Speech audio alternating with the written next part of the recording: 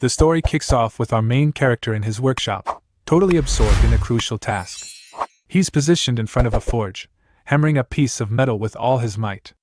Before the anvil, the guy raises his hammer with conviction, ready to land another precise strike. With every powerful impact, sparks of energy fly everywhere in the dark workshop. Suddenly, a ghostly person appears behind him, asking if he'll actually succeed. The bluish spirit continues to taunt him, questioning if he's really going to go through with this whole revenge thing. Losing his patience, our hero tells the ghost to get lost, but it just laughs and asks if he's feeling guilty. The specter then mocks him, telling him not to start with that whole determination speech now. Our MC completely ignores the words and continues his work at the forge with even more drive. From there, he starts to remember the past and a regrettable scene involving a young woman. Right after, glimpses of a chaotic and ruined battlefield flash through his memory. He also remembers the painful moment he held his father in his arms just before he passed. Because of this, the anguish of loss overwhelms him, and he screams at the heavens in the middle of a heavy storm. Back in the present, the spirit accuses him of being a weaponsmith who now wants payback. The ghost finds it absurd, and the main character simply closes his eyes in meditation. However, despite the provocations, our hero opens his eyes with an icy expression and says he couldn't care less. With that, he assures the spirit that his conviction is unshakable and his choice is already made. Right after, the scene changes, and we see him holding a wooden box with a serious look on his face. It's then revealed that he dedicated 15 years of his life as the blacksmith for the demonic cult. The young man walks toward a massive palace, fully aware that the tragedy he caused will never be forgotten. For that reason, he decides he will put a definitive end to everything with his own hands. His determined expression shows that he's completely focused on achieving his goal. In front of the enormous gates, he declares he's going to end it all and that the demon Craftsman will take his place. On the other side of the gates, a crowd is prostrated in a vast courtyard, celebrating the demonic heaven. A man is giving a speech about how the demonic heaven conquered the world in a mere 15 years. Another man praises the Supreme Lord, who was the main one responsible for this entire feat. At that moment, we meet the formidable Blood Demon Lord sitting calmly on his throne. A herald announces to everyone that the demon Craftsman will present the 11th divine weapon. With the path cleared, our main character starts walking serenely toward the center of the courtyard. As he moves forward with the box, he thinks that even if this isn't redemption, he doesn't care. Getting closer, he kneels down to finally display the long-awaited divine weapon. With that, he raises the wooden box toward the herald, who is waiting with great anticipation. At that moment, the box starts to emit a very sinister purple energy, surprising everyone. The herald stares at the box with wide eyes, not understanding what's happening. Upon opening it, a dagger shrouded in a purple aura is revealed, and the man asks what it is. All of a sudden, the dagger turns into an intense light, and he screams that there's nothing inside. Our MC just gives him a cold stare and thinks to himself that today, everything will come to an end. Given the situation, the light materializes into a large blade of energy in front of the herald. Without wasting a second, the blade shoots forward at high speed toward the terrified man. In desperation, he yells, asking what kind of trick this is, and calls our hero a piece of trash. The attack hits him head-on, sending him flying with incredible force. With his clothes torn and in a complete state of shock, he can hardly believe what just happened. But our main character doesn't stop and unleashes an even more devastating wave of purple energy. This blast of power surges through the courtyard, wiping out everything in its path with absurd force. The true target of the attack is actually the Blood Demon Lord, who watches the scene from his throne with a bored expression. The powerful energy blast slams into the Lord's barrier, creating a massive explosion. Our main character is absolutely shocked to see that his attack has no effect at all. As the smoke clears, he notices the Lord blocked everything with just one hand and is completely unharmed. Even so, he doesn't give up and prepares another attack, declaring that he's not done yet. He points at the Lord and warns that he'll use the martial arts the Sovereign himself taught him. At this, the main character unleashes all his power, ready to consume his own life and energy to win. A gigantic blade of purple energy materializes above him, looking incredibly sinister. His eyes shimmer with fierce determination as he focuses everything into the attack. In a roar of fury, he declares he will take the Lord down and launches his final blow. The immense energy blade comes crashing down, causing a gigantic explosion. The impact is so intense that a shockwave violently sweeps across the entire courtyard. One of the cult members watches the scene in disbelief, wondering how that blacksmith has so much power. The dust slowly begins to settle, revealing a silhouette amid the devastation. It's RMC, still standing, but a pool of blood is forming beneath him. Panting and injured, he believes he has finally triumphed and that his revenge is complete. However, a mocking voice comes from behind him, finding the situation amusing. The Blood Demon Lord reveals that the formless dagger cannot be detected and attacks him. He praises the weapon, calling it a divine artifact worthy of its name, and lets it pass straight through him. Our main character is in shock, wondering how the Lord knew about the dagger and how he survived. Without giving him time to think, the Lord grabs him by the neck with crushing force. The Blood Demon Lord asks if his loyal servant still hasn't understood the situation. He reveals that even though he is an heir of the Tang clan, his revenge is completely useless. As he's being choked, our hero tells the Lord to shut up, pure hatred etched into his eyes. The Sovereign says it's a shame, because if he still had his energy, he would have kept him around somehow. Our MC ignores the taunts and places an eternal curse on the Demon Lord. The Lord replies that he hopes he'll live up to expectations next time and offers a final gift. He begins to recite a bizarre incantation, filled with indecipherable words. Our hero is terrified, unable to understand what's happening or what the Lord intends to do. With a final blow, the Blood Demon Lord hurls his body away and launches the gift, a dagger of red energy. An intense light shines in the Lord's palm as the weapon shoots forward at incredible speed. The red energy dagger strikes our hero squarely. He screams in pain as the impact sends him flying with brutal force, leaving him no chance to defend himself. He collapses to the ground lifeless, the dagger lodged deep in his chest. As his body falls, he wonders where it all went wrong. He reflects that he was born with a defective dantian, which is why he created artifacts. He laments never having lived the life he wanted and wonders if knowing the future would have made a difference. Thus, on the day the demonic world emerged, the life of Tang Se-woon came to an end. Suddenly, the scene shifts completely to a table full of food in a dimly lit room. Someone slams their fist on the table, yelling to get the attention of the person across from them. The man furiously asks if the person on the other side of the table is listening to him. Across from him, our main character seems totally disoriented and asks where he is. He complains about the noise in the room and feels a sharp headache as he tries to figure out what's going on. Our MC notices that his senses are incredibly sharp and remembers that he had stopped breathing. In front of him, the irritated man bangs on the table and yells that his words aren't being heard. Not understanding anything, the aggressor calls him young Master Tang and tells him to wake up to reality. From there, the man raises his hand and says that a dog that doesn't obey needs to be corrected. Right after, he lands a hard slap across our hero's face, violently knocking him to the side. With a hand on his cheek, our main character feels the sting of the blow and is completely stunned. The aggressor yells, asking if he's finally awake, and our hero begins to recognize the faces in front of him. Suddenly, a noise startles him, and he quickly looks back to see what happened.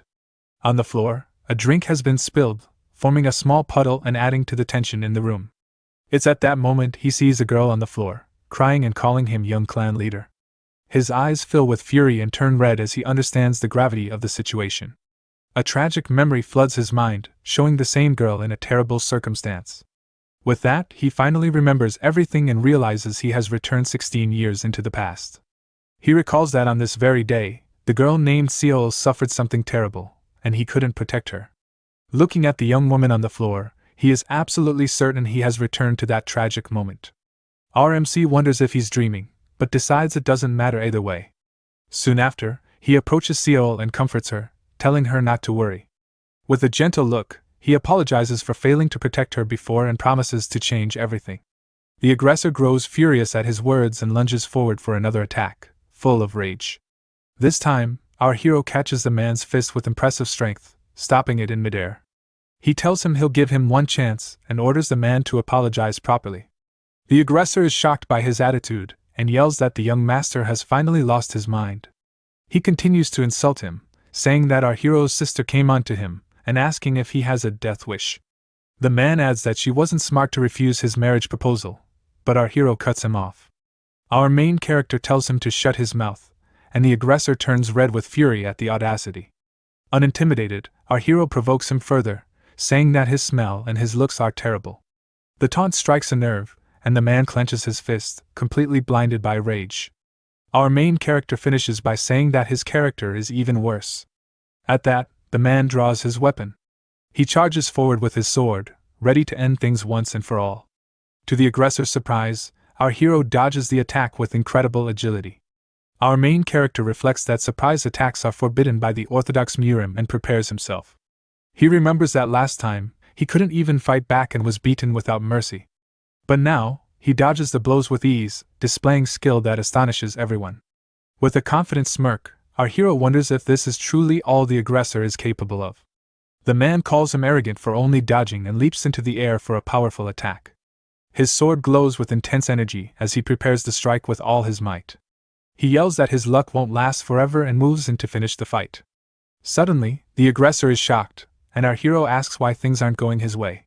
It turns out our main character has blocked the sword with his own, something that should have been impossible. The blades clash violently, sparks flying as a sharp metallic sound echoes through the room. The aggressor can barely hold on, feeling our hero's overwhelming strength. Our main character stares him down with a cold, determined gaze, then moves instantly. He spins and lands a powerful kick to the man's chest. The impact sends the aggressor flying through the air, disarming him in the process. Desperately, the man tries to recover midair, but it's too late to avoid a brutal fall.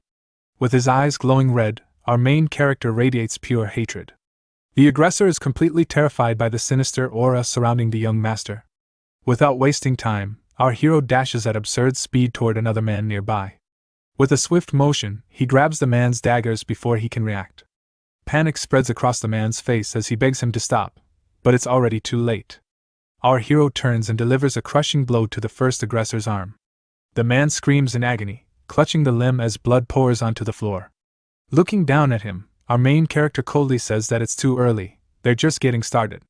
Lying on the ground, the man wonders how some nobody from the Tang clan managed to do this. He can't understand what kind of dirty trick was used by someone who can't even use his dantian. With a chilling gaze, our hero states that this time, he won't let it go unpunished. He begins walking toward the terrified man, who begs him not to come any closer. Our main character replies that he's no hero, and that it's time to settle the score once and for all. The man's eyes fill with desperation. As his blade begins to glow with red energy, he warns that the next target will be the heart. The other two men are shocked and wonder how Li Hozong could have lost like that. One of them comments that the outcome seemed obvious, since it was a fight against a nobody from the Tang clan. Seeing the scene, one of the men approaches and suggests that the young master should end the fight now. Wary of the situation, he tells his companion that they'll head inside first, and the two of them flee. Alone in the hall, our hero is enveloped in a sinister red aura that grows larger and larger. Suddenly, a sphere of purple energy begins to glow intensely in his chest. With that, a trickle of blood runs from his mouth, and a sharp pain spreads throughout his body. Our main character struggles to endure it, thinking that he can't reveal his demonic energy. He turns to Li Hozong and says that he never cared about being looked down on all the time. The real problem was Li Hozong's lack of basic human decency for what he did to Seol. Even while injured, Li Hozong gets up and yells for our hero to get out of his sight. Now, our main character says that he deserves what's coming and lunges in for the final blow with his dagger. The blade digs into Li Hozong's shoulder, and he screams in pain from the direct hit. Suddenly, our hero senses a presence approaching and wonders who's coming now. A mysterious hand appears and grabs his arm firmly, stopping the decisive strike. At that moment, a man appears and yells for young Master Tang to stop immediately. Surprised by the interruption, our hero turns to face the newcomer. A group of warriors enters the hall and declares that they can no longer ignore the situation. He recognizes them as the dragon's successor guards. The disciple's personal guard, the group's commander, Sun Wugin, steps forward and calls him a useless mutt with open contempt. Our hero's eyes glow with hatred as he realizes they were in on it together from the start. It's revealed that these men, along with Li Hozong, would later become known as the worst traitors. Because of this, our hero decides he must eliminate all of them right here and now, without fail. The commander stares him down and asks what he'll do if they refuse to ignore the situation. Our main character questions what right they have to interfere, pointing out that Li Hozong isn't an official disciple. Faced with the sharp reply, Sun Wugin is stunned and left speechless. He knows our hero is right about Li Hozong, but can't understand how he knows that. Our main character accuses him of silently watching everything unfold, only stepping in now to stop punishment from being delivered. At this accusation, Sun Wugin calls him insolent and declares that punishment is not his place to carry out. Our hero merely gives a mocking smile, finding the situation almost amusing. He asks if this is truly the standard of the orthodox faction, leaving the commander speechless. With a sinister expression, our main character sarcastically remarks that they are truly impartial. Completely furious, Sun Wukong draws his sword and accuses him of dishonoring the martial alliance. He gives our hero one final chance to kneel, warning that things will get ugly otherwise. Unfazed, our hero asks if Sun Wukong obtained his commander position just by running his mouth. His face flushing red with rage, the commander shouts that our hero's arrogance knows no limits. Losing all patience, he gestures sharply and orders his men to capture him immediately. The fight erupts. Our hero quickly assesses that Sun Wukong is at the peak master level. On top of that, he finds himself surrounded by 3 other first-class warriors, all ready to fight. One of the guards attacks with everything he has, but our main character blocks the sword without difficulty.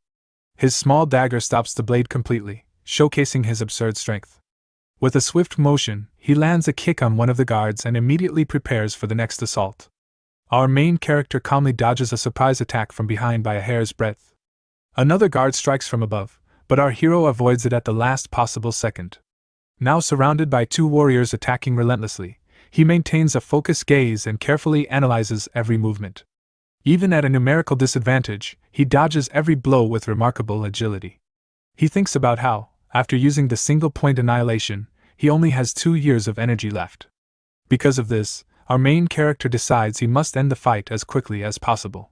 One of the guards charges forward with a war cry, ready to deliver a decisive strike. With a quick step, our hero slides across the floor and positions himself perfectly. He then leaps over the guard, daggers in hand, and delivers the final strike. The blow lands squarely on the man's back, and he screams in agony as he collapses. The guard hits the ground, completely defeated, with no chance of standing back up. Without missing a beat, our main character launches a powerful energy blast at another opponent. The last guard is completely shocked to see his comrade defeated so easily. Without losing momentum, our hero advances toward the last guard left standing. Absolutely furious, the man yells that he's a third-rate warrior and accuses him of toying with them. At the insult, our main character just tightens his grip on his dagger. Seeing his cold stare, the guard gets scared and calls him a monster without a second thought. Suddenly, Sun Wukong yells furiously and tells our hero to cut the crap immediately. Our main character senses the commander's presence and turns his head, surprised by his speed. With his eyes glowing red, Sun Wukong lands a devastating kick on our hero. The impact of the blow is so strong, it sends him flying with absurd force, defenseless. With that, he hits the ground hard and feels the pain of the attack spread throughout his body. Down and injured, our hero faces the commander, who now approaches with a look of contempt. Sun Wukong curses at him and asks how a nobody like him dares to make such a mess. He says his place is on the ground and that he's nothing but a piece of third-rate trash. The commander continues his lecture, but our main character is already sick of all the yapping. All he can think about is how loud Sun Wukong is, and that he can't even get a moment's rest. With a determined look, he thinks that the method he's about to use is the best he can do. He decides that even if he has to force it, he has no choice but to open his upper dungeon. Seeing this, Sun Wukong is surprised and yells, asking what he's doing now. Our hero taunts him, saying all he does is talk. And the commander says the result will be the same. He tells the commander to stop stalling and to bring it on, as his dagger begins to glow. At this, Sun Wukong gets furious and says that if he really wants to go down, he'll grant his wish. From there, he leaps forward with his sword in hand, ready to finish our hero off for good. But our main character calmly waits for him, shrouded in a powerful aura of blue lightning. Suddenly, his eyes go wide as he realizes something unexpected is happening inside his body. Sun Wukong is in shock, seeing the formless dagger, and wonders why it's there. He wonders if the dagger entered his Dante back then, but doesn't understand how it's there now. The commander yells that it's over and that no matter the reason, what matters is the power is his. At this, our hero's daggers fall to the ground, and the fight seems to have reached its end. But he gathers a large amount of blue energy, and declares he'll end it all in a single blow. Right after, a golden energy begins to mysteriously swirl throughout the hall. This energy envelopes Sun Wukong and stops his attack, leaving him completely surprised by the scene. Sun Wukong becomes desperate as he realizes his body no longer obeys his commands. Shortly after, a mysterious figure takes a step forward, shrouded in a golden aura. The man walks calmly toward our hero, who watches the scene attentively. Our main character is completely in shock to see a white-haired old man in front of him. With a touch on the shoulder, the newcomer calls him young man in a calm and serene voice.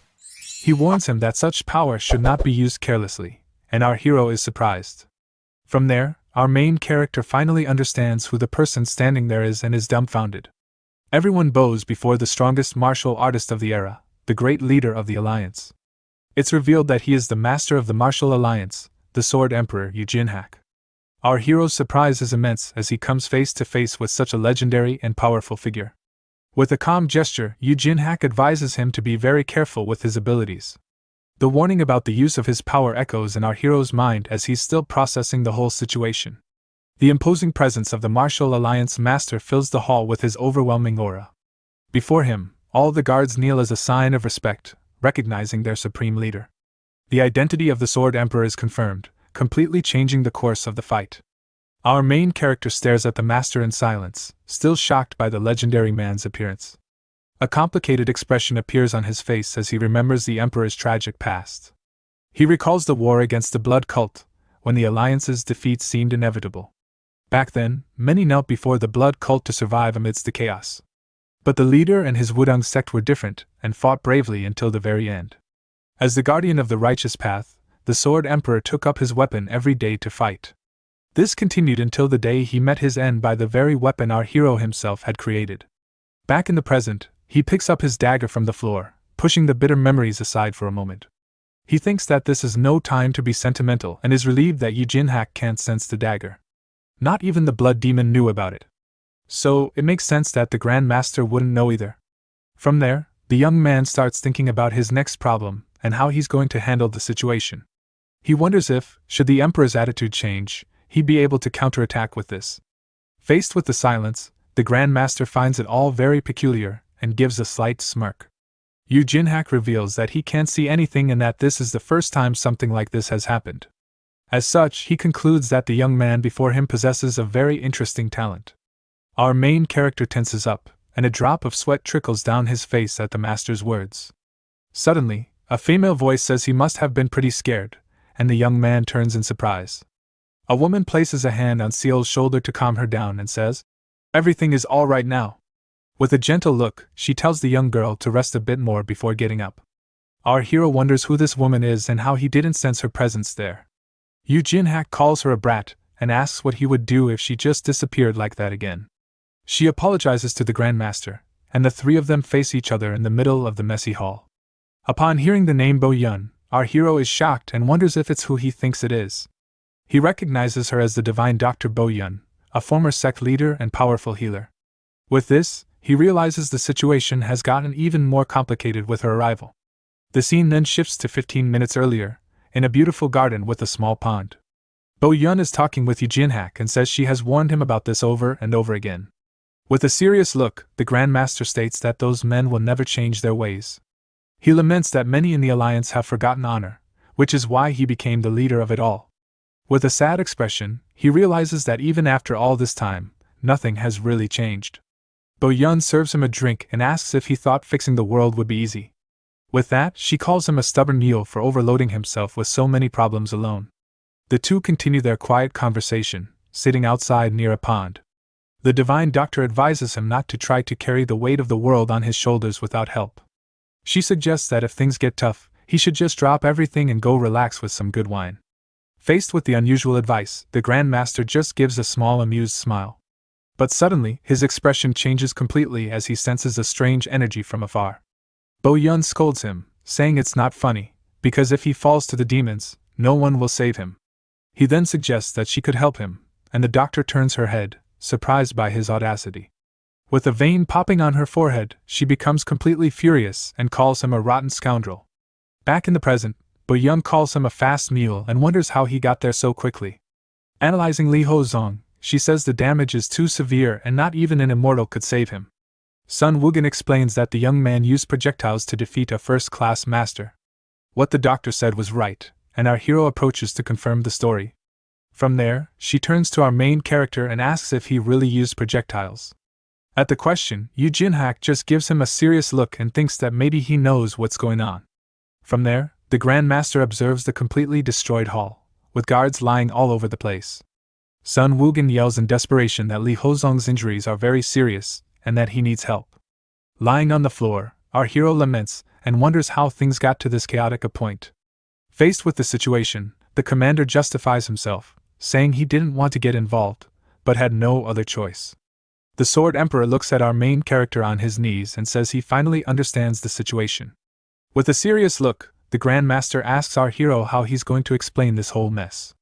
So, he stands up and says there's nothing to explain, as he only used the Tang clan's martial arts.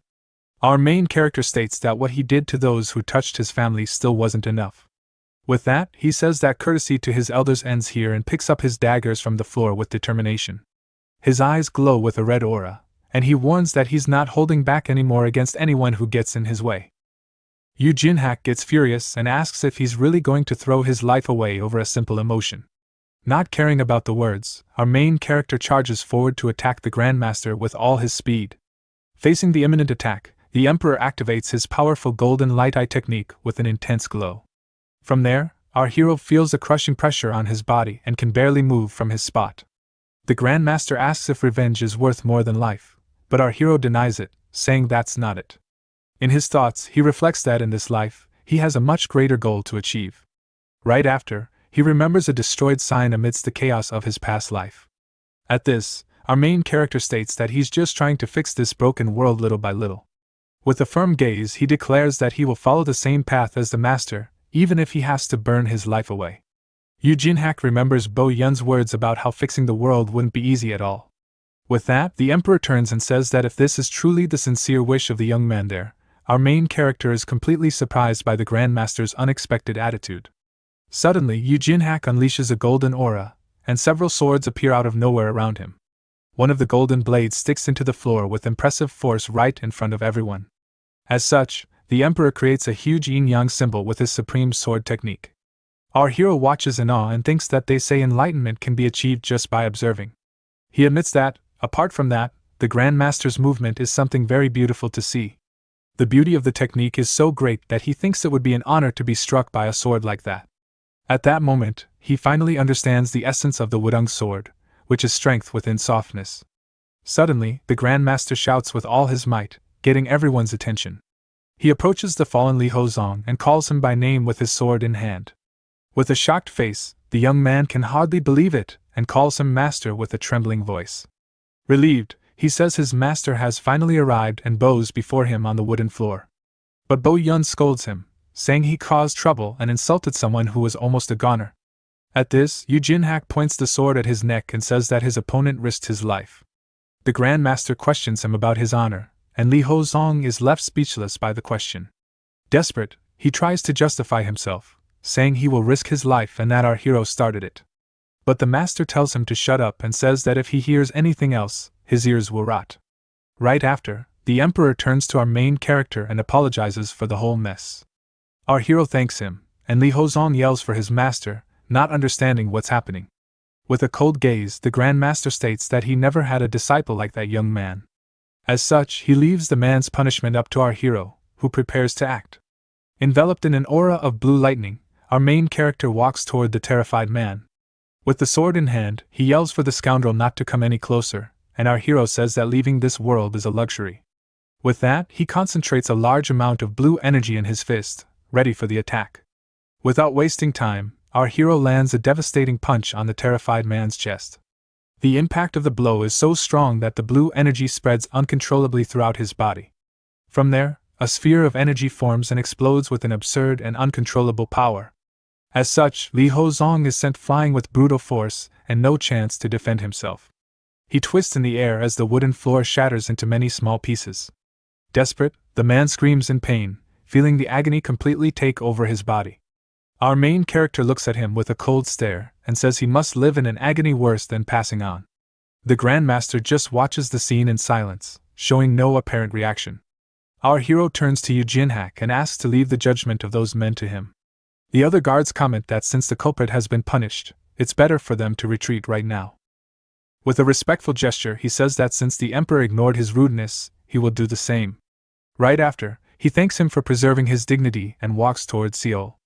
With the girl in his arms, he promises he will visit her clan when everything is settled.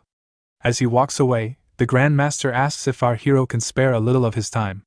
At the request, our hero turns and says he has enough time for a short conversation. With a slight smile, he adds that he can make a little time for a cup of tea. In Sichuan lies Tang Mountain. Although its original name was completely different, people started calling it Tang Mountain at some point. And in that place is where the Sichuan Tang clan's manor is located. However, that reputation did not last long. The current Tang clan withdrew from the ranks of the 7 great clans and is nothing more than a mid-sized force. At the moment, Tang Saran, elder sister of our hero, and beside her was an elder of the Tang clan, were standing in front of a crowd of people from her clan. The elder asked her, "Is this all right?" She replied, "Clan head, you must not move personally." Then she turned to the people in front of her and said, "Assassination squad, listen up. We will prioritize securing the young clan head's safety above all else and depart immediately. Everyone brace yourselves." As she said that, our hero arrived there while carrying Seal on his back. She, seeing him there, became confused and called him. Tang Seowin stated, "I'm back," and asked where everyone was going in such a hurry. A little later, our hero walks to a table and looks at a picture frame very intently. In the picture, he sees himself older and with a confident look, and says that he really did it. Back in the present, he confirms to himself that he finally managed to return to the past. At that moment, he remembers the Blood Demon Lord's words, saying he would see him again. With that, he clenches his fist and wonders if this whole situation was intentional on the Lord's part. With his face covered by a shadow, he becomes completely furious at this sinister possibility. He swears he'll make the demon regret everything, without fail, this time. With a determined look, he states that this new life will be completely different from the last one. From there, he walks to a tall bookshelf and starts looking for something very important.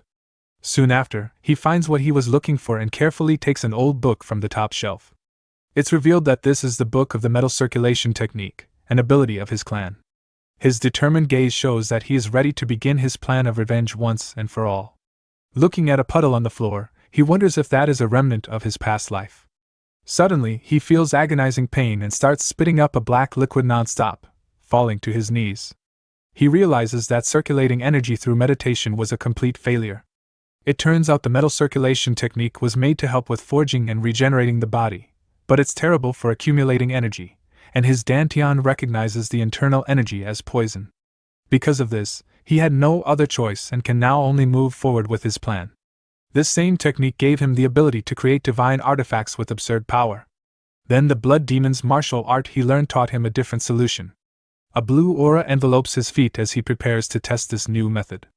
Now he remembers that even before coming back, his deformed Dantian couldn't be removed no matter what. As such, the situation remains the same, and he needs a new approach to the problem. With a quick movement, he begins to practice a martial art with a golden energy, but he states with conviction that this time he will progress much faster than before. Time passes quickly, and night arrives, bringing darkness to the Grand Palace. Under the light of the full moon, silence takes over the place, and he continues his intense training. After much training, he realizes that his meridians are connected and his Dantian is complete. With this, his energy finally stabilizes, and he feels a great power flowing through his body. He thinks his circulation technique is at 50%, and the blood demons is at 10%. Both use the upper Dantian and innate energy, and one recovers power with ease. Meanwhile, the other technique increases the amount of energy he can use in a fight. Faced with the situation, he floats in the air and thinks that no one would believe his current power. With a confident smile, he prides himself on being able to use his innate energy freely now. Soon after, he realizes that since he blocked his energy, no one can sense him nearby. From there, he decides that he first needs to change his clothes to avoid raising suspicion. While walking through the room, our hero remembers something very important and stops suddenly. He then wonders why the formless dagger came back with him to the past, and is confused. His eyes widen at the thought of the possibility, and he can hardly believe what he's thinking. Suddenly, a young man appears at the door and observes him in silence for a brief moment. The young man calls him "Young clan leader," and apologizes profusely for the sudden interruption. Our main character says it's okay and that he was expecting to be called by them at any moment. The young man is startled, and our main character asks if he is Jangil. The young man just stammers, saying, "Sorry, what do you mean?" Our hero then says he was talking about his name, and Jangil confirms, wondering how he knew. With a smile, our main character says, It's really good to see him again," leaving the young man very confused. From there, the scene changes, and we see our hero walking through a courtyard with a very serious expression. He then arrives in front of a large hall called the Chanhwa Hall and prepares to enter. Inside, someone questions if what he says makes sense, and he asks if there's another way to avoid it. Suddenly, one of the hall's doors opens, revealing a bright light coming from the meeting room. Upon entering, he is faced with a long table full of men who stare at him with great contempt. One of the older men in the group observes him with a look of pure anger and displeasure. Unfazed, our hero walks through the hall, passing by everyone present there without fear. One of the men makes a disgusted face upon seeing the confident attitude of the young man before him. Suddenly, a tragic memory comes to his mind, showing him holding someone in his arms. The image reveals that he was over the body of a man who seemed to be very important to him. The painful memory of holding that man's lifeless body haunts him again in the hall. At this, he unleashes a golden aura and prepares for what's to come with great determination. With a firm gesture, he introduces himself as the young leader of the clan, Tang Seowon, in front of everyone. At this, a painful memory of a desperate scream under the full moon hits him hard. Even with the tragic memory, he maintains his posture and faces the clan members with a cold gaze. From there, he declares that he came on the order of the clan leader himself, surprising everyone. An older man tells him to stand up, and it's revealed that he is Tang Myeol, the leader of the Tang clan. At the order, our hero just stands up and confirms that he understood the great leader's command. The other men watch him from a distance, and wonder where all the confidence he shows comes from. With a serious look, our main character thinks that the current Tang clan is in a dangerous state because of 2 extremely lethal poisons. Then he approaches the table and states, "The discussions seem to be going well, so please continue." As a person raises his hand and says to everyone that he will continue with his speech right now. This person was Tang Hoyle, the head of the escort from the Manhwa. Tang Hoyle says he believes the young leader is well aware of the seriousness of the incident he caused. The man begs him to go straight to the clan's law enforcement hall. But our main character thinks that the first poison is actually Tang Hoyle, that he will take everything he has built up. With a clenched fist, our hero faces the man with a look of pure determination and courage. From there, he recalls the day his uncle, Tang Hoyle, asked if he would become independent of the clan. Confused, he questioned what the man meant, and he just confirmed his words with a smile. Desperate, our hero yells that if the escort agency disappears, the Tang clan will suffer greatly. But his uncle pushes him and says, "That's exactly why I'm leaving right now." He can hardly believe it, and asks how the man could do such a thing. The traitor says he doesn't understand and that he lost the position of clan leader to Tang Myeol. With a shocked look, he hears his uncle say that he has waited for this day for a long time. At this, the man gives a wicked smile and declares that the Tang clan will finally be his. Back in the present, he thinks that if he hadn't mastered his technique, he wouldn't have his talent. Because of that, even before the invasion, the Tang clan would have been destroyed by financial ruin. Suddenly, a hand smashed the table and calls Tang Hoyle, escort chief, angrily. A man named Tang Jun questions how he dares to be so disrespectful to the rightful heir. He adds that no one who goes to that hall comes back unscathed and that this cannot happen. At this, Tang Hoyle pretends to be sad and says his heart is also heavy with the situation. But he adds that this is the only way for the Tang clan to survive in the end. One of the men asks Steward's son if any faction would side with them against the Qingqing sect. We meet Sun Jian, the head steward of the outer hall, who remains silent for a brief moment. Our main character thinks that although the clan is intimidated, no one will take their side in this fight. He realizes that the clan's fighting spirit is gone, and that this defeatism is the second poison of the place. With that, he states that kindness should be returned and that this is the true nature of his clan. One of the men asks how he defeated the disciple and if he used any forbidden weapons in the fight, but our hero just glares at him and says he's wrong and that his turn to pay will come soon. With a cold look, he adds that this is not the question the man should be asking him. The man becomes completely furious at the audacity and yells that this is no time for jokes in the hall. With a mocking smile, he says he doesn't know how he won, but that he's just a third-rate warrior. As such, the man unleashes a powerful green energy and boasts about his peak master level. But to his surprise, the young man withstands the pressure, and the man wonders how he resisted his energy. Suddenly, the great clan leader speaks up and tells everyone to be silent immediately in the hall. With that, the great leader asks why the young leader fought with Li Hozong and looks at him seriously. At the question, our hero just gives a small smirk with a confident look. Tang Hoyle yells furiously and says the young leader is being way too confident about the whole situation. Unfazed, our main character turns to his uncle and asks what the clan means to him. The man is confused, and our hero begins to explain what the Tang clan was like to everyone there. He says that each member is a cornerstone and that the family must protect each other with their lives. As such, it's revealed that these words were the last will of the former leader of the Tang clan. With a clenched fist, he states that to protect their own blood, they do not hesitate to give their lives. The great clan leader just watches him in silence, processing the young man's words. The other members get nervous and wonder what exactly the problem is with all this commotion.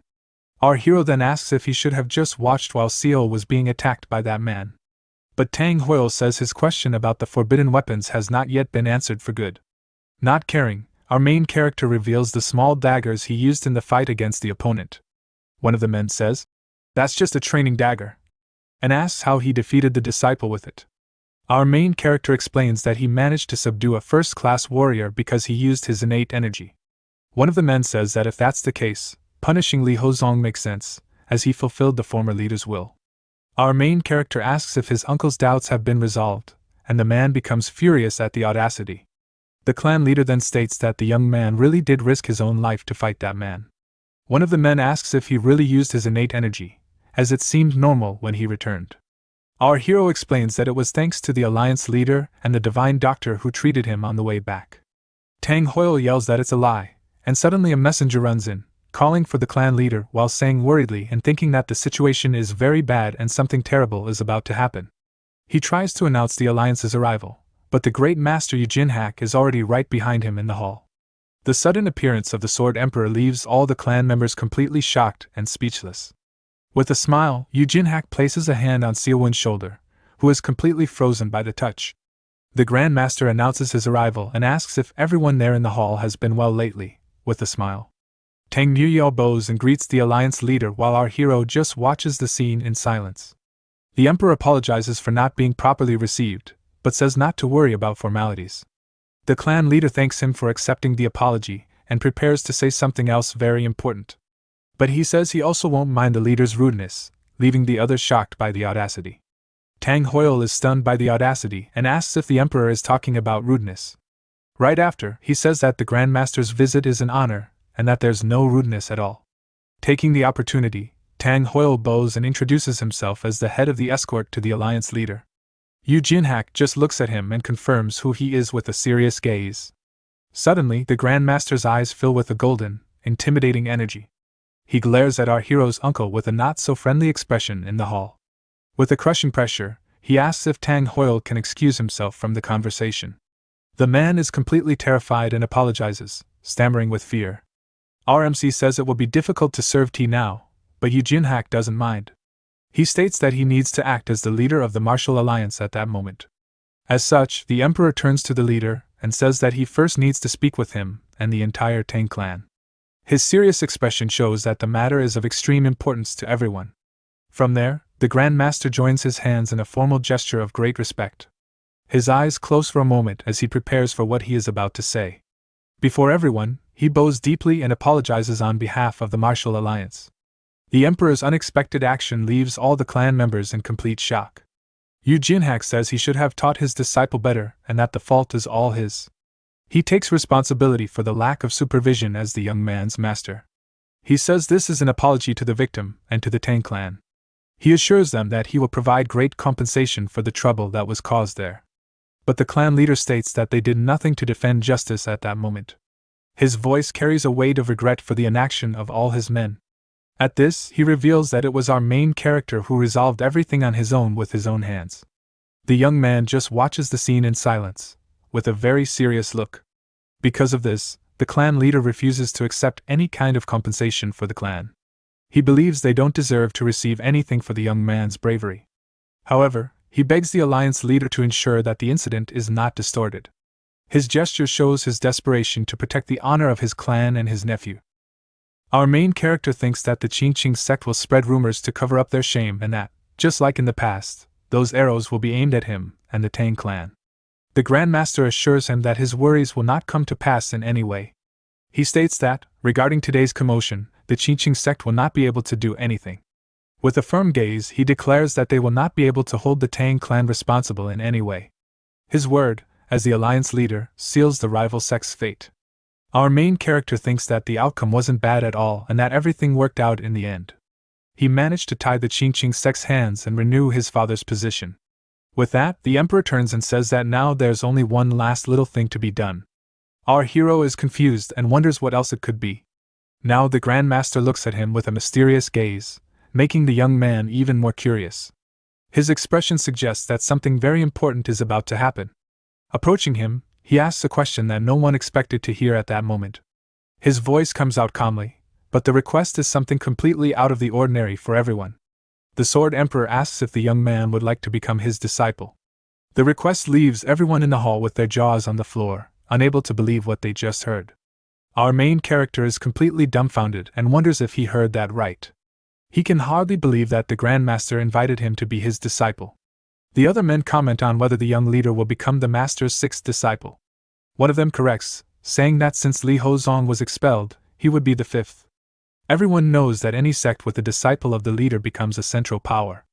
This means the Tang clan could finally regain its long-lost former glory. The possibility of rebuilding the clan and reclaiming the honor they lost comes to everyone's mind. It would be the perfect chance for the clan to return to the pinnacle of power. The Grand Master gives a small smile. Amused by the young man's reaction, he comments that the young man is finally showing a face that matches his age. Yu Jinhak seems satisfied to see our hero's genuine expression of surprise. He adds that now he really looks like a young man.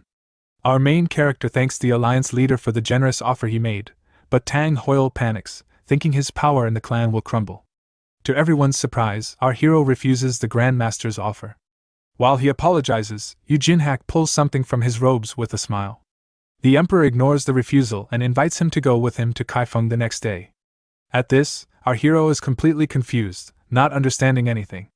Suddenly it clicks, and Yu Jinhak is shocked that he's actually refusing his offer. His surprised expression shows that he never expected this answer.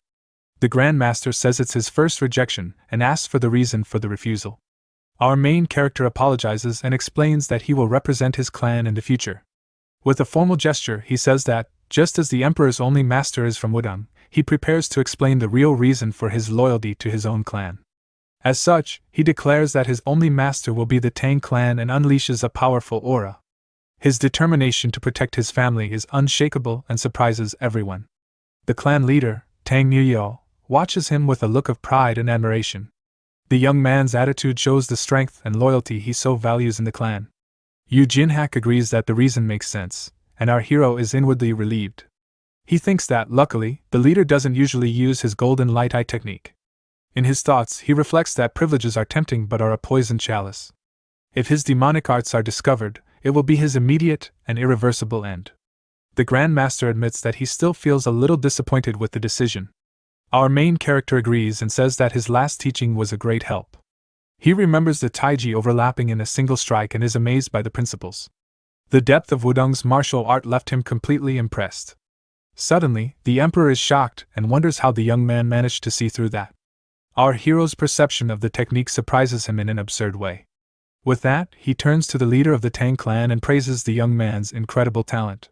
The Grand Master recognizes that the young man is a rare genius with great potential. Yu Jinhak is at a loss for what to do and admits that the young man is really very tempting. The desire to have him as a disciple is still very strong and hard to ignore.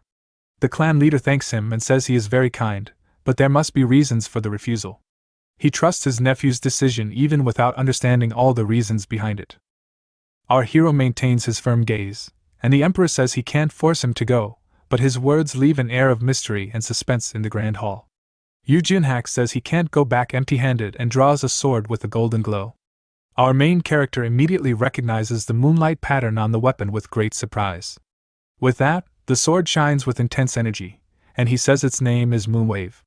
He adds that he will add a small debt to the next generation of warriors. Given the situation, he offers a weapon to our main character and says its mystical properties will help him one day. The clan members are completely shocked and recognize the sword forged with meteorite iron. They can hardly believe he gave such a rare weapon to the young clan leader. Tang Nuyao understands that this goes far beyond a simple apology gift. He realizes that the emperor is officially recognizing the young leader of the Tang clan.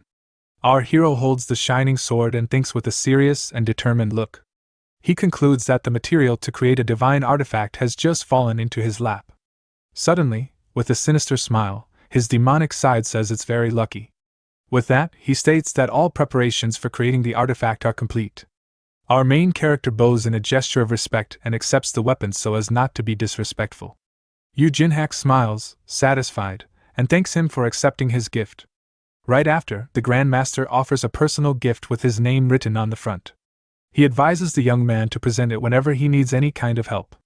Yu Jinhak guarantees that, with that item, any request of his will be treated as if it were from the master himself. This would give him absurd power and influence in the Central Plains. Tang Hoyle is completely shocked by so many privileges for the young man. First, the legendary sword, and now the personal symbol of the great leader of the Martial Alliance. Completely blinded by hatred and envy, he wonders what's so special about that brat. His furious expression shows how much he despises his nephew. The scene then changes completely, and we see a drink being poured into a bowl in a dark place. Sunlight enters through the cracks in the window, illuminating the wooden table. A mysterious man wearing a straw hat at a table complains about his bad luck very angrily. He seems to be very frustrated with something that happened recently. It's revealed that he is Sun Wugin, the commander of the guards who was humiliated earlier. He crumples a piece of paper in his hand and curses out our hero with hatred in his eyes. In a restaurant, a man comments that all of Sichuan is buzzing because of the Tang clan.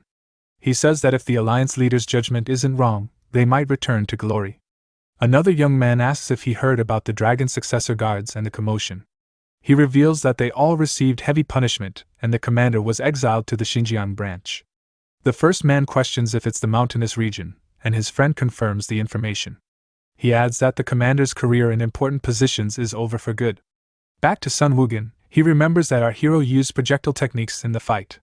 Completely outraged, he wonders how they could punish him for that.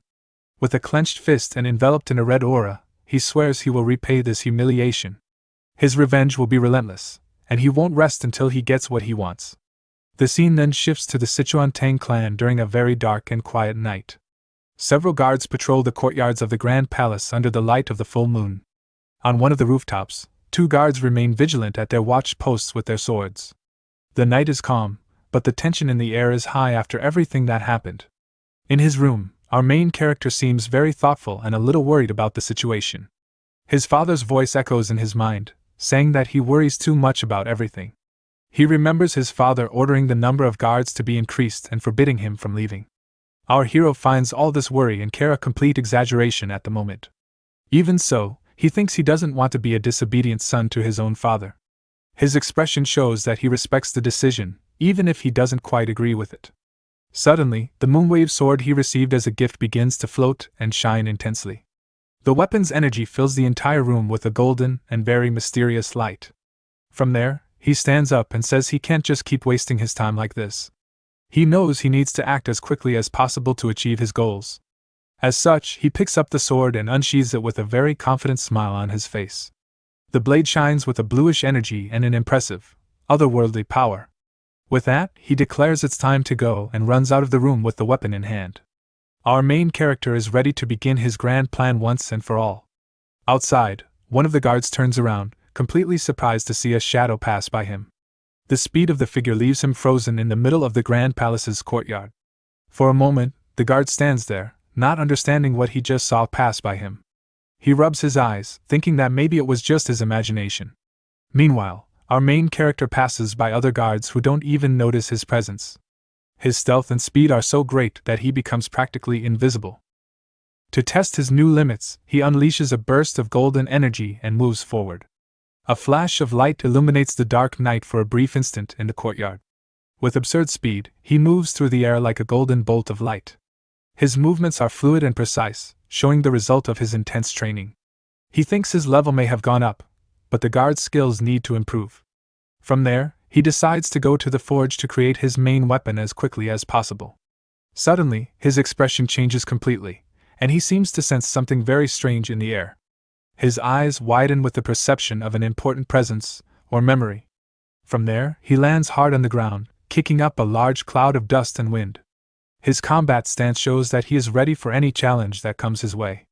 Looking at the Tang clan village in the distance, he is filled with a sense of nostalgia. The sight of the place brings back many memories of his troubled past. With that, memories of the past flood his mind, showing a bustling village that later turned to ruins. The image of the destruction fills him with a deep sadness and a lot of anger. He then remembers how everyone left back then, abandoning the clan in its worst moment. The betrayal and abandonment still haunt him after all these years. With a determined look, he tells himself to wait just a little longer for his plan. His revenge is getting closer and closer to becoming a reality, and he will not fail. He promises himself that this time will be like before, but with a different outcome. His determination to change the future is the force that drives him forward. Correcting himself, he declares that he will make the clan even more prosperous than before. He will not just restore its glory but will take it to a new level of power. A powerful bluish aura envelopes his feet as he takes the first step toward his goal. The energy emanating from his body is proof of his new, absurd strength. At this, he readies himself with his sword and declares that the first wave will begin there. His grand plan of revenge and reconstruction is about to truly begin. Arriving at the clan's forge, called the Hall of 10,000 Irons, he holds the sword firmly. His hand tightens on the hilt of the weapon. As he prepares to enter the place, in front of the door, he thinks that normally he would need permission to enter, but he believes that since it's late at night, there will be no one to bother him. From there, he reaches out to open the large metal door of the hall.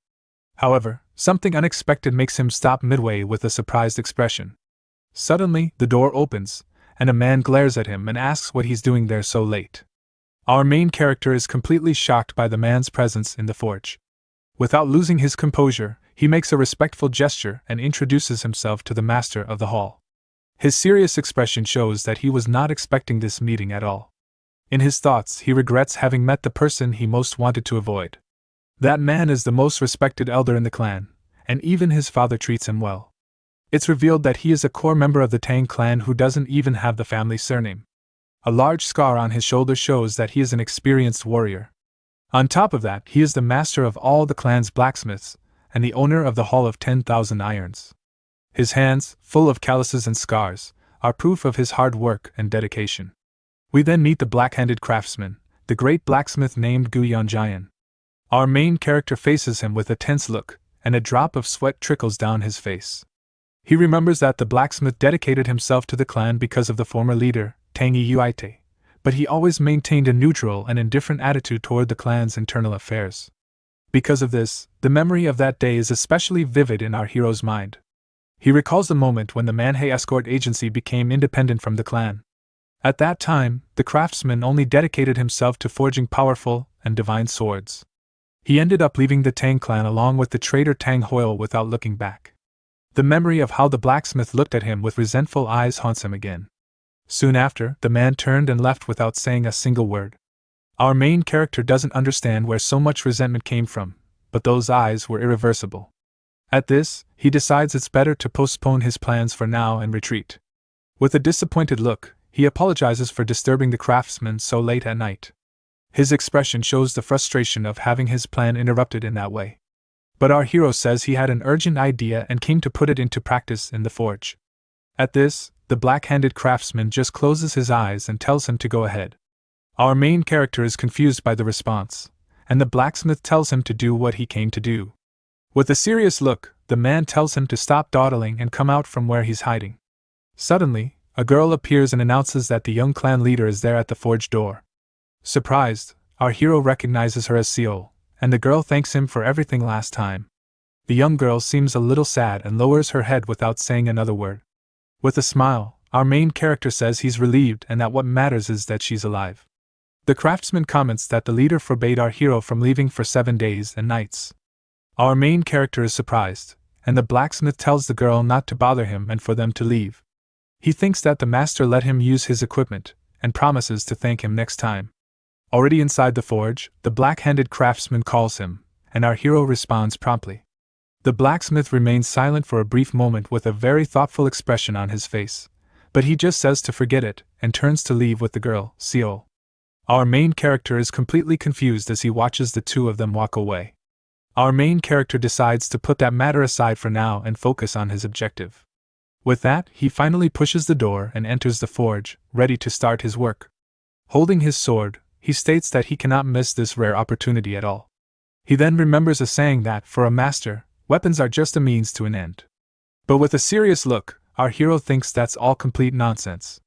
After all, in this world, there are divine artifacts that can transcend martial arts. Analyzing the weapons, he finds it pathetic that the Hall's skill is so mediocre. From there, our hero picks up a large metal blade to begin his work. With the weapon in hand, he wonders if this is the best the master of the Hall can do. He thinks the blacksmith deserves to be called a master, but his skill is still insufficient. Even without his artifacts, the blood cult has many demonic weapons and armaments. In front of the forge, he recalls that they are weapons perhaps even more terrible and cruel than his own. As such, to destroy them, he needs divine artifacts that are equal or superior. He then puts on a pair of leather gloves and says he normally wouldn't use them for forging. With a firm stomp on the pedal, our main character finally begins to heat the furnace. With the furnace lit, he prepares himself and says that what he's about to do is something special. From there, he places the Moonwave sword directly into the intense flames of the forge. Before the fire, he states that this is not an ordinary forge like the others that exist. With an absurd focus in his eyes, he prepares to begin the creation process. At that moment, he remembers his past life and the tragic invasion of the blood cult. The pain and confusion of that time return, and he wonders where he is and what happened. Amidst the destruction and chaos, he walked aimlessly, trying to understand the situation. The image of his scream of despair and agony with white hair haunts him again. With his teeth clenched in anger, he relives the helplessness he felt on that terrible day. Lying on the ground, he wondered if he was even alive after everything that had happened. Given the situation, he questioned why he was the only one to survive amidst the chaos. He saw himself as a metal worker who creates divine artifacts, but also as a demon. That was a legendary story that only the founder of the Tang clan managed to achieve. He remembers when, even in chains, he swore he would finish off the blood demon. His furious scream echoes in his memories and fills him with determination for the work. The image of his face, distorted by fury, returns to his mind with full, uncontrolled force. He remembers when he was hanging upside down, completely helpless and without hope. At that time, the blood demon lord appeared and made him a very tempting offer. But our hero refused with hatred and told the lord to get lost without a second thought. The lord was unfazed by the refusal and continued with his blackmail to get what he wanted. With that, the villain asks if he doesn't care about the lives of the remaining members of his clan. The demon lord states that, for him, it doesn't matter if they live or pass on to a better place. He boasts, saying that unifying the martial world is just a matter of time for his power. Next, the lord threatens him, saying that next time he will throw their heads at him as a gift. Our hero thinks that such a cruel man wouldn't keep them alive, but he has no other choice. Given the situation, he clenches his fist and decides that, if that's the case, he'd rather give in to the deal. As such, he finally accepts the deal to protect what's left of his own family. But he imposes a condition, saying that divine artifacts are based on the user's martial arts. Because of this, he demands that the blood demon lord share his arts with him. With that, he swears he will make the blade of vengeance bloom. And thus, 10 divine weapons were born. These 10 weapons became known as the 10 demonic weapons and announced their birth. Back in the present, he thinks that melting the meteorite iron with the Hall's fire is impossible. But with the power of his metal circulation technique, he states that he will be able to melt it. With that, the sword's blade completely melts and flows into a metal mold. Such, he picks up a large wooden hammer and prepares to start forging the weapon. From there, he begins to hammer the metal with absurd force and speed on the anvil. Right after, he dips the blade into a barrel of water to cool it down quickly. He then thinks of a weapon that blocks everything and, at the same time, can cut through anything. With that, the image of the Seo Surin, the blood-weaved demon empress's symbol, appears in his mind. In front of the forge, he creates the celestial silk and remembers that it consisted of 9 sheets of material. From there, he takes the single sheet he managed to create, and says that it doesn't matter now. With a focused look, he states that what he wants to create is not the original celestial silk. Right after, he unleashes a yellow energy and shoots it toward the golden fabric. He wants to create a thread that far surpasses the threads of the celestial silkworm of the plains. As such, he creates the sister work of the 10 demonic weapons, the powerful celestial silk. He names his new creation the celestial net, and suddenly a figure drops from the ceiling to attack him. The mysterious intruder lunges forward with a powerful strike toward our main character on the ground. But to the man's surprise, the celestial net easily blocks the attack, stopping him in midair. At this, the aggressor is completely shocked and yells in disbelief at what just happened. Our main character looks at him and thinks that, for an elite of the Martial Alliance, they're pretty careless. From there, he recognizes him as the former commander of the guards and apologizes for his rudeness. Sun Woogan is furious at the audacity, and our hero says he arrived at a great time for a fight. With the blue threads in his hands, he reveals that, just now, he had something he really wanted to test. Tang Xiaowen remarked that perhaps he should thank Sun Woogan for saving him the trouble of finding him. With his eyes burning red in anger, Sun Woogan struggled to free his sword from the heavenly net weapon Xiaowen had used to restrain it. Woogan believed Xiaowen was acting overly confident and thought that a mere thread like that could be cut down in a single stroke. As Woogan was about to act, Xiaowen smiled calmly, implying that it would not be so easy. In the next instant, Woogan's sword shattered into several pieces, stunning him for a brief moment. Seizing the opportunity, Xiaowen attempted to restrain him further with the heavenly net. Woogan immediately realized the danger and leapt back, creating distance between them. Xiaowen observed that Woogan had likely grabbed any weapon he could to avoid leaving traces and commented that it remained to be seen how long he could last without his main weapon. Xiaowen took his stance and attacked again, directing threads of the heavenly net toward Woogan. Woogan clenched his teeth in frustration, desperately trying to determine where the attack was coming from. As an attack was about to land, he released his chi to envelop his body, successfully blocking it. Seeing this, Xiaowen realized that Woogan intended to wrap himself in protective chi and focus on defense and evasion. In response, Xiaowen also poured his chi into the heavenly net, deciding to demonstrate the secret technique of the heavenly maiden sect. The threads began to intertwine as Xiaowen unleashed the flawless heavenly thread art, first form, enhanced thread strike. The attack shot forward at incredible speed and severed Woogan's left ear. Screaming in pain, Woogan fell to his knees, clutching the wound to stop the bleeding. Xiaowen coldly remarked that with one ear missing, there was no longer any point in hiding his identity, and that Woogan should have revealed his true colors from the start. Enraged, Woogan drew another sword from his back and charged forward, cloaking it in a fiery aura. He believed that only complete sword energy could counter sword energy, and assumed victory, convinced that Xiaowen could not manifest sword energy at his level. However, Xiaowen remained completely still. Just as the sword was about to strike him, an aura explosion erupted, sending shockwaves throughout the forging hall. When the smoke cleared, Woogan was seen kneeling on the ground, coughing blood, his sword shattered in his hand. In disbelief, he questioned what had just happened. The scene shifted to Xiaowen, who stood unharmed behind a shield formed entirely of heavenly net threads. This was the flawless divine thread art, second technique, circular wing. Woogan stared in shock, unable to comprehend how a shield made only of thread could exist.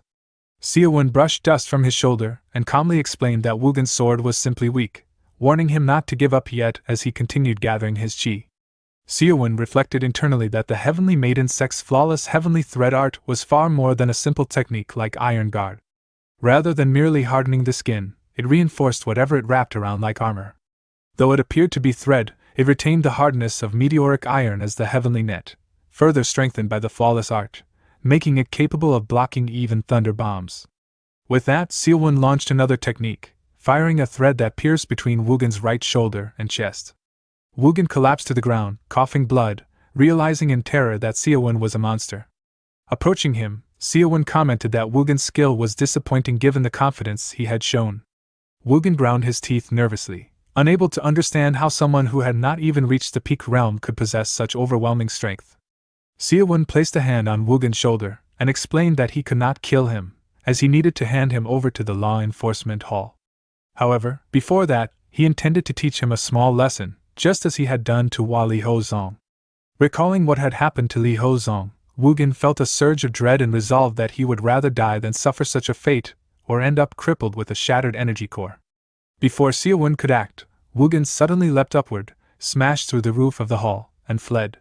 Watching him escape, Xiaowen muttered that he had expected at least some resistance, and complained that Woogan was only creating extra work for him. Some time later, in a bamboo forest, Woogan fled desperately, gasping for breath as pain tore through his wounds. He could not believe he was running so disgracefully from someone he considered at best second-rate. Still, he could not forget Xiaowen's eyes, which he believed belonged to a demonic arts practitioner. Stopping briefly to rest, he reflected that he had poured all his remaining power into his footwork. At that rate, Xiaowen should not be able to track him, and Woogan still had far more inner energy.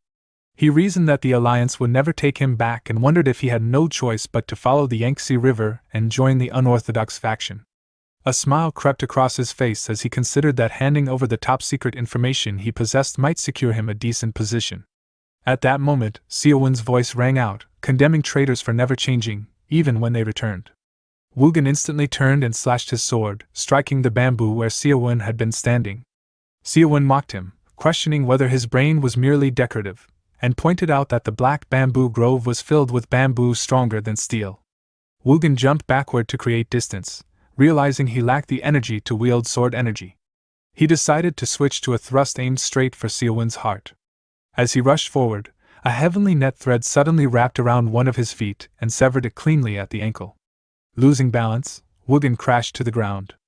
Before he could understand what was happening, heavenly net threads coiled around nearby bamboo and then around his arms, neck, stomach, and legs, suspending him helplessly in midair. Seowin stated that once the heavenly net bit into its prey, it never let go. Only then did Woogan realize that Seowin had infused his innate core energy into the heavenly net. Horrified, he begged for mercy. Seowin appeared momentarily confused by the sudden plea as Woogan desperately apologized, claiming he had lost his head. Seowin narrowed his eyes, insulted him, and then released him, warning him never to show his face again as long as he lived. Turning to leave, Seowin walked away while Woogan slammed his head against the ground, shouting his gratitude to the young lord of the Tang clan. As Woogan watched Seowin's back retreating into the distance, a sinister smile spread across his face. Drawing his sword, he quietly approached from behind, believing that letting one's guard down as a martial artist meant death. Before he could strike, a dagger pierced straight through him. In shock, Woogan looked down and saw that it was the same purple dagger Seowin had possessed in his previous life. Seowin turned to him and calmly explained that if Woogan had expected to surprise him, there was no need to worry, as Seowin had never believed him from the very beginning. Next, the dagger returned back into Seowin's body, and he closed his eyes and took a deep breath and let out a sigh of relief as he looked down on the lifeless body of Woogan lying on the ground. His hand go through his hair and he muttered that now there's only one more enemy left to be eliminated. The scene shifts to the clan palace, and someone wonders how the guard leader attempted that attack. One of the men shouts that if they had disciplined the guard from the start, none of this would have happened. One of the leaders then asks how they are going to clean up the whole mess that was caused by this situation. Furious, one of the elders shouts for the others to handle the additional compensation plan while being held back. It's revealed that the young man's movements were causing great waves throughout the Orthodox Murim. The scene then shifts to the Tang clan's residence chief escort office, and a mouse scurries across the room. In a dark room, Tang Hoyle asks another if he has finally made an important decision. The person across the table asks if there will be a problem inviting an elite wandering warrior into their plan. The person was Youngdao Inner and Outer Hall's deputy chief steward. Furthermore, he wonders if it's safe to secretly proceed with the Murim Alliance's escort job. Tang Hoyle assures him even if it's a request from the Murim Alliance, if they have a supreme martial master at his peak, there's nothing to worry about. He adds that everything will be done in secret, so there's no way it can go wrong. With a smile, the man offers a drink and says that a real man needs to think big. He then promises that as soon as the escort job is finished, they will bring the Tang clan to total ruin. I will promise you the seat of the clan head of the new Tang clan. The two then continue their conversation, seated at a table with the 2 cups and jar in the center. Young Dao then pick up the cup and drink it in one go. Hoyle saying that he made the right decision for their future. The hero's uncle Hoyle laughs wickedly and thanks his nephew for turning a disaster into good fortune. The scene then shifts to the outside of a large palace during a very calm night. Our protagonist then leaps from a rooftop and prepares to train intensely. Soon after, he delivers a powerful punch to the ground, releasing a large wave of blue energy. With the impact, he is launched upwards and demonstrates an incredible control of his newly awakened power. With a drop of sweat on his face, he realizes the training is demanding a lot from his body. He let out a sigh and says that his recovery is basically complete at that moment. And he sit on the ground, while thinking, damn, my whole body aches, has it been 4 full days? The backlash from pushing my innate core energy to its limits hit hard, and the pain that started from my deformed energy core spread throughout my entire body. It felt like hundreds of blades were stabbing into me, then I would lose consciousness and come to, over and over again. I did it to gauge my current level, but I overused my innate core energy way too much for divine artifact creation. There was no need to use 1-point kill just to defeat Sun Woogan. Asio Surin, the blood-weaved demonic empress who acts like an assassin. True to her origins in the divine maiden sect, said to be the greatest in the Central Plains when it came to spells, each of her 9 heavenly weaves held a different curse. Curses were also carved into the heavenly net, which is a prototype of the heavenly weave. So the only secret art currently unlocked is the 1-point kill embedded in my ring finger. Its ability to never lose its target is still intact, so I need to recover the rest of my energy quickly. Sun Wugin, who's at the later stages of the peak realm, is weaker than a mere squad member in the blood cult. Against their vice captain, who's around the early stage of the supreme peak realm, I'd be an even match. But against the captain, who's in the later stages of the supreme peak realm, 50 exchanges will probably be my limit. Then he summoned the purple dagger while muttering, but then there's the demonic weapon of divine slaughter, the formless flight dagger. With this weapon, it'll be a different story. It's a shame that I can only use it for about 3 minutes right now. Suddenly a voice yells for someone to get out of the way, and the young man looks confusedly at his room door while thinking that his sister's voice. The guard outside Suwon room was stopping her while saying the clan head ordered that no one can be allowed in. His sister with a tray says the order was to protect against a possible attacker, not to treat her coldly. Despite the guard's hesitation, she ignores him and tells him not to stand in her way as she moves forward. The hero then greets her and suggests they sit down to talk more calmly. Soon after, the two sit face to face at a table in the center of the large room. With her arms crossed, she stares at him with a serious expression, and the young man wonders if she is mad at him. He remembers that she asked him not to cause any more trouble, and since he just got into another mess, her anger is justified. He then wonders if she will try to discipline him, but soon thinks he is too old to be spanked like a child. The young woman comments that he looks very well for someone who has recently gone through all that trouble. With that, he apologizes to his sister and is absolutely certain that she is really very mad at him. She then serves him a drink and the young man asks what the liquid in the bowl is. The sister explains that she boiled a 100-year-old snow ginseng for 2 days and that it will help nourish his body. The hero wonders how he could accept that from his sister with a surprised look on his face. He remembers that the prize was what she received for a ranking acting at the top of the Dragon Phoenix. With that, the young woman says it's useless to her, and that she was just letting it go to waste. But the young man knows that's a lie and that she fought alone to get where she is. He still remembers how happy she was when she surpassed her limits in training. So the boy says he can't drink it, and she asks if he is going to ignore her sincerity. The blacksmith thinks that expression used to scare him as a child, but now it's just strange.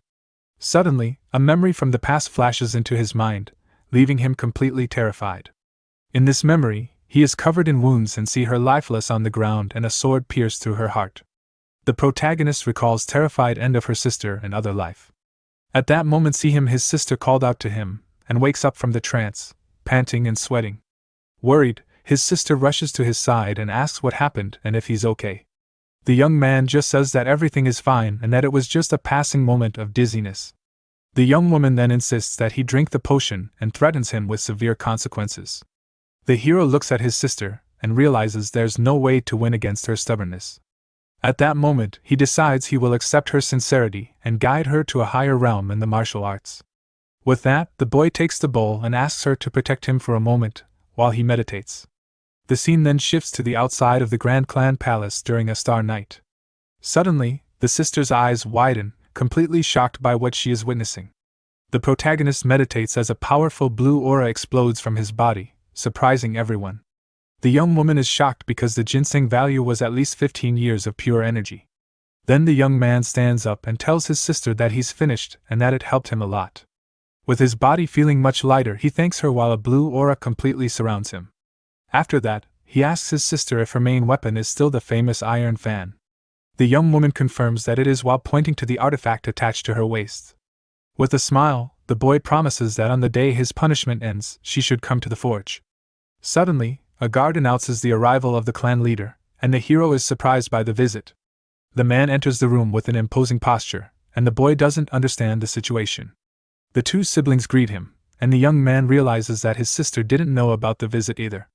Their father remains silent for a moment, and stares at the empty pot on the large table.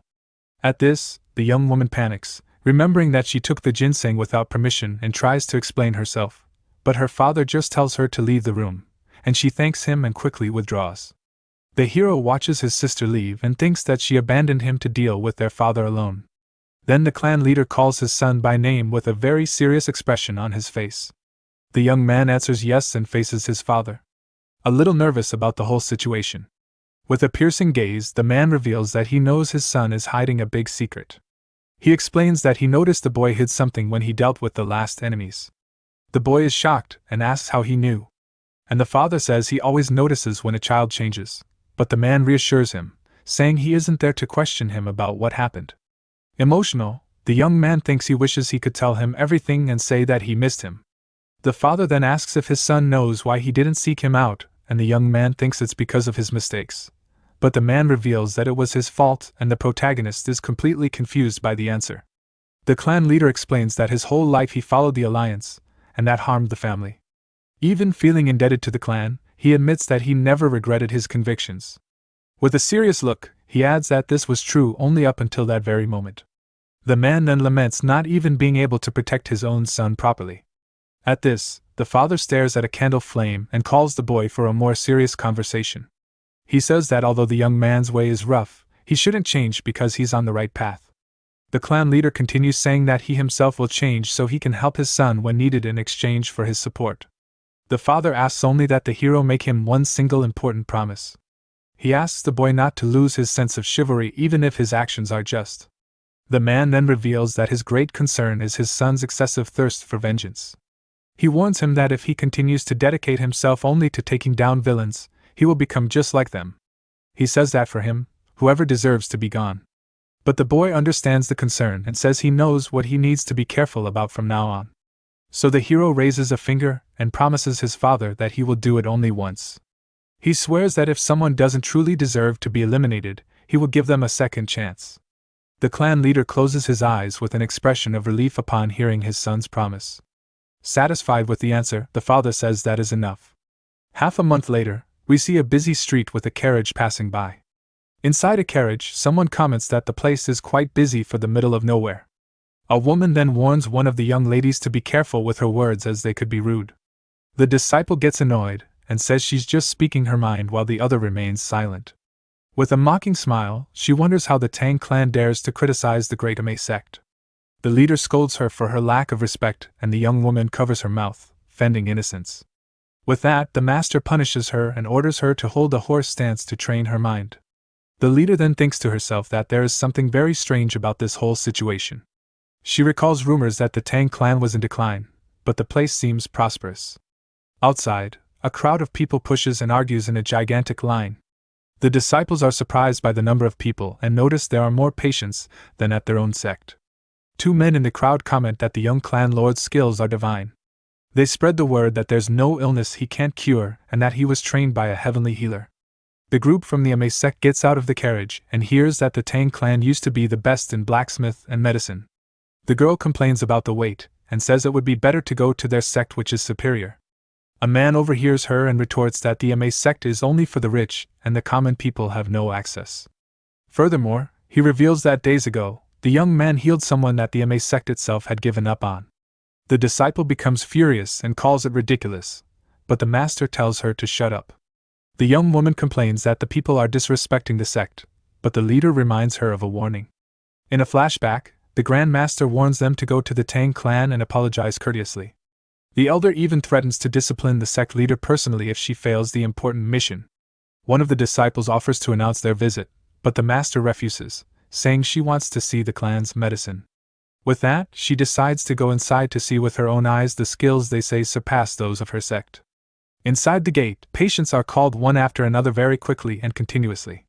The sect group observes the flow of people, and the leader stares at the scene with a very serious expression. She is surprised and wonders how he manages to finish the consultation so quickly and efficiently. One of the disciples comments to the master that the speed of the service is indeed absurdly fast. The other young woman believes they are just numbing the patient's pain to fake a cure. She calls it a fraudulent practice. And at that moment, Seol appears to receive them. Seol apologizes for the long wait, and with a gentle smile asks them to follow her inside. The disciple thinks that real doctors condemns this practice because it deceives and harms patients. Because of this, she glares at the guide with fury and finds the situation completely unforgivable. The guide Seol leads them to a waiting room and asks them to wait as they will soon be seen by the young master.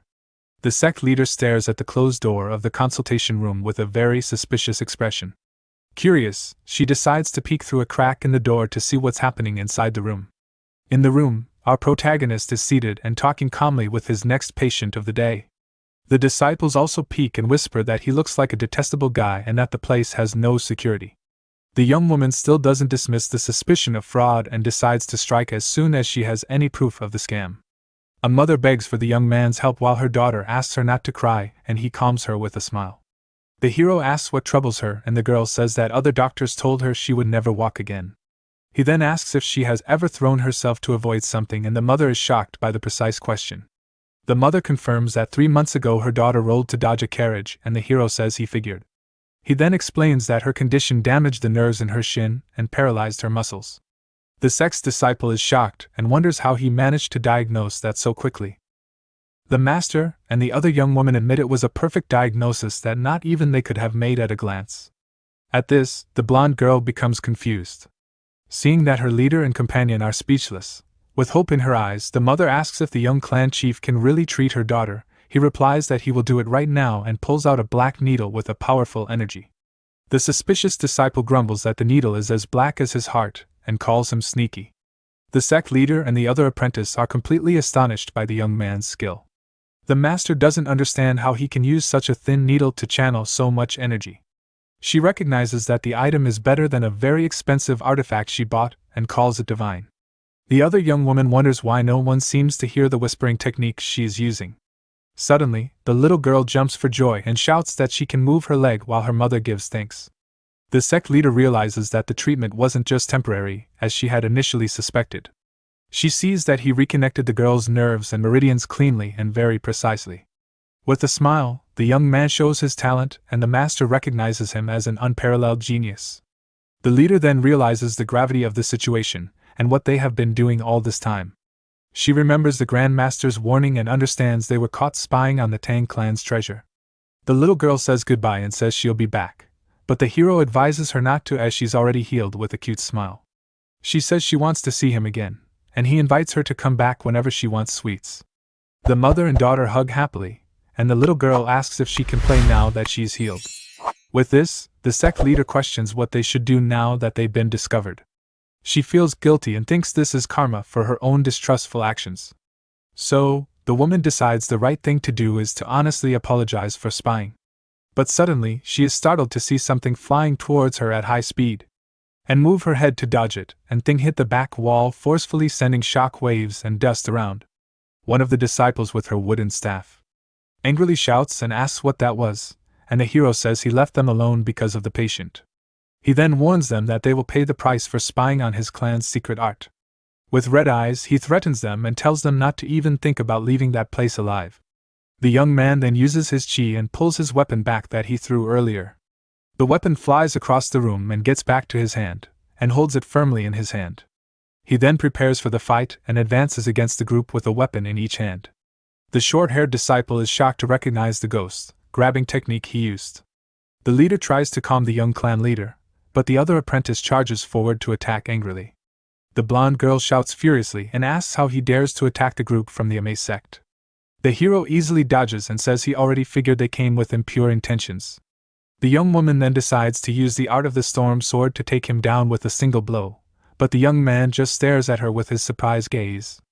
As the girl knocks down unconscious by the Ame sect leader, and the sect leader then looks at her fallen disciple without showing any emotion. With a quick movement, the master firmly grabs the unconscious disciple by the shoulder. She then throws her away from fight, but the young man is unfazed and continues his attack with a powerful sword slash. The woman blocks the blade with her bare hand and realizes it's too late to dodge. With that, a large explosion of energy occurs from the impact of the two blows. The other disciple catches the unconscious fellow disciple, who is thrown back away by the leader. The hero then creates an energy dagger and prepares to attack the sect leader. He hurls the projectile with incredible speed in the woman's direction without hesitation. The master is impressed because even with his strength, he shows no hesitation. She realizes that this boy is not an ordinary martial artist and has a hidden power. The young man stomps hard on the ground and propels himself into a new swift and precise attack. He understands that the medical techniques weren't the only thing the Grandmaster wanted to see. With that, the boy throws the hilt of a sword like a projectile to distract his opponent. The leader thinks he will attack from the other side while she dodges the flying object. Now all that's left is to prepare for the next attack that will come her way, but she is surprised to see the young man smiling calmly and confidently. The other disciple screams in desperation upon seeing her master cornered by the strategy. The leader's eyes then widen as she realizes the true intention behind the attack. The master realizes that the real attack is actually coming from behind her, not from the front. With that, the hero advances with a war cry and delivers a powerful blow with the weapon's hilt. The woman grinds her teeth and feels the pain of the impact as she tries to block the young man's attack. She manages to catch the weapon with her bare hand, but the force of the blow pushes her back. The leader then counterattacks with a palm strike and the young man jumps to dodge the attack. The woman continues her advance and pursues him with a golden aura emanating from her body. With a direct hit, she strikes the protagonist's chest with the palm of her hand. The young man spits a little blood and feels the force of the impact spread through his body. He is then thrown far away and the sect leader observes him with a serious look. The blonde disciple wakes up with a headache and the other asks if she's okay and what happened. The young woman then wonders what happened and sees her master and the hero facing each other in the middle of the room. The sect leader stares at him in surprise, seeming not to believe what she is seeing at that moment. Taunting, the protagonist wipes the blood from his mouth and prepares for the next round of the fight. He gets up and faces his opponent without showing any fear. The young man thinks that he overdid it and went all out without realizing it. While the woman's sword is on the floor, the master can't believe that a 20-year-old young man can use the ghost grabbing technique with such mastery. Suddenly, a thread wraps around the sword's hilt and pulls it back into the hero's hand. With both weapons in hand, he challenges her to a new attack with a confident smile. The woman wonders what kind of martial art uses threads and if he reached this level on his own. The two disciples watch the scene and the sect leader advances to continue the fight. Suddenly, the hero's father appears and gives an order to the martial artists of the Tang clan. With a war cry, the man orders his men to suppress the enemy immediately. At this, the guards advance and separate the young man from the sect leader, interrupting the fight. The protagonist is shocked and wonders why his father is there at that moment. His sister Saran rushed to protect her brother, shouting his name. She then tells one of the disciples to stop and angrily stated, "Don't move." The young woman looks embarrassed and says she just wanted to help, but Saran glares at her furiously. With a threatening look, she tells her not to let it happen again, and the scene changes to another location. We are taken to the Storm Hall, a large palace within the clan's property. There we see the group from the Ma sect facing the council of elders of the Tang clan. The leader tries to smooth things over, saying she has known the clan leader since their youth, but the man says it's all a misunderstanding and asks what her excuse is. He questions the fact that she hid her identity and entered the clan's property. The clan leader also asks if she found it suspicious that the Tang clan had patients in line. With that, he clenches his fist tightly, and his anger becomes very evident. Furious, he asks if the misunderstanding is that she injured his son with a heavy blow. The other elders stare at her with suspicion and ask if she came to finish someone else's job. The woman says that is absurd, and the clan leader grips the hilt of his sword. The blonde disciple blames herself for everything and thinks none of this would have happened if she hadn't attacked. Meanwhile, the other young woman worries about the hero and hopes he isn't injured. Suddenly, the women of the sect turn in surprise as they hear someone approaching the location. Then, our protagonist enters the hall with a confident and very imposing posture. He introduces himself as the young chief of the clan and pays his respects to the leader of the Tang clan. With a smile, he offers a sincere apology and says he caused unnecessary worry. The father then asks if he is feeling well and the young man says he has recovered after resting. He then lies saying he has accumulated some fatigue from taking care of many patients lately. But the clan leader questions him and asks if he didn't suffer any internal injuries in the fight. The young man feigns ignorance and asks with a surprised look about internal injuries. One of the disciples thinks the divine energy should have injured him, but he says it was a mistake. The hero apologizes to the Ma sect leader and says he didn't expect her to come in person. He continues to apologize for his incompetence in not recognizing her and for attacking her. With a discreet glance, the young man asks the Ma sect leader to say no more and just wait. The elders conclude that if he is not injured, then it was all just a misunderstanding. The father then tells his son that he doesn't have to let the situation go for the good of the clan. He knows the young man is suppressing his pain, but the boy reveals that he is just pretending. The clan leader is shocked and asks why he would do that, and the son asks for his help. With a serious expression, the heir prepares to execute the next part of his plan. The father stares at his son in silence, seeming to think about the mysterious request he made.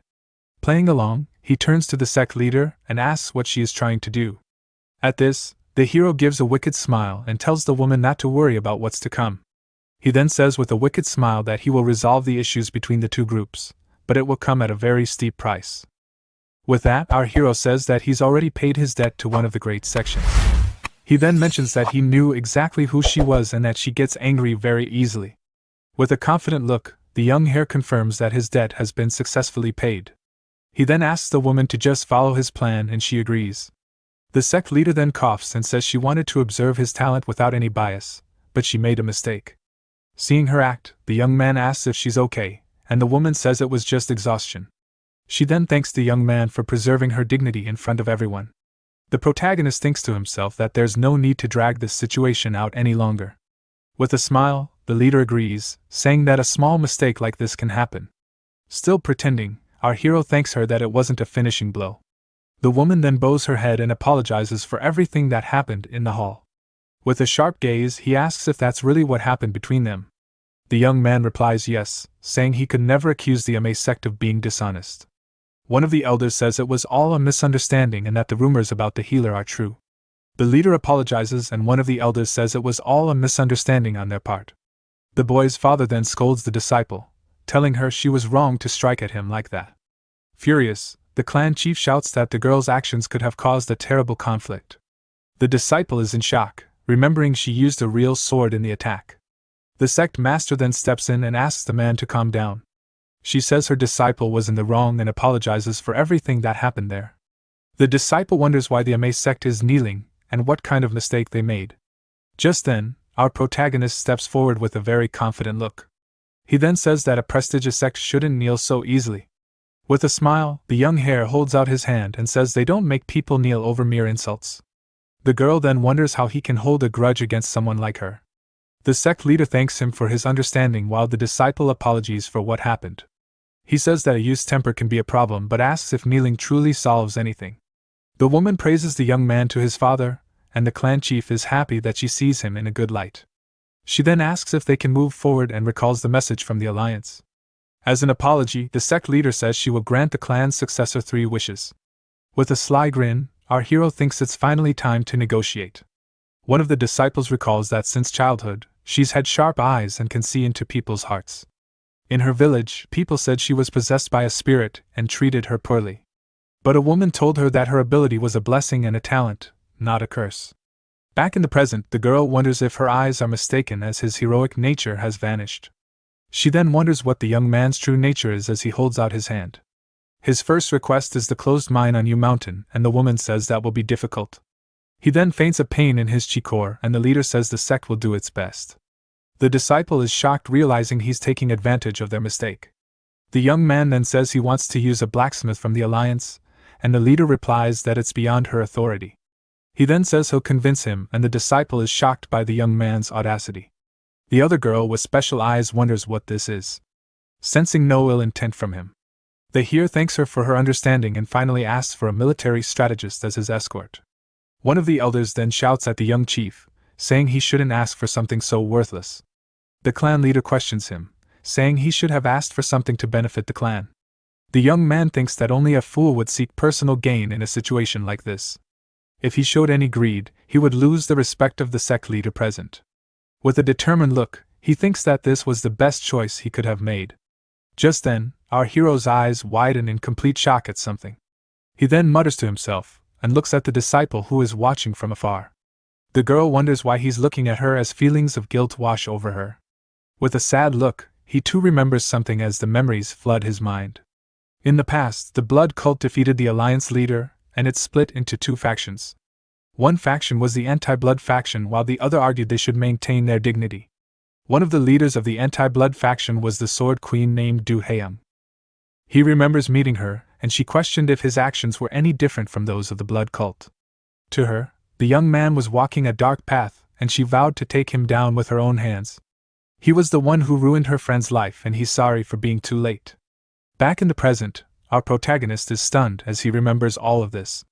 The sect leader asks if something is wrong and he apologizes, saying he lost focus for a moment. The sect leader then supports him and says he doesn't look well at all. She advises the young man to rest until he's fully recovered. Immediately after, the woman announces the official rewards for the Alliance's foundation. The reward is the same escort service, but with a higher number of uses. They can now have 2 more mid-level requests or 20 low-level ones. The clan chief questions this, saying the escort agency left 7 weeks ago on a mission. The woman says she's sure they'll arrive soon, but a messenger bursts into the hall. The man enters out of breath and reveals that the poison demon attacked them on the way. A flashback shows the demon capturing the escort warriors with its power. A survivor on the ground begs for help, but it's already too late for him. The terrifying poison demon appears with a red aura and a wicked grin. The women in the hall are completely stunned to hear the terrible news. Our protagonist then recalls the Murim Alliance escort robbery incident. He thinks that the entire agency vanished, and it was all the work of the poison demon. Furious, the clan chief slams his hand on the table in disbelief. He then shouts that there must be survivors and orders some men to prepare. The sect leader states she will go with them since the villain is a public enemy of the Alliance. The clan chief then bows as a sign of respect for her decision. He thanks her for her support on the upcoming rescue mission. Finally, the man says the young chief will stay to lead the family in their absence. The protagonist then says he'll join the reinforcements as soon as he captures his uncle. But his father says he can't fight while injured and that he'd handle it, but it would be too late. So, the young man says his uncle is on the same level as another guy and tells his father to leave quickly. In his thoughts, he reflects that he needs to pull out the seeds of evil by the root. With that, he decides he'll go after his uncle first, and then the poison demon. The scene changes to the escort chief's office where we see a body on the floor. There, his uncle grabs several bags of gold and says the sect leader will arrive soon. That's why he needs to escape with all the valuables he can carry. But suddenly, an explosion happens behind him, destroying everything in the office. Startled, the man shouts, asking who's there, and hears that he seems better than the rumors. Then a footsteps through the smoke and dust, revealing our hero's presence. The traitorous uncle becomes completely furious and curses at the young man with hatred in his eyes. The young man then approaches and says he's there to punish him for all his sins. The uncle plays dumb and sinisterly asks what sins he's talking about. He tries to blame the body on the floor, but his nephew tells him to stop stalling. Then the hero says that if he's from the Tang clan, he should show some dignity and offer his neck. The uncle is shocked by his words and doesn't know what to say to the accusation. But soon, a wicked smile appears on his face and he says that's fine. Surrounded by a green aura, he says it's time to stop playing games once and for all. With that, the man unleashes his poisonous energy, preparing for the big fight.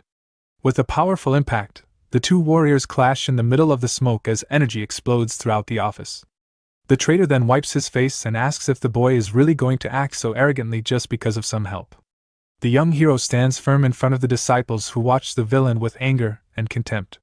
Then one of the girls shouts for the man to be quiet, calling him a dirty villain, while her partner tries to calm her down. At that moment, she reflects that even with the clan in ruins, they can't underestimate the power of that wicked traitor. With a swift movement, the uncle shows that his strength is on the same level as the best fighters in the region. Laughing wickedly, the old man comments that fate is on his side now that the sect leader is gone. But the man doesn't waste any time and starts preparing a hidden attack to end this game once and for all. The short-haired warrior draws her giant sword and orders him to surrender just like his henchman did before. The hero uncle just watches the three of them and asks if they really think they'll win, while his men were running away. Our hero realizes he's stalling for time, and knows that his dirty tricks never change. Grumbling about his useless subordinates, the villain begins to manipulate a dangerous energy around his body. Suddenly, the disciple recognizes a forbidden item that could take out even the most powerful master of all. And the uncle decides he'll take out one of them first to show who's in charge. With that, he fires the soul-chasing arrow, which flies toward the young woman who is in total shock. The girl sees the danger approaching and can't react in time as the projectile cuts through the air. But at the last second, the fatal attack almost hits the girl's face as she closes her eyes, expecting the worst. Then, black threads appear out of nowhere and wrap around her body to pull her out of the line of fire. At that critical moment, the protagonist grabs his companion and protects her with his steel wires as the traitor's attack fails miserably. Confused, she wonders where that shot came from and what the ropes wrapped around her are. The girl thanks him for his help and realizes the threads are the young master of the Tang clan's main weapon, but the traitor complains that it was a shame that attack didn't get one of them on the first try. The warrior calls him a coward, but the old man replies that she's just a brat who doesn't know the world. Then the villain pulls out a huge whip and says that fallen foes tell no tales. With swift movements, the enemy attacks the group with heavy blows that shatter the hall's floor. At that moment, the fighter is startled by the man's absurd speed. As she tries to defend herself, she realizes that his power level is much higher than she initially imagined. With that, the young woman suggests they all attack together and says she'll lead the charge against the traitor. But the hero refuses the offer and firmly states that he's the one giving all the orders from now on. He then warns that if they won't obey, they should step aside because he'll fight his uncle alone. The girl is confused and wonders what the young man plans to do in this dangerous moment. Immediately after, our hero tells her to step to the upper right to avoid the next blow. Luckily, she obeys and the villain's attack just misses, not hitting anyone in the office. Impressed, the woman notes that the young man read the attack's direction perfectly and without hesitation. Furious, the traitor shouts that their luck won't last forever and prepares another deadly charge. But the protagonist predicts another move and warns her to duck because the blow will come from below. Once again, the command works and the disciple escapes a certain end as the villain gets more and more irritated. In that instant, she concludes that it's not luck, but an incredible ability to see through all attacks. Outside the mansion, the sounds of the intense battle echo throughout the central courtyard. Even while dodging well, his partner wonders what to do now because they can't just run forever. Facing the traitor attacks, the young master calmly observes the situation, while the warrior is surprised by his skill. The girl then asks if the young man is listening or if she should take command of the orders now. With a slight smile, the protagonist wonders if she has always been so naive in front of a strong enemy. But the traitorous uncle triggers a hidden mechanism in his whip to launch another surprise attack on the group. Then the villain shouts for them to fall while delivering a powerful blow that makes everything in the office tremble.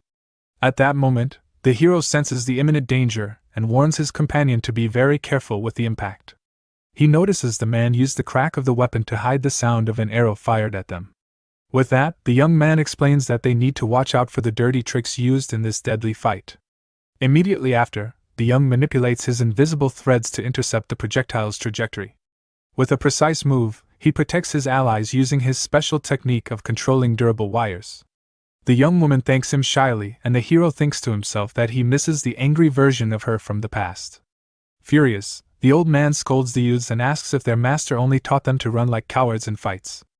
Feeling her honor wounded, the girl charges at the villain, completely ignoring her partner's warning of danger.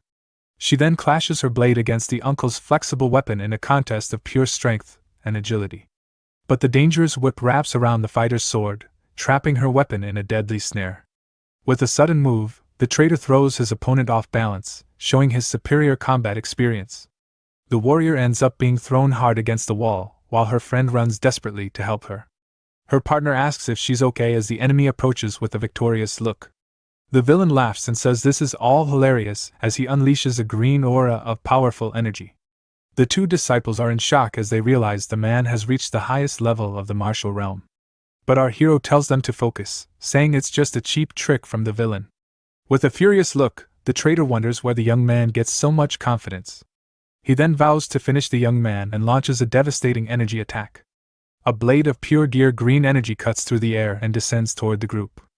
As they prepare, the hero explains that if it were a real technique, the energy would cover the entire weapon, not just a part of it. With this, he realizes his uncle can barely use the power of the peak realm and is not a threat. The young man then thinks that the two of them get scared easily and decides he'll use this fight as practice. He then warns them that they'll have important roles in the future and tells them to get ready to move. The uncle sees the young man throw a dagger but just laughs, saying he won't fall for another silly trick. With a wicked smile, the man comments on the games and the strange threads his nephew uses. He decides to ignore the dagger and lunges at the hero, saying he'll take him out first. Suddenly, the dagger explodes in an immense flash, catching the traitor by surprise in his attack. The villain is shocked by the force of the explosion and shields himself from the impact with his arms amid the smoke and dust. The man can't see anything and wonders where they went. He then gets angry and calls the trick superficial as he looks around the hall. At that moment, the group uses the distraction to jump through the hole in the ceiling and escape. The uncle chases after them and laughs, asking if they're already running in fear of the fight. With a dark look, he says he'll send them off in peace and tells them to stop fighting. But our protagonist just stares at the enemy seriously and tells his allies to get ready. The two warriors then position themselves beside him, ready for the next phase of the combat. With a determined look, our hero announces that they will finally begin their counterattack. One of the girls then understands that the escape was a plan to lead them to a more open area. But the traitorous uncle becomes furious and prepares to attack with his whip. Despite the disadvantage, he yells that nothing has changed and attacks the group with a powerful blow that destroys the wooden floor. The hero dodges and thinks that the basics of combat are to always choose favorable terrain. As he dodges, he teaches his allies not to attack the enemy's weapon head-on with full force. Instead, the young man shows that the ideal way is to push the whip to the side as if parrying. The young master also warns that even after blocking, they cannot let their guard down. With fury in his eyes, the uncle prepares for a new strike, much stronger than the last. This is because the whip's return is even more dangerous and can hit them by surprise. In a swift and precise move, our hero dodges the attack with incredible ease. He then uses the opening to quickly approach the villain and prepare his own attack. Without a second thought, the young man tries to strike the uncle's eye with his dagger. The traitor screams in pain from the direct hit as the hero lands safely on the ground. The two warriors are impressed by the young man's skill and practical knowledge. He then looks back, a bit confused by their reaction in the middle of such a serious fight. With a sharp gaze, the protagonist asks what they are looking at and says it's their turn. At that moment, a large explosion occurs in the nearby trees, drawing their attention. The disciple then charges at the wounded man and begins to fight him directly. With a precise and powerful blow, she manages to disarm the uncle and cause a major injury. But the uncle manages to block the blow with his weapon's handle and continues to fight bravely. With an angry smile, he spins his body and prepares a powerful counterattack with his whip. The man screams in pain and fury as his injuries begin to hinder his movements in battle. The villain tells them to stop fighting and attacks with several powerful whip strikes at once. The disciple manages to defend against the attacks with her sword, but the enemy's pressure is overwhelming. Because of this, the uncle's power throws her back from the impact of the blow, opening her guard. Then her partner attacks from behind, saying, "The fight is finally over for that traitor." Her sword's blade nearly cuts the man's neck, but he manages to defend just in time. With a quick move, the young woman manages to knock the villain to the ground with a precise blow to his legs. But the man gets back up and realizes that as one retreats, the other advances to attack relentlessly. With a wicked smile, he understands that the two brats are using a team fighting tactic. The traitor says it's useless and begins to charge his weapon with a deadly poisonous energy. He claims that in the face of overwhelming force, their tactic won't work at all. Then the uncle yells for them to cry as he tears them apart with his most powerful and swift blow. The girl is in shock as she sees the green energy coming toward her with absurd speed. Her partner also can't react in time and is frozen before the fatal attack that approaches. But at the last second, our hero appears and uses his threads to save them both from a certain end. The threads pull one of the girls, and she manages to kick the poisonous whip away into the air. The other disciple is also saved and uses her sword to deflect the trajectory of the villain's attack. The traitorous uncle is completely shocked, unable to believe they managed to dodge the blow. Impressed, the uncle realizes that two are already counterattacking while his posture is broken. With that, the villain quickly recomposes himself and prepares to attack again with his whip. In a coordinated attack, one of the warriors uses a powerful sword technique against him. She then charges forward and delivers a direct blow that hits the traitor square in the chest. The man then feels the protagonist's threads binding his arms, leaving him vulnerable. Suddenly, his nephew appears from below and calls out to his uncle with a serious, challenging look. The young master traits a powerful blow to the villain's chin, who screams in great pain, flying into the air, leaving him completely defenseless. Our hero watches his uncle and comments that he seems quite tired after so much fighting. With a leap, the two disciples prepare to deliver the final blow to the helpless enemy. They then attack together in a perfect combination of sword strikes and martial arts. The man feels the power of the attack and prepares to use his last trump card to escape. Desperate, the uncle creates a huge tornado of poisonous energy to attack everyone at once. With a cry of fury, the villain unleashes all his power and curses his nephew with great hatred. The hero uses his threads to shield himself and his allies from the deadly whirlwind. But one of the disciples is caught in the tornado and screams in pain as she is thrown into the air. The other girl is also unable to escape and is thrown far away by the force of the attack. With a look of pure malice, the uncle yells for them to fall and focuses his energy on the blow. The villain's final attack advances toward one of the warriors who is down on the ground. But our hero stands firm and prepares to intervene with his own special technique. With that, the villain's poisonous energy explodes in an intense green light on the battlefield. One of the warriors screams desperately for the young master as she is thrown far away. The traitorous uncle then smiles, believing he has finally gotten rid of that thorn in his side. He then turns to flee, thinking he just needs to plan for the future now that victory is his. But suddenly, the man stops confused as he feels something strange happening around him. Black threads emerge from nowhere and pull him back with great force, stopping his desperate escape. The invisible web then throws him from side to side without him being able to react or defend himself. With a violent impact, the villain is thrown against the ground with no chance of escape. At that moment, the protagonist's threads spread across the sky like a giant deadly net. The web then closes in quickly, causing a huge energy explosion that covers the entire area. Now trapped and immobilized, the uncle despairs and asks what those things are. Amid the dust, our hero questions where the traitor was going in such a hurry. The young man then reveals his threads covered in the poison and coldly calls the man uncle. The villain is shocked to realize the young man blocked every drop of his deadly poison. Desperate, the uncle begs for forgiveness, appealing to the fact that they are family. With his back turned, the hare reflects on the word forgiveness as the man awaits his answer. He then reveals that he promised his father to give a single chance to any criminal he encountered. The traitor becomes hopeful, but the young man explains the promise doesn't apply to those who deserve their end. With a cold look, the protagonist says this exception is exactly his case and tightens the threads. Then the uncle screams in pain as the threads tighten around his neck to end it all. With red eyes, our hero uses his threads to suffocate the traitorous uncle, who screams in pain. In the distance, the two warriors watch the scene, and one of them calls out to the young master, worried. The villain then begins to lose consciousness as the light slowly fades from his eyes. With a look of pure hatred, the traitor glares at his nephew, who is finishing him off without any mercy. In his last words, the man swears he will curse the young man even if he goes to the underworld. With that, the villain's lifeless body falls to the ground, and the hero watches the scene coldly. The young master then fixes his hair, seeming calm after having dealt with his relative. One of the warriors comments that he is very cruel and seems like a demonic practitioner. But the other girl doesn't believe that and decides to use her special eyes to confirm the truth. She thinks that if he were a madman, he would be feeling pleasure and excitement from the situation. With her eyes glowing green, the disciple begins to analyze the protagonist's feelings. She then discovers that the emotions he feels are self-loathing and a great emptiness. The girl also sees a sadness so deep that she can't understand the reason for it. She concludes that he has become indifferent on the outside but carries a huge weight on his shoulders. With a sigh, the young woman calms down, but a new question about the young man arises in her mind. She then wonders why the young master looks at her, as if he already knows her from somewhere. Our hero then turns around with a confident and determined look toward the future that awaits him. With one final squeeze, the protagonist takes down his traitorous uncle once and for all. Next, the young master approaches the figure on the ground to confirm he's really gone. He then picks up the small crossbow the enemy was using to see what it was. Crouching down, the young man begins to inspect the items his relative was carrying.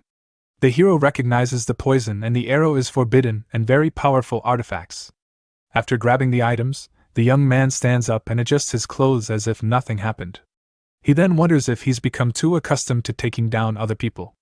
Our protagonist reflects that he has always dealt with bad people, but something feels different now. The first thing that came to his mind was to calculate his gains from the fight. With a distant look, he wonders if he has started to think like a demon. The young blacksmith grows pensive about the dark path he might be treading. At that moment, one of the disciples he saved watches him from a distance with some concern. Then he approaches the long-haired girl and apologizes for taking so long to arrive. The other disciple can't handle the scene and gets sick right there in the courtyard. Her partner rushes to help her as she says it was just a passing fright. The hero apologizes, saying the clan's punishment for traitors can be extreme for outsiders. But the girl says the alliance would take down anyone who used those forbidden items. The young master of the clan is a bit surprised by how naturally she responded. The disciple then joins her hands in a gesture of gratitude and deep respect. She introduces herself as Du Haeyoung from the Ame sect and thanks him for saving her life. The other young woman also introduces herself and thanks him, while the hero asks them to stand up. But one of them insists, saying they would have faced a terrible fate without his help. The young man replies that excessive courtesy can be considered a form of rudeness. Her companion then says they really weren't capable of handling the mission. She also complains that he treats her senior's gratitude as if it were nothing. The girl also reveals that her partner has always seen men as total trash. The protagonist accepts their thanks and informs them he's arranged for a cart to take them away.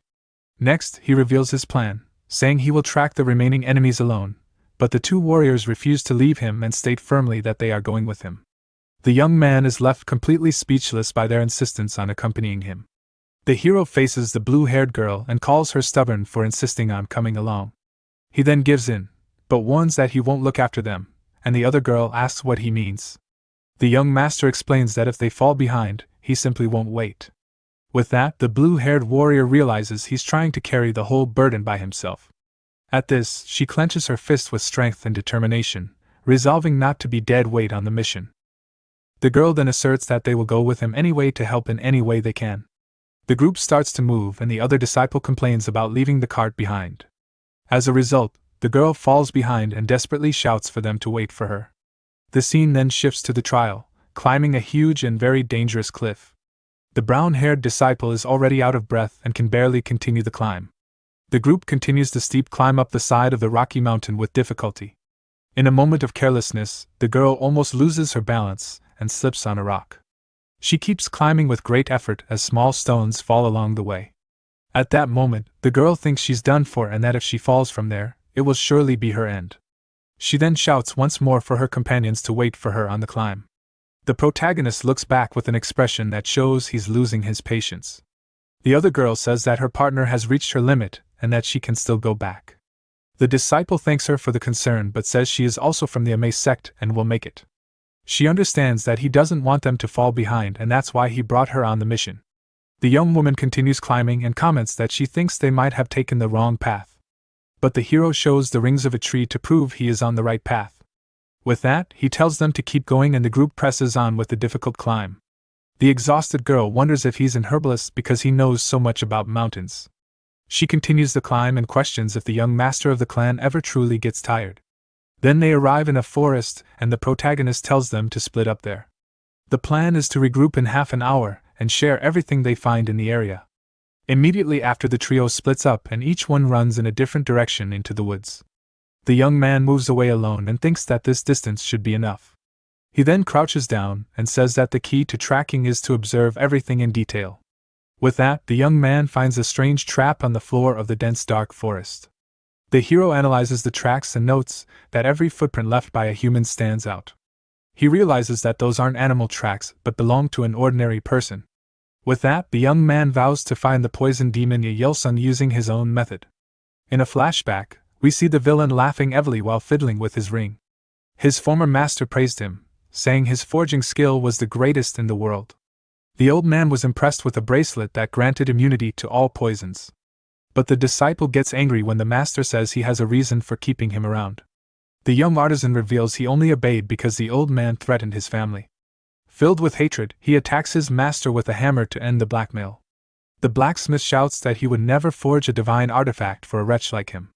But the man stops the blow with a single finger and asks if the young man regrets his decision. The master says their bond cannot be broken and that he likes the look on his apprentice's face.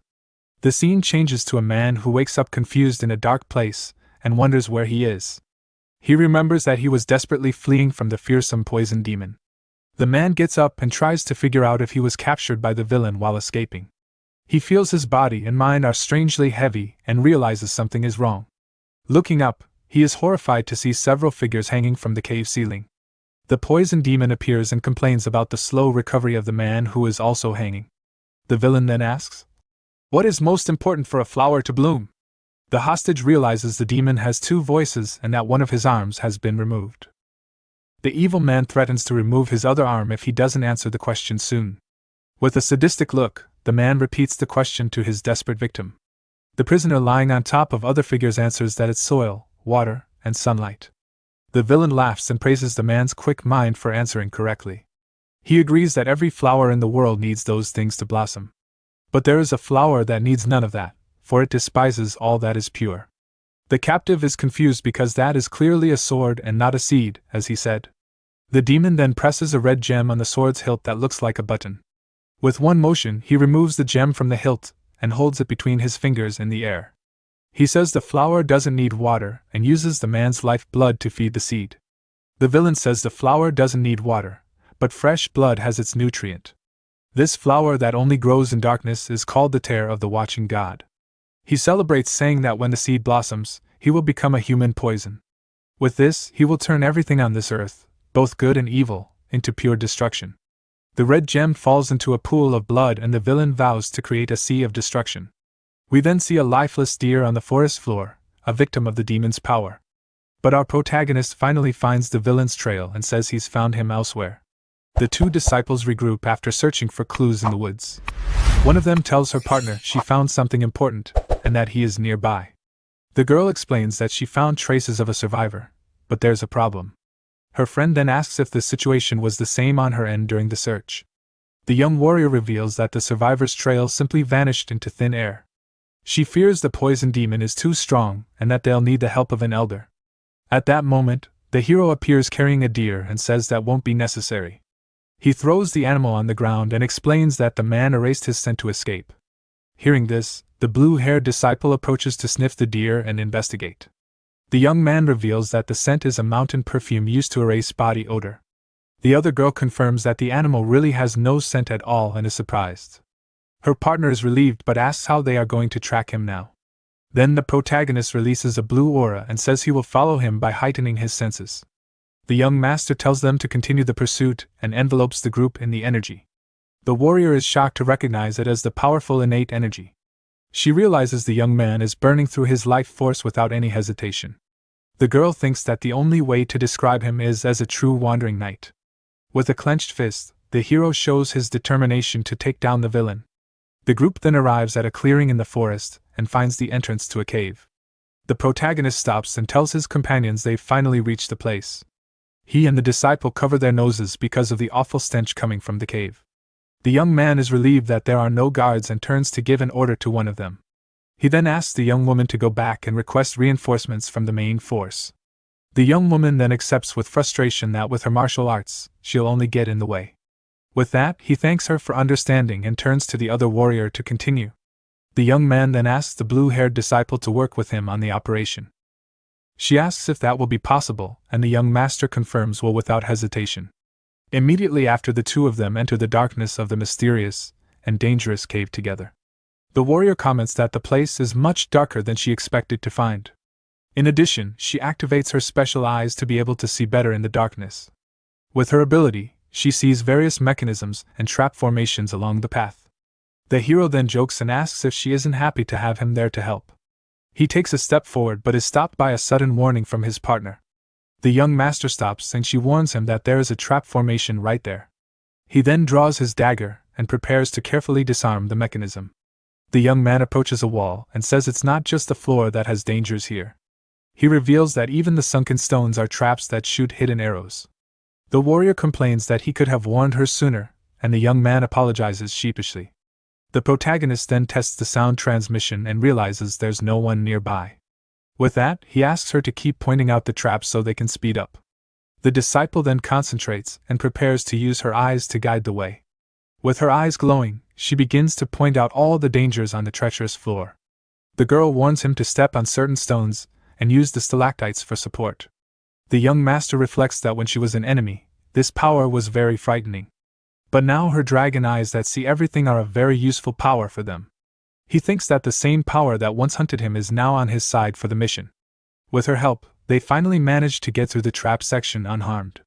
The two stop in front of a new area of the cave full of figures hanging from the ceiling.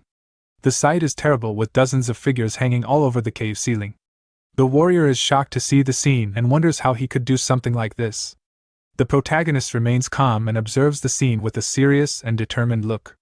Amidst the figures, they find a survivor who desperately begs for help. The warrior then gets ready and says she will get the young man out of there first with her sword.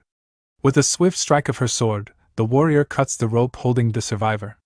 The rope snaps and the man who was hanging falls toward the cave floor. The hero catches him before he hits the ground, cushioning the injured young man's fall. He notes that the man has lost a lot of blood and they need to treat him as quickly as possible. Suddenly, the survivor starts to scream in pain and agony with his eyes wide open. The cave floor trembles, and the young master wonders what is happening there. A sinister red energy emanates from the back of the cave with a dangerous aura. The energy explodes in a powerful shock wave that spreads throughout the entire cave. The hero turns and realizes what is happening to the young man they rescued. He sees that the man's young spiritual power has entered a state of total rage. The disciple runs and hugs the young man to try to contain his energy explosion. The young warrior closes her eyes and concentrates to absorb the out-of-control power. She is confused because the shock wave should have engulfed them with its force, but the hero protected her with his threads and prevented the blast from hitting them. The girl apologizes for what happened and the young man comforts her, saying it's okay. He then asks her to take the young man and evacuate the cave as quickly as possible. The protagonist explains that this is the perfect chance to catch the villain by surprise.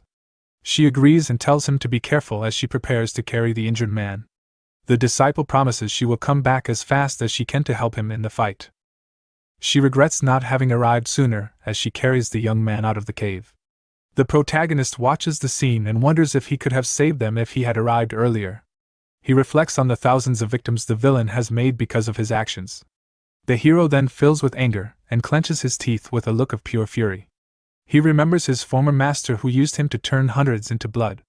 The master would question him about what right he had to judge the value of life. The old man used to say that the weapon he forged fit perfectly in his hands. The protagonist then wonders on what imaginary scale he weighs the value of life. With the dagger in hand, he decides that for now he just needs to focus on his target. The young master then hides behind a rock and waits for the right moment to attack. He observes the poison demon from a distance with a serious and determined gaze. The hero watches from afar as the poison demon groans in pain during his ritual. The villain is next to a stone basin with a strange plant growing in it. He tried to absorb the poison from the young spiritual tower, but it seems the attempt failed. With his dagger glowing, the young man realizes that now is the perfect moment to strike. Without hesitation, the young master prepares to deliver a finishing blow with his weapon. The dagger flies toward the target, and the villain shouts in surprise at the sudden attack.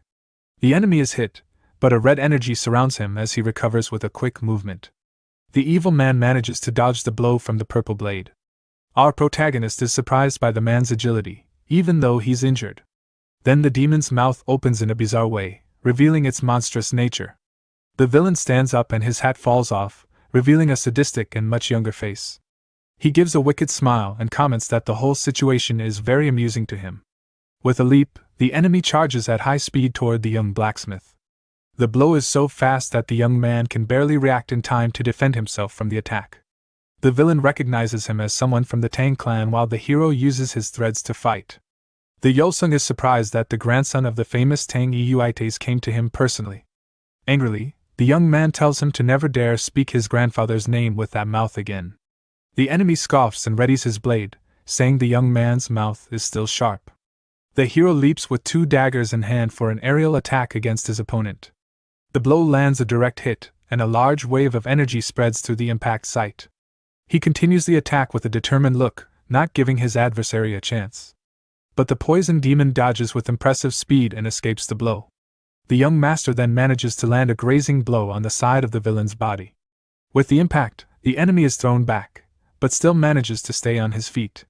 The hero whips the blood from his face and thinks that the villain is holding up well as expected. He knows the enemy's condition isn't normal and believes he can win this fight. The demon then looks around and furiously asks where the divine artifact went. The young man mocks him, telling him to stop pretending to be calm since he was screaming earlier. Then he reveals the name of the item the villain is looking for so desperately, the heavenward tear blossom. The evil man is shocked and shouts, "That's not how that artifact is supposed to be used."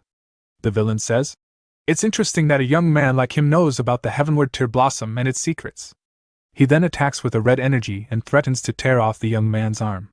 With his eyes glowing, the demon lunges with a powerful blow toward the blacksmith. The attack creates immense pressure, and the hero prepares to defend against the impact. Blades of black and red energy form and advance toward the protagonist. The enemy is shocked to see that the young master managed to block his attack. He realizes the young man used the demonic energy to defend against the blow. The villain is impressed by the purity of the demonic energy the boy uses. With a wicked smile, the man says the young man is truly fascinating. He then decides he will make him his special disciple after the fight. But the hero calls him troublesome and says he doesn't need a master like him. The young master goes on the attack and mocks the villain for not controlling his energy. With a sadistic smile, the demon says that first his new master will give him a good thrashing. The young man dodges an energy blast and prepares for the villain's next move. The enemy then creates several red energy clones to surround his opponent. With a giant clone, he tries to strike the hero with a powerful open-handed blow, but the protagonist dodges and prepares to use one of his special techniques. The clone attacks with an energy strike, and the young man readies for the counter-attack. The villain orders his clone to tear off the blacksmith's arm with the next blow. The energy hand descends with force, but the young man uses his threads to create a defense. The web of threads traps the clones and the villain is confused by the unexpected technique. The threads wrap around the enemy's arm, completely trapping it in the air. With a smirk, the hero says he's finally caught his opponent. He uses the first technique of his flawless divine thread art to immobilize him. The poison demon tries to break free, but the threads tighten even more around his hand. He complains that the internal energy conversion is too slow and he can't escape. The protagonist then uses his spider's cutting chain technique to attack him. He explains that the original divine thread focuses on defense and neutralization. But he needed something different for his revenger, a thread harder than diamond. With that, he created the reverse flawless divine thread, a martial art for annihilation. The villain's hand is hit, and the cutting threads begin to cause great damage. With that, the protagonist attacks, and the villain screams in pain from the force of the blow. Even while falling, he realizes his disciple was hiding a special technique. The young master then masterfully manipulates his threads to prepare the next attack. With that, the threads collide and cause a large energy explosion on the site. The young man then prepares to use his special one-point finishing technique. He then lunges forward and delivers a fatal blow to the villain with his one-point technique. After the strike, the young master observes the scene with a serious and highly focused look. With his hand injured, the poison demon shows he is genuinely impressed with the power. He then stands up and seems completely recovered from the blow he received from the young man. The protagonist then realizes the villain used his left hand and is very surprised. The villain shouts that he now wants the young man as his disciple and prepares for a new attack. With a bizarre smile, he says he doesn't care if his body melts into blood. His body then begins to contort in a strange and frightening way in the process. He charges forward, saying he needs to see all the hidden powers his disciple possesses. With a powerful punch, the villain hits the protagonist head-on with his red energy. A monstrous attack in the shape of a lotus flower forms to strike the hero. The protagonist then prepares to defend against the attack and is surprised by its power. The demon shouts that it's thrilling, as if his body is burning in the fires of the underworld. Even near his limit, the young man's body gets even faster, surprising the villain. The two then exchange a series of fast and powerful blows in the middle of the cave. The young master dodges and looks for an opening to counterattack his opponent. With a precise move, he strikes the poison demon's weapon with his dagger. The enemy then screams in surprise as he feels the impact of the young blacksmith's blow. The demon says he wants to devour the young man's 8 extraordinary meridians whole. He believes that with his arts and artifacts, the young man would become a master of poison. The villain is caught, and the hero asks if he's done yet, telling him to hurry up. Trapped in the threads, the villain is pulled in as the hero asks him to entertain him more. The enemy still tries to throw a punch, but the young master blocks the blow with ease. Holding the enemy's fist, the young man faces him with total control of the situation. The protagonist provokes the villain, telling him to entertain him more during the fight. The hero kneels with his dagger on the ground while recovering from the enemy's last attack. The poison demon then asks if poison isn't truly beautiful to him. He reveals that what paralyzed the young man was one of the 8 most powerful supreme poisons. With a wicked smile, the villain asks what the young master is going to do next. The young man slowly gets up and the enemy is surprised by his quick recovery. With his threads, the protagonist attempts a direct strike at his opponent's neck, but the poison demon calls him pathetic and seems not to feel the cutting attack. He then promises to punish his disciple for disappointing him in this fight. The villain reveals the second of the 8 supreme poisons, holding it between his fingers. With that, he delivers a palm strike that hits the hero square in the chest. The young man feels the force of the poison, and his body begins to react to the blow's power. The enemy advises him to keep his master's teachings in his heart. With a sadistic smile, he says he's holding back so the young man doesn't pass on, but he is surprised to see that the young man's body is more resilient than he thought. Furiously, the villain taunts the hero's grandfather, asking if he is watching this. He then feels a sharp pain in his chest and a red glow emanates from his body. The poison demon is shocked and doesn't understand what is happening to him. He wonders if this is the rebound effect of his blood steel body technique. The protagonist stands up and the villain can't believe he has already reached his limit. The young man then taunts him, saying he still has one more supreme poison to use. With a smile, the young master reminds him that he still has one of the poisons with him. The poison demon gets angry and asks how that brat dares to mock him. A powerful red aura emanates from the villain's body as he prepares to attack. The hero braces for the blow and recognizes that it's a very insane poison. He then says he will take that poison for himself and prepares for the impact. With his eyes glowing, the enemy shouts that he will finish him and charges with everything he has. The powerful blow kicks up rocks and debris all over the cave with its force. The villain then sees a strange smoke coming from where the young man was hit. With that, the enemy approaches to see what happened and if the young master is gone. The hero then reveals he used one of the 8 supreme poisons, the soul-shattering powder. With that, the villain screams in pain as he is hit by blades of black energy. Then the young master advances amidst the chaos to continue his attack with the threads. He mocks the enemy, calling him a very generous master for giving him the poison. His threads attach to poison spikes that the villain had created in the cave. The young man uses the spikes to propel himself and dodge other attacks from the enemy. The heaven-deifying energy is the source of all demonic arts in the world. Just as rivers flow into the sea, all powers are absorbed by this energy.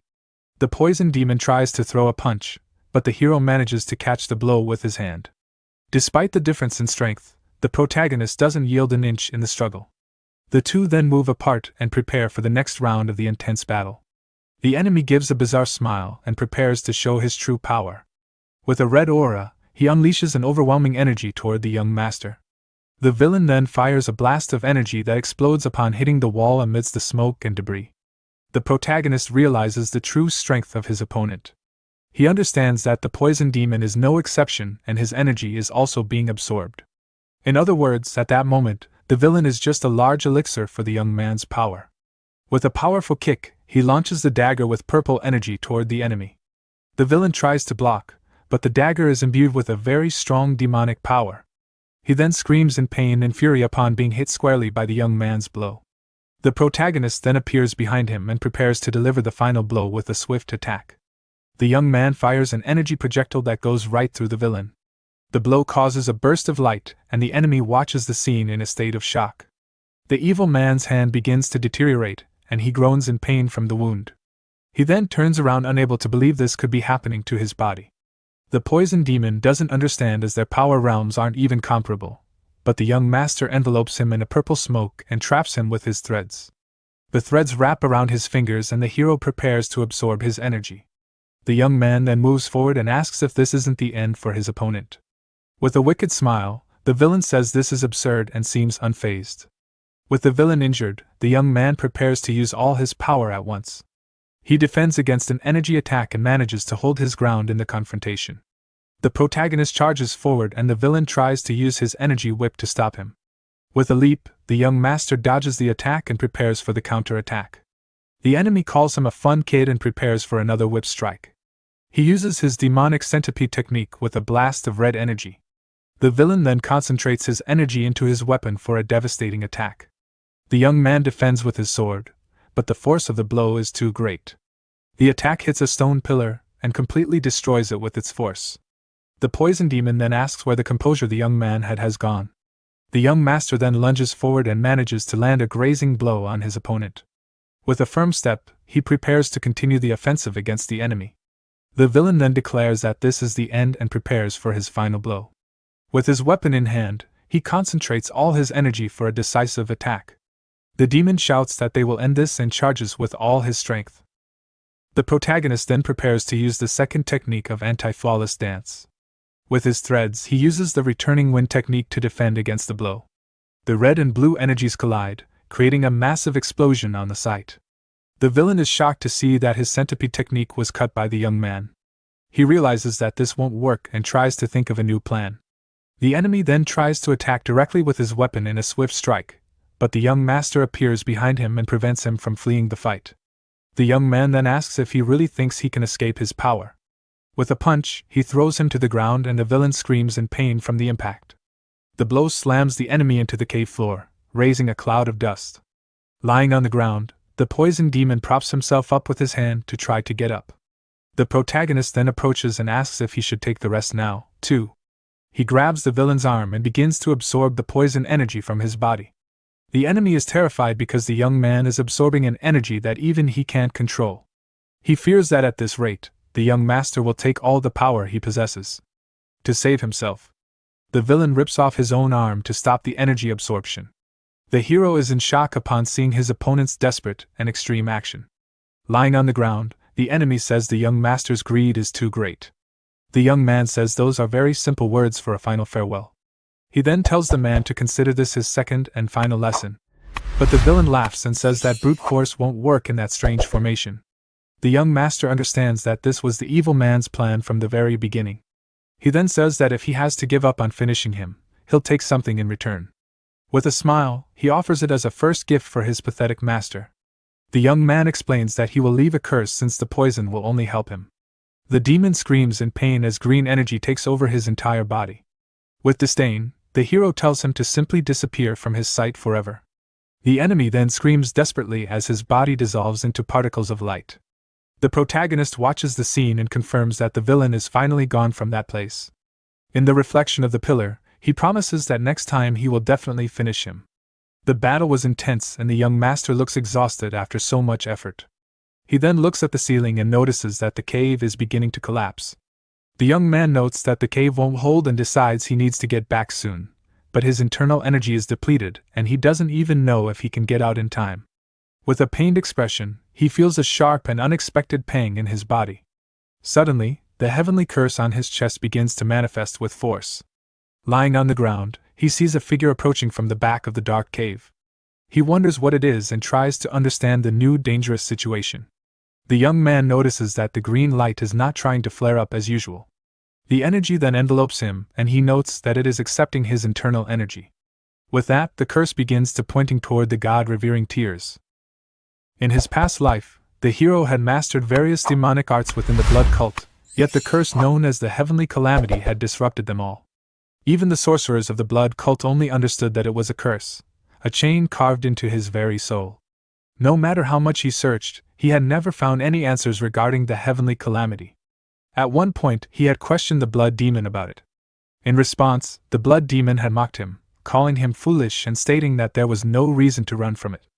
According to him, the heavenly calamity was not a curse, but a blessing. Now, in the present, the hero recalled those words and began to reconsider. He realized that the heavenly calamity might not be a curse after all. Even the heaven-defying art, which could devour poisonous energy, had failed to consume it. Instead, it had chosen that energy. This led him to question what exactly was hidden within the remains of the gazing god's tear. Reaching into the blood pool, he retrieved a white root. Upon closer inspection, he understood that it was a poison formed by condensed vengeful spirits, the root of the gazing god's tear. He found it astonishing that the root was filled with pure hatred, the very source of its poison. Suddenly, a massive rock fell within the cave, signaling its imminent collapse. Realizing the urgency, he muttered that the cave was collapsing faster than expected and that escape in his current condition was impossible. Concluding that this might be the will of the heavenly calamity, he resolved to gamble.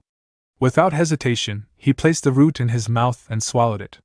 Almost immediately, intense pain surged through his body, forcing him to his knees as he coughed violently. Inside him, the root's energy ran rampant. Tang Sewon recognized the overwhelming hatred contained within it, the lingering resentment of souls murdered by the poison demon. Despite the agony, he refused to give up, knowing that he would never have begun this path if he intended to abandon it so easily.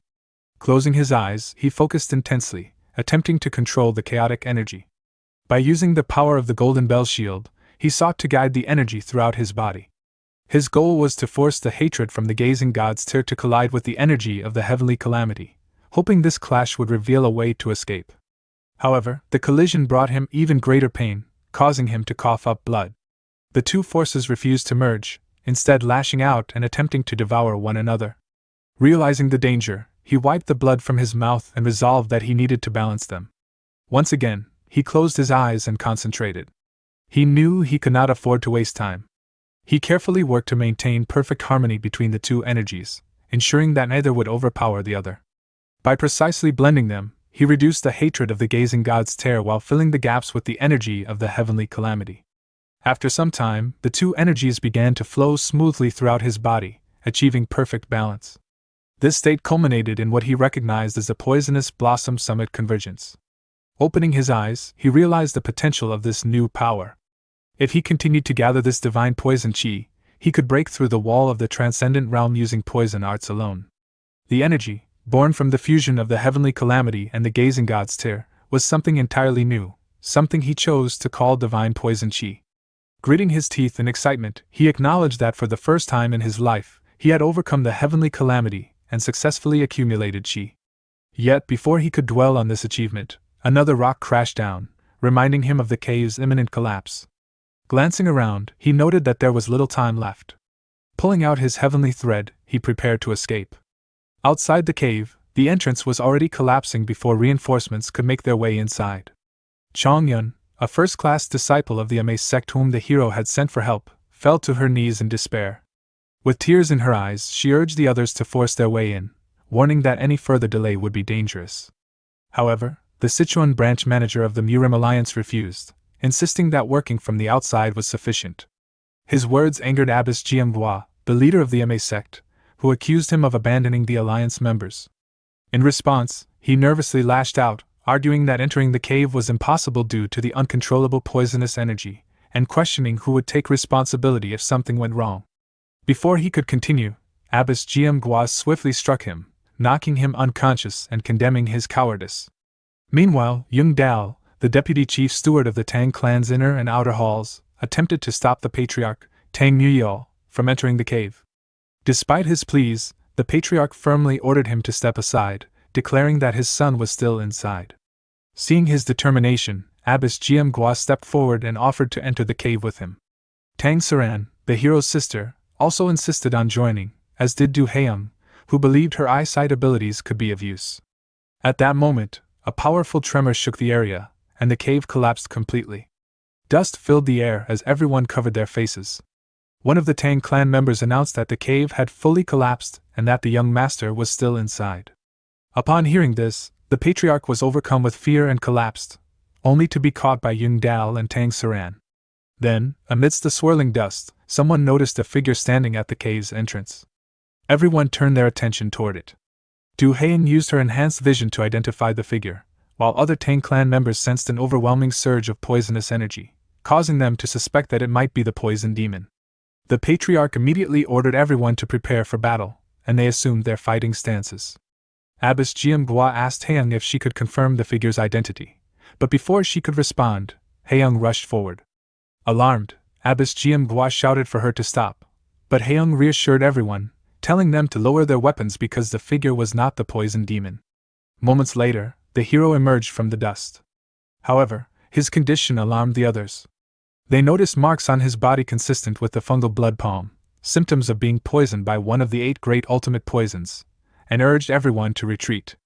The patriarch called out to Sawun in worry, but Sawun raised his hand weakly, warning them not to come any closer. Soon after, he collapsed. Before he could hit the ground, Haeyang rushed forward and caught him, assuring him that she had him as she gently placed him on her lap. The scene shifted to the center of a crowded street, where a storyteller captivated the audience with the tale.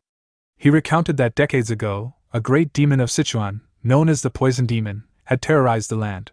In order to stop him, the Poison Lord, Tang Yuite, had sacrificed his own life. Yet, despite that sacrifice, the nightmare had returned from death. However, from the Tang clan, once believed to be in decline, a hidden dragon had emerged. This was Tang Sawun, the emerald dragon of the Tang clan, who had previously eliminated the corrupt Tang Hoyle and now carried on Tang Yuite's will to confront the poison demon. Alongside the Ame Sect's Silver Phoenix, he had braved countless deadly traps and terrifying formations to rescue a hostage. Among the listeners, one man turned to his friend and remarked that the hostage had not even been an escort warrior of the Tang clan, but merely a wandering vagrant. His friend was surprised and questioned whether Sawun had truly risked everything for someone who was not even his kin. The man confirmed it, expressing disbelief that any martial artist from Sichuan would act in such a selfless way, especially given their reputation for prioritizing profit. He questioned whether it made any sense for the young head of the Tang clan to face the poison demon alone.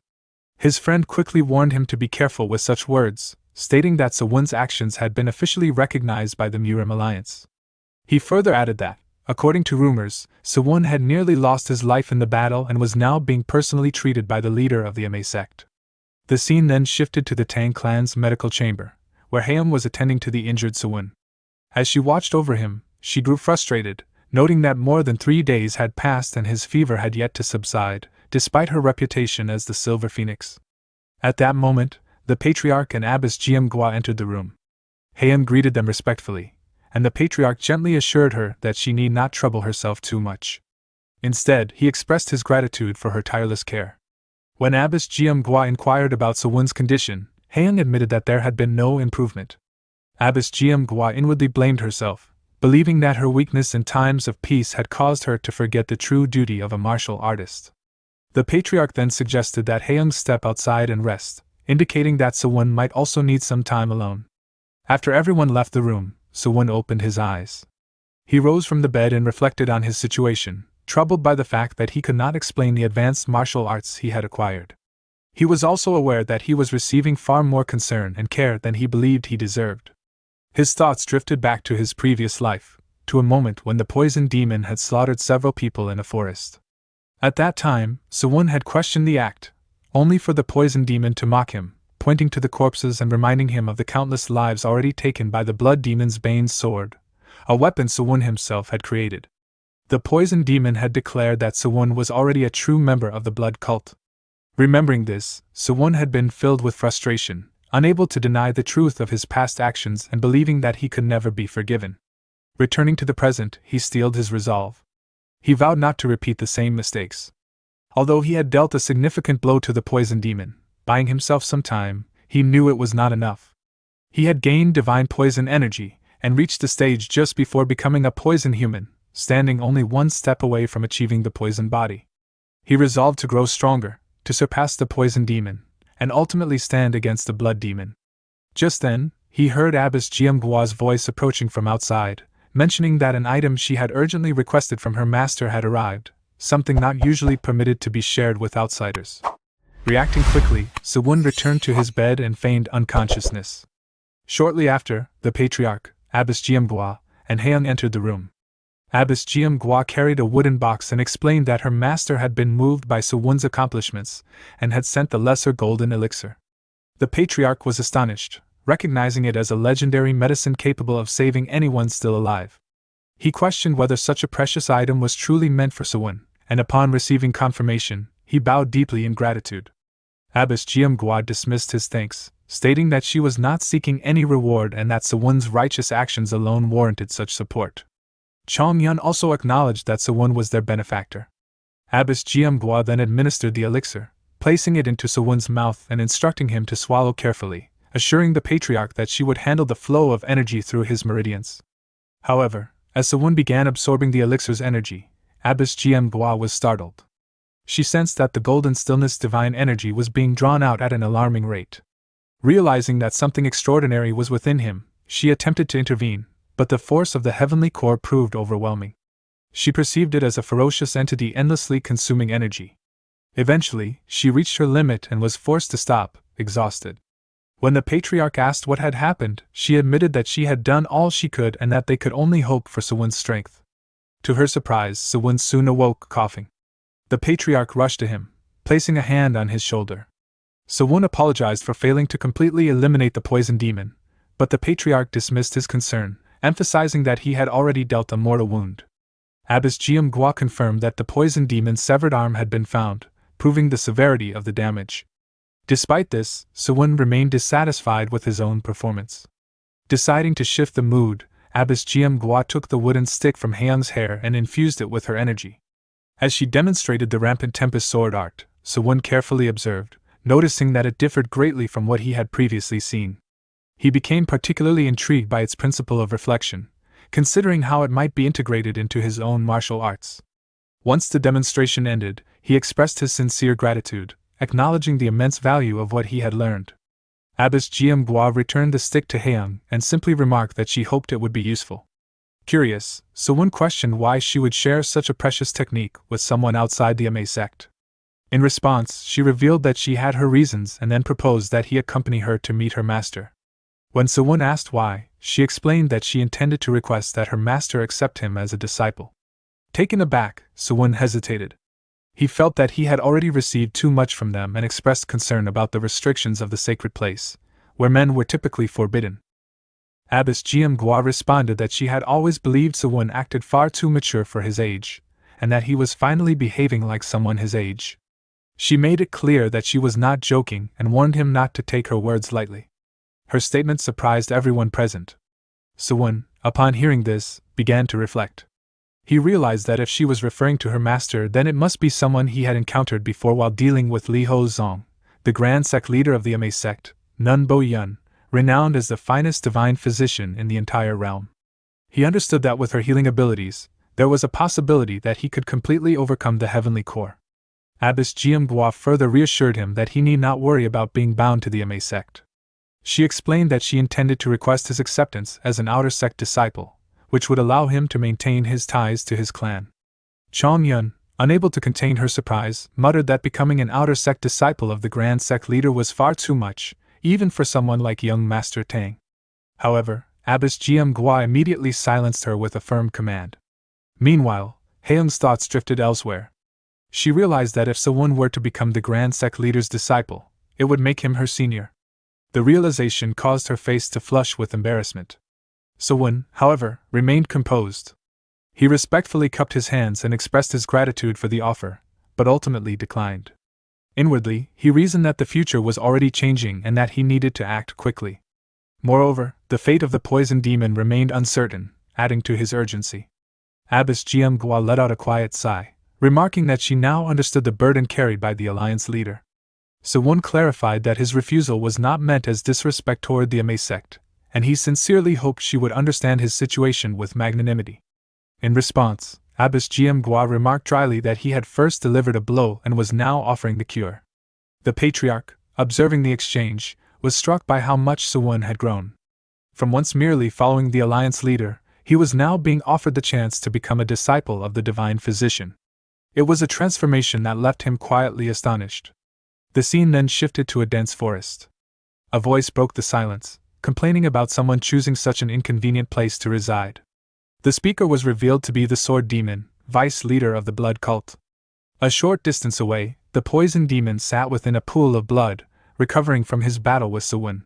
When he noticed the Sword Demon, he calmly asked what had brought him there. The Sword Demon observed that the poison demon's body had grown lighter, hinting at a transformation. The poison demon responded mockingly, asking whether the Sword Demon would like him to attach his missing arm in place of his own. Angered by the provocation, the Sword Demon threatened to cut off his insolent mouth. However, the poison demon remained unfazed and pointed out that he clearly had not come merely to inquire about his condition, suggesting instead that the blood demon had sent him. This accusation provoked the Sword Demon further. He unsheathed his sword and pressed it to the poison demon's neck, questioning whether he had a death wish. In response, the poison demon smiled eerily, and the sword began to melt under the influence of his power. Reacting quickly, the Sword Demon launched a chi-infused slash, but the poison demon easily evaded it. Moments later, the sword itself dissolved completely. Raising his remaining arm, the poison demon asked if the sight was not beautiful. The Sword Demon, observing carefully, realized that the poison demon had surpassed a major threshold and reached the peak of the evolutionary realm. The poison demon declared that he had obtained the heavenward tear blossom and instructed the Sword Demon to relay this information. Curious, the Sword Demon questioned how someone of such strength could have lost an arm. The poison demon offered no answer, responding only with laughter. Recognizing the futility of further engagement, the Sword Demon dismissed him as a man and departed swiftly. Once he was alone, the poison demon's laughter subsided. He quietly remarked that such an outcome had been expected, admitting that he could not bring himself to kill his precious disciple. He then murmured that they would meet again soon. The scene shifted once more, this time to Gansu province. Inside a building, a figure clad in a black hoodie entered while carrying a bag. A maid greeted him upon arrival, while a middle-aged man in blue attire awaited him. The hooded man placed the bag on the table, revealing a severed head within. The sight shocked the maid. The man casually apologized for his abrupt entrance, explaining that it was simply a target he had dealt with before arriving. He then took a seat across from the man in blue. The host welcomed him warmly and invited him to eat. Removing his hood and mask, the visitor revealed himself to be a young man. He took a sip of tea and remarked that the task he had completed had not been difficult. When asked about the taste of the tea, he immediately spat it out, complaining about its bitterness, and joking that he would have believed it was poison if told so. The maid, offended by his behavior, silently fumed at his lack of respect toward the clan head. The older man, however, apologized, explaining that he had believed the tea to be of the highest quality. The young man dismissed the matter, stating that he had never liked bitter tea and had merely been curious about expensive varieties. At the host's command, the maid went to prepare desserts, while the young man expressed his approval with a smile. Leaning back and placing his feet on the table, he casually asked who his next target would be. The clan head produced a black check and praised the young man's boldness, promising a generous reward befitting the Lee clan merchant group's reputation. He then revealed the target, Tang Sewon, the rightful heir of the Sichuan Tang clan. After a brief silence, the young man refused outright, stating bluntly that the clan head's son had deserved his fate. Before the conversation could continue, a disturbance outside drew their attention. Li Hozong, whose arm had been severed by Sewon, appeared in a deranged state, having just killed a guard. He shouted incoherently, claiming he had killed Tang Sewon. The maid, trembling, called out to him, but he immediately killed her upon noticing her presence. He then stormed into the room, confronting the two men inside. Recognizing the situation, the young man calmly remarked that his assumption had been correct. Li Hozong, consumed by rage, accused him and charged forward, intent on killing him. However, the young man dealt with him effortlessly, pinning him to the ground and rendering him unconscious in an instant. His attention then shifted to the severed arm. Upon examining it, he recognized the technique used to cut it and found it intriguing. Reconsidering his earlier decision, he announced that he would accept the request after all. When the clan head questioned this sudden change, the young man drove his dagger into the table and instructed him to prepare the payment generously. As he made this decision, a thought lingered in his mind. He needed to understand how a member of the Tang clan could possibly know his secret technique. The scene shifted to the Tang clan, where the previous escort name board had been replaced with a new one. A large number of people had gathered, and at that moment, a guard announced the arrival of the clan head. Instantly, everyone turned their attention toward the entrance. The Jew clan head of Sichuan's small to medium sect respectfully cupped his hands and congratulated the Tang clan head on the opening. Standing beside him, the leader of the Righteous Sword sect of Sichuan's small to medium sect also greeted him politely, remarking that it had been quite some time since their last meeting. Tang clan head Muyao acknowledged their presence calmly, noting that they had all come. The Jew clan head responded that, as allies of the Tang clan, they could not possibly miss such an occasion. The Righteous Sword sect leader agreed, though with a slight cough. Muyao simply responded that he understood. The Righteous Sword sect leader then nervously offered an apology for any offense caused over the past months. However, Muyao stepped forward and, without dwelling on the matter, stated that it was a fine day and encouraged them to enjoy themselves before returning home. The sect leader attempted to address him again, correcting himself from Tang clan to clan head, but Muyao continued walking without another word. Nearby, two men quietly muttered that the position truly shaped a person, noting that Muyao was no longer someone to be taken lightly. Another added that the Tang clan was already fully booked for the next 6 months with high-priority escorts. At that moment, a woman stepped forward and asked if it was true that the young clan head had severed one of the poison demon's arms, praising his unmatched talent in Hubal. Muyao merely chuckled and brushed off the compliment. Among the crowd, Chong Yun, a first-class disciple of the Ma sect, looked around in amazement and excitedly remarked on the sheer number of attendees, suggesting that the Tang clan escort agency might soon represent all of Sichuan. Standing beside her, Abbess Jianghua, the leader of the Ma sect, agreed that the Tang clan would surely continue to prosper. Chong Yun added that such success was only natural with the young master of the Tang clan present. Meanwhile, another woman approached Muyao and cautiously brought up the topic of marriage, noting that the young master was still unmarried. She gestured toward her daughter, proposing her as a suitable candidate, and asking if a meeting could be arranged. From within the crowd, Du-Haem, a second-class disciple of the Ame sect, reacted internally with surprise at the sudden talk of marriage.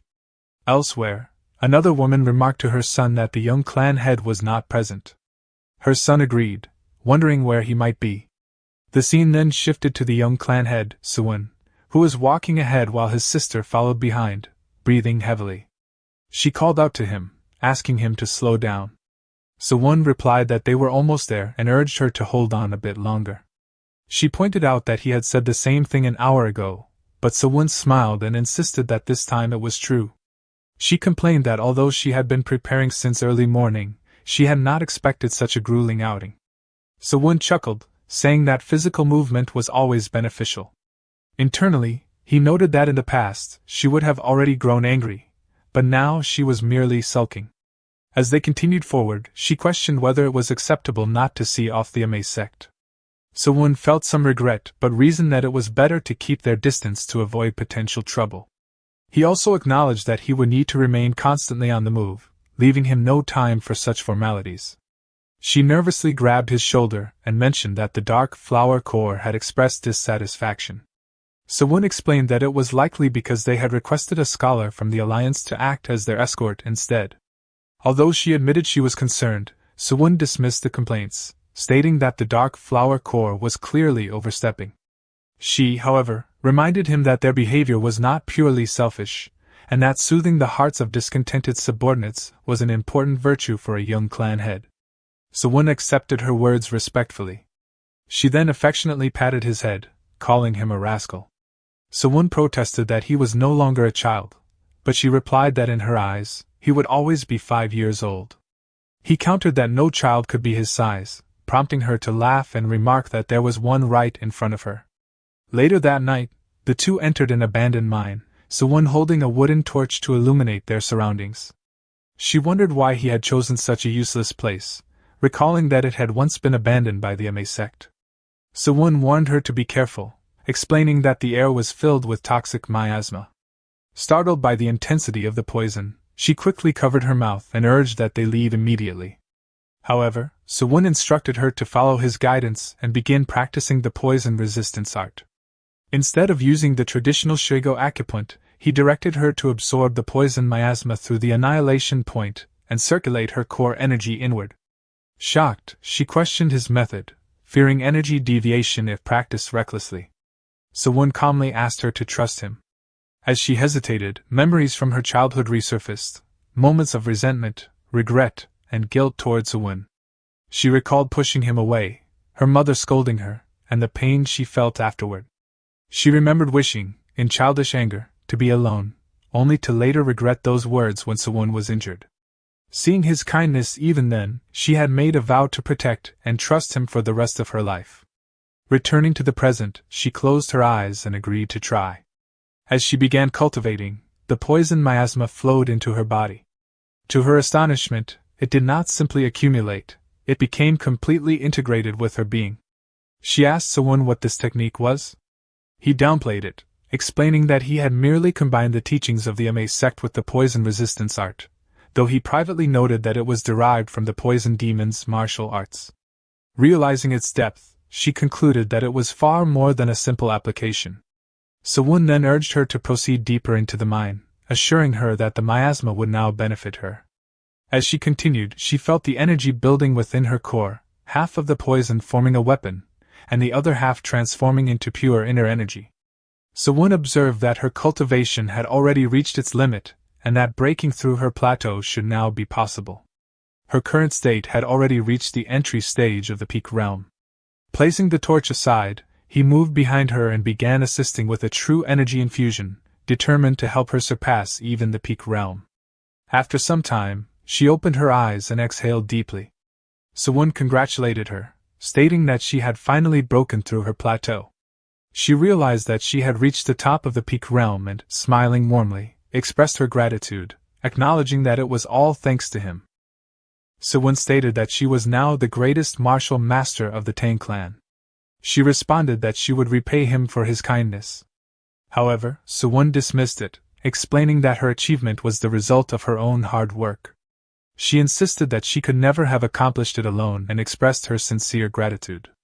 Slightly embarrassed, Sewon remarked that it felt awkward when she continued to say such things. She then shifted the topic, noting that it did not seem to be the end yet. Having ascended higher into the peak realm, she could clearly sense that something was spreading the poison miasma throughout the area. Sewon picked up the torch and agreed, suggesting that they proceed deeper. As they moved forward, she grew tense. Inwardly, she realized that ordinary poison herbs or flowers could not compare to such dense miasma. She suspected that a poisonous creature must be lurking somewhere nearby, and that they might soon face a life-or-death battle. At the same time, she believed that obtaining the creature's core essence would greatly benefit Sewon's heavenly core. With that determination, she continued to follow him. However, upon venturing further inside, she was surprised to find nothing at all. No poisonous creatures, no herbs, no flowers. Sewon, smiling faintly, crouched down and examined a rock on the ground, announcing that he had found what they were looking for. Confused, she pointed out that it was merely discarded black waste ore. Sewon confirmed her observation but explained that it was a mineral long overlooked.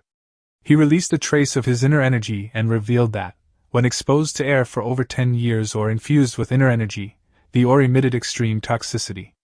It was, in fact, a mineral poison that had long been dismissed as a myth. She was astonished, questioning whether such a mineral poison truly existed. Sewon admitted that he had only read about it in books and that this was his first time witnessing it firsthand. Curious, she asked how he had come to know of it. Sewon explained that the discovery stemmed from a miner who had once visited the medicine hall. The man's body had accumulated a severe poison miasma over time, and he had revealed that he had worked in this very mine. She acknowledged his insight as remarkable. Sewon, however, remarked that there had been no definitive proof and that they had simply been fortunate.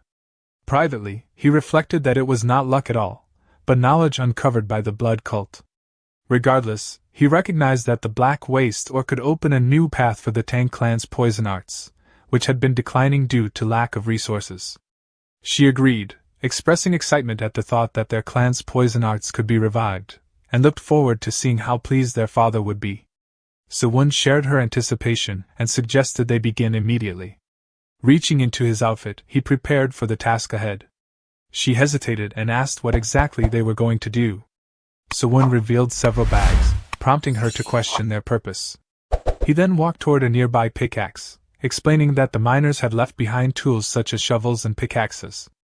At present, only 2 people in the clan could withstand the poison miasma of the Black Waste Ore, himself and her. With that, he picked up the pickaxe. Some time later, she found herself mining the ore while Sewon shoveled it into bags. He corrected her technique, telling her to swing the pickaxe properly. Frustrated but determined, she raised it high and brought it down with full force, inwardly vowing never to go on such an outing with him again. The scene then shifted to the Tang clan's grand training ground, where members of the Dark Flower Corps sparred intensely. One member muttered bitterly about the pointlessness of their training. His companion asked what was wrong, and he vented his frustration, questioning whether they would ever be given another chance to prove themselves. By appointing a scholar as a security escort instead of a martial artist, the clan had effectively declared the Dark Flower Corps unnecessary, despite their willingness to give their lives for the Tang clan. At that moment, a red-haired member approached and bluntly stated that it was their own fault for losing the young clan head's trust after failing to stop the assassin. The first man reacted angrily, warning the newcomer to learn when to speak and when to remain silent. The red-haired individual countered that he should blame himself instead of whining like a loser. Enraged, the man shouted back, questioning how they could have possibly stopped Sun Wugen's surprise attack. The red-haired member responded coldly that such excuses were exactly what defined losers, and that those lacking strength should simply train harder. The confrontation escalated as the man grabbed him by the collar, demanding he repeat his words. Just then, Huyang, the vice corps commander of the Dark Flower Corps, intervened and ordered them to stop. The man immediately released his grip and apologized. Huyang acknowledged their concerns but stated that the young clan head must have his reasons. Still dissatisfied, the man questioned the decision to assign a scholar as a bodyguard. Huyang fell silent, inwardly wondering what the young clan head was truly planning. The scene then shifted to the market, where Seal walked backward after finishing her shopping. She felt satisfied that she had gathered enough to prepare a proper meal and considered buying a little more to show her gratitude, especially since it was something the young clan head enjoyed. At that moment, a man approached her and politely asked for directions, explaining that it was his first time in Sichuan and that he wished to find the Tang clan. Observing his appearance, Seol assumed he was a scholar and, relieved that he was not a martial artist, decided it would be acceptable to guide him if he was an honored guest. She invited him to follow her, mentioning that she worked there as a maid. The scholar thanked her, and as they walked, he began speaking incessantly about the tragedy of a general choosing the wrong lord. Seol gave brief responses, though internally she found him rather talkative.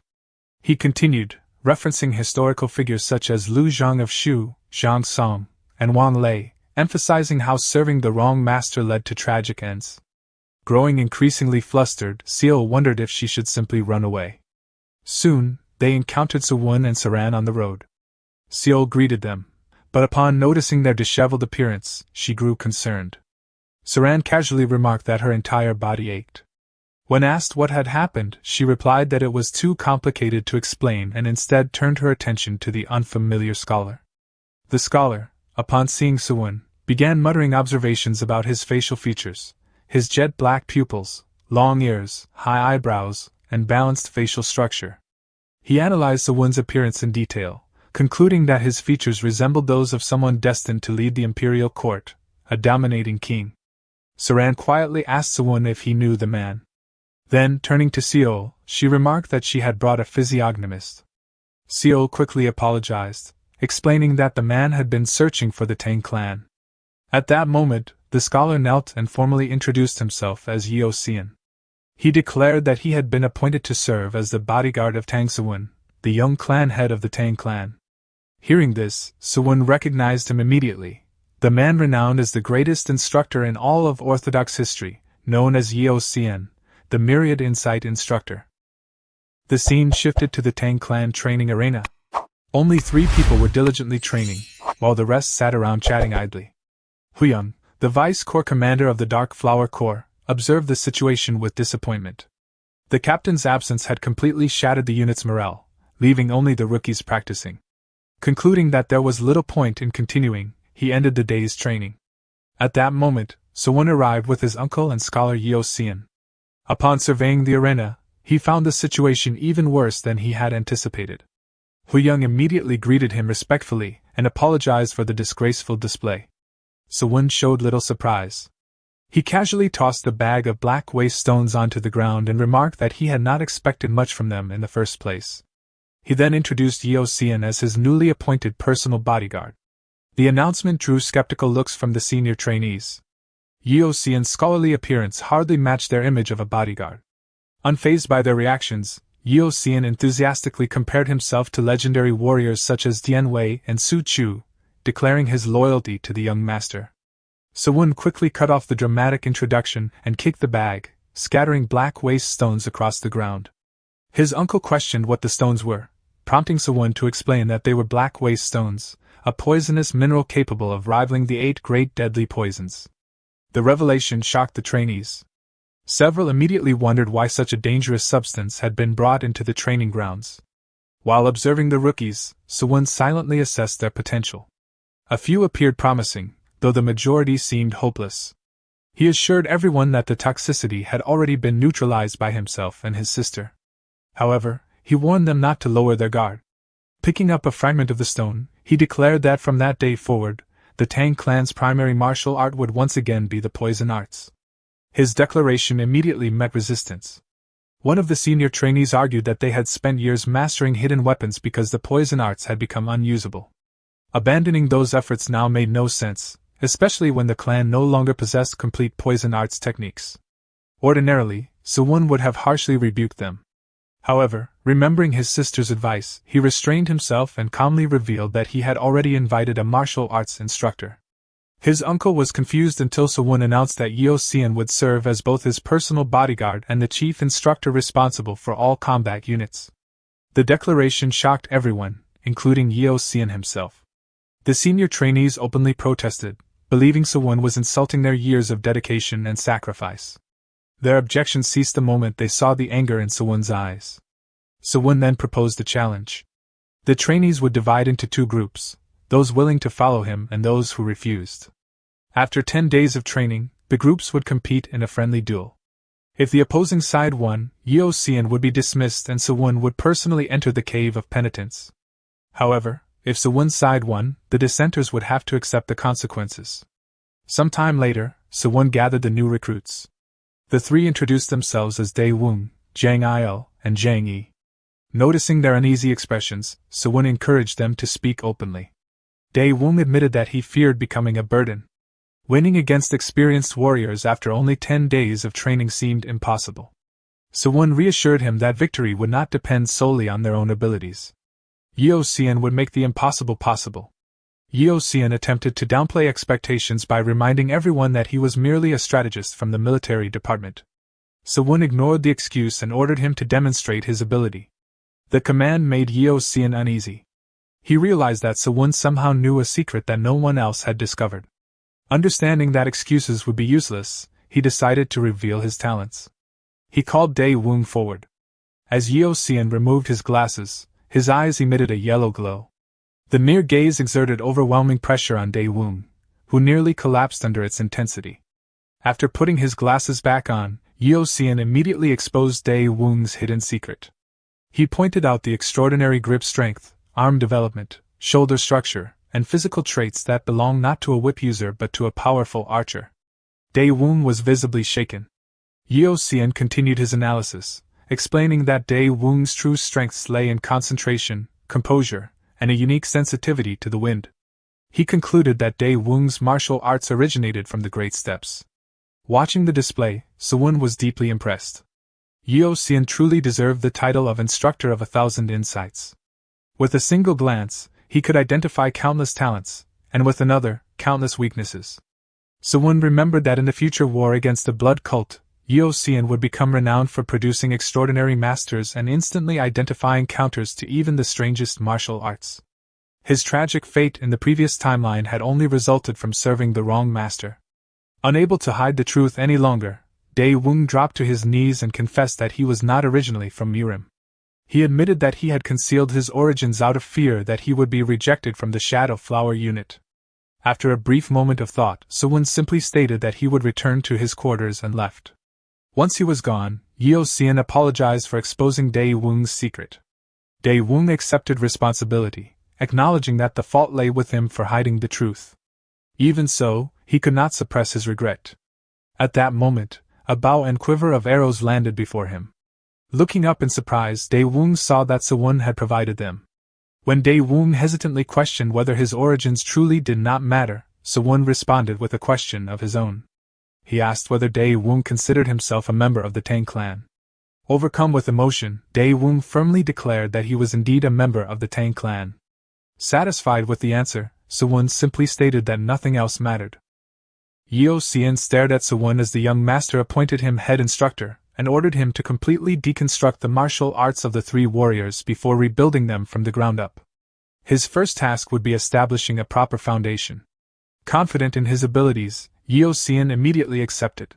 Sewon then informed the three warriors that Yeoseon would handle the theoretical aspects of their training, while he himself would focus on refining their techniques and integrating poison arts into their martial disciplines. He warned them that from that moment onward, they would scarcely have time to sleep. The warriors responded with unwavering determination, declaring that they would sleep only after death. Satisfied with their resolve, Sewon ordered them to prepare for training. Some time later, inside a meeting room, Yeoseon questioned how Sewon had discovered his true identity. Sewon explained that a year earlier, anonymous letters had been sent to many of the most prestigious sections. Those letters detailed flaws in their basic martial arts and offered methods to correct them.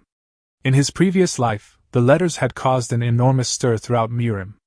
Realizing the connection, Yeoseon concluded that Sewon had used those letters to track him down. Sewon confirmed as much but noted that sending one of those letters to the Namgung clan had been a grave mistake. They were likely still searching for Yeoseon. He remembered how, in his previous life, the Namgung clan had exploited Yeoseon's talents before discarding him like a tool. He silently vowed not to allow Namgung Myung to repeat that fate. Sewon then recited the famous saying, "Among men there is Lu Bu, among horses there is red hair." before revealing that Yeo Xian was the last descendant of Lu Bu. The revelation left Yeo Xian stunned. Before he could fully process it, Sewon rose from his seat and declared that none of that mattered. What mattered was the lifelong goal Yeo Xian had pursued. Sewon promised to show him the true pinnacle of martial arts. As he spoke, he released an overwhelming aura. Yeo Xian was completely stunned. The energy emanating from Sewon was unlike anything he had ever witnessed. It was not a single type of energy, but at least 3 distinct forces intertwined together. Sewon stated that if Yeo Xian could someday combine multiple energies into one, he would stand upon the same peak of martial arts that his ancestor had once reached. Though the claim sounded arrogant, Yeo Xian could not dismiss it as empty boasting. The young master before him resembled a sleeping dragon that had concealed its true nature while waiting for the moment to soar. When Sewon ordered him to follow, Yeo Xian felt genuine hope for the first time. He believed that this man might truly lead him to the ultimate realm of martial arts. Filled with emotion, Yeo Xian dropped to his knees and pledged himself to Sewon, believing he had finally found the lord he had been searching for all his life.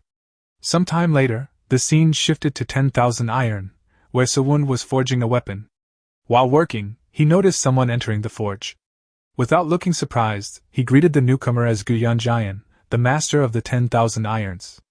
Yanjian was surprised that Sewon had anticipated his arrival.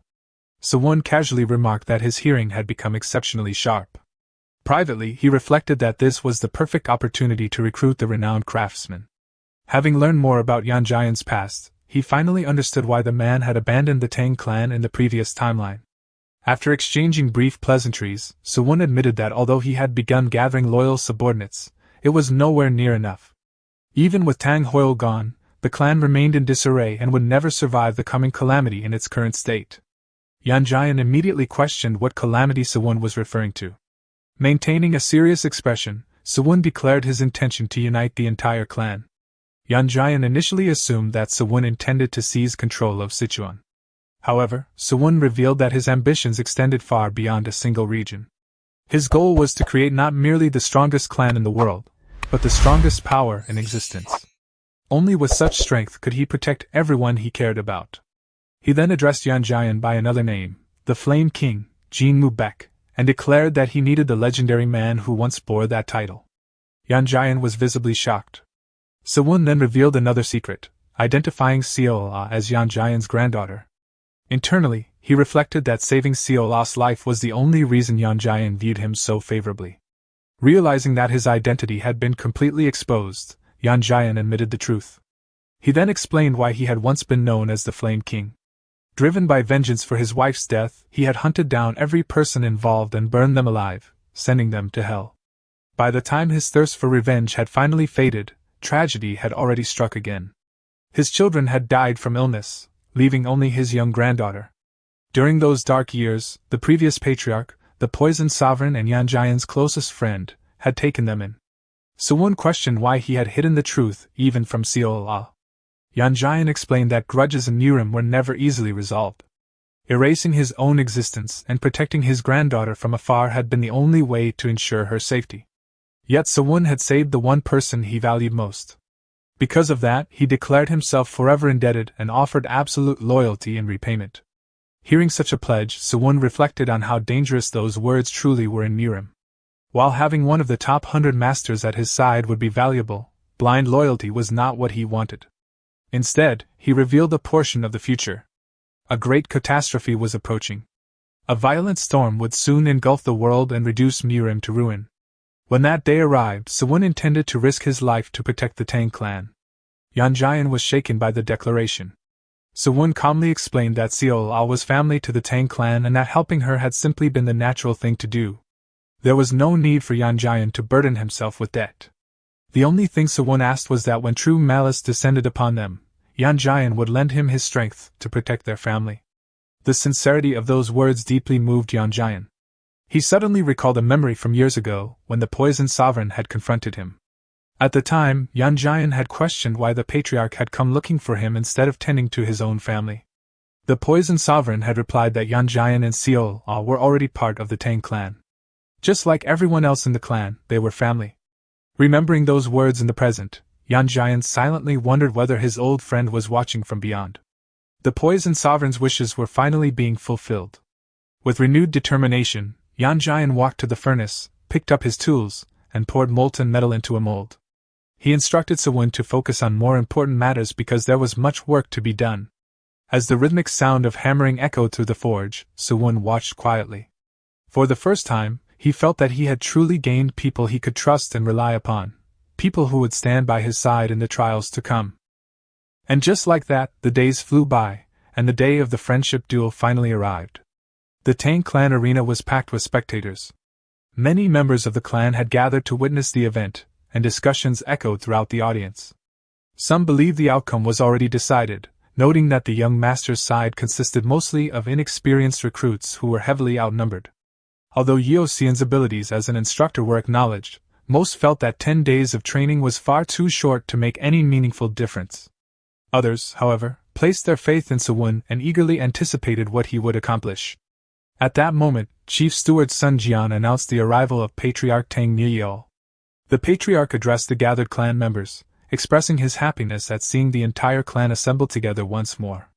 Despite the hardships the Tang clan had recently endured, he hoped everyone could put aside their worries for the day and simply enjoy themselves. The clan members listened attentively. Meanwhile, Sewon observed the scene with growing excitement. He had not expected the duel to attract so much attention, but the scale of the event only strengthened his resolve. This was the perfect opportunity to demonstrate his capabilities before the entire clan. Once the opening ceremony concluded, Sun Jian stepped into the center of the arena and announced the rules. Only practice weapons would be permitted, and any participant targeting a vital point would be immediately disqualified. Afterward, everyone except the first duelists was instructed to leave the stage. Among the senior team's participants, BM Pyong became confused when he noticed Yeo Xian still standing beside the arena. Before leaving, Yeo Xian approached Dae Woong and offered a few final words of encouragement. He reminded the young warrior not to be nervous and urged him to display everything he had learned. Nearby, Sewon's uncle approached him with a satisfied smile. Having misunderstood Sewon's intentions, he believed the young master had deliberately arranged a calculated defeat in order to earn the loyalty of his subordinates. To him, losing this duel would ultimately become a victory. Sewon quickly corrected the misunderstanding. He had never intended to lose. His only goal was to crush the opposition completely. When Sun Jian requested that Yeo Xian leave the stage, the instructor immediately complied. Watching the exchange, BM Pyong found the entire situation somewhat awkward. The participants were then allowed to choose their weapons. BM Pyong was surprised when Dae Woong selected a bow. As far as he knew, Dae Woong's primary weapon had always been a whip. Huyung was equally surprised. In his eyes, BM Pyong held a significant advantage. A sword was far more practical in the confined arena, while a bow was notoriously difficult to balance between offense and defense. Once an opponent closed the distance, an archer was usually helpless. Acting as referee, Sun Jian officially began the duel. BM Pyong approached confidently. With no personal grudge against Dae Woong, he intended to end the match quickly and cleanly. Meanwhile, Dae Woong quietly repeated a sequence of numbers under his breath. The strange behavior irritated BM Pyong, who interpreted it as blatant disregard. Deciding to finish the duel in a single attack, he charged forward. At the same time, Dae Woong calmly prepared his bow. The numbers he had been repeating corresponded to information he had memorized about his opponent. As BM Pyong moved, Dae Woong carefully observed every detail of his posture and movements. He immediately identified the direction and trajectory of the incoming attack. The realization startled BM Pyong. Somehow, Dae Woong had predicted his strike perfectly. The sight triggered a memory from 9 days earlier. During training, Sewon had explained that Dae Woong's Black Eagle arrow art had drifted away from its original purpose. What was meant to be a martial art focused on a single decisive strike had become centered on rapid-fire attacks. Sewon intended to restore it to its original form. Working alongside him, Yeo Xian had carefully analyzed the flow of energy within the technique and proposed numerous adjustments. Under their guidance, Dae Woong had practiced a single arrow attack. When he finally released the arrow, it had completely destroyed the target. The result had left him speechless. He could scarcely believe that such power came from his own martial art. The technique felt entirely transformed. Afterward, Sewon had given Yeo Xian another task. He ordered him to secretly observe the hidden flower unit and develop counter-strategies against them. Yeo Xian had been horrified by the idea of being caught spying, only for Suwon to casually suggest that he simply run away if discovered. The memory ended as the duel continued in the present. Daewoo released an arrow. Pyong attempted to block it with his wooden sword, but the impact was overwhelming. The practice sword shattered instantly, and the force sent him crashing onto the ground. Watching from the sidelines, Suwon's uncle was astonished. Daewoo's speed and power far exceeded his expectations, and he wondered when the rookie had reached the first realm. Refusing to accept defeat, Pyong immediately rose to his feet and charged once more with the broken remains of his weapon. Driven by pride in the Hidden Flower unit, he launched a relentless series of attacks. Yet every strike missed. Daewoo calmly evaded each attack with remarkable precision. When Pyong attempted a thrust followed by a hidden follow-up strike, Daewoo anticipated it perfectly. Using his bow, he intercepted the attack and immediately followed with a powerful kick. The impact sent both weapons flying across the arena. Neither fighter was armed anymore. Without hesitation, Daewoo rushed forward and threw a punch. Pyong avoided it, and responded with a heavy blow to Daewoo's stomach. Believing he now held the advantage, Pyong unleashed a barrage of punches. Daewoo blocked every attack with his forearms. Watching the exchange, Suwon's uncle became convinced that Pyong had successfully seized control of the battle. Suwon, however, remained silent and continued observing. Moments later, one of Pyong's punches landed squarely on Daewoo's face, drawing blood. The hit caused Daewoo's expression to harden. At that moment, he recalled Suwon's advice. A warrior became most vulnerable when he was completely convinced of his own victory. That confidence clouded judgment and created opportunities for a decisive counterattack. Following that lesson, Daewoo reached into his arrow case and withdrew an object. Pyong assumed it was an arrow and laughed. Without a bow, an arrow was useless. Confident of victory, he charged forward. Only then did he realize his mistake. The object in Daewoo's hand was not an arrow at all but a concealed blunt weapon. Before he could react, Daewoo swung it directly into his stomach. The strike instantly drove the air from his lungs and sent him collapsing to the ground. The arena fell silent. A moment later, Sun Jian's voice echoed throughout the venue as he declared Daewoo the winner of the first duel on behalf of the young master's team. The result left Suwon's uncle utterly speechless. He could not comprehend how such an outcome had become possible. Meanwhile, Suwon simply smiled. To him, this victory was only the beginning. The spectators believed they had witnessed something shocking, but in his eyes, the true performance had not even started yet. Two members of the Tang clan entered the arena and carried away the injured Pyong. Daewoo could barely contain his excitement after his victory.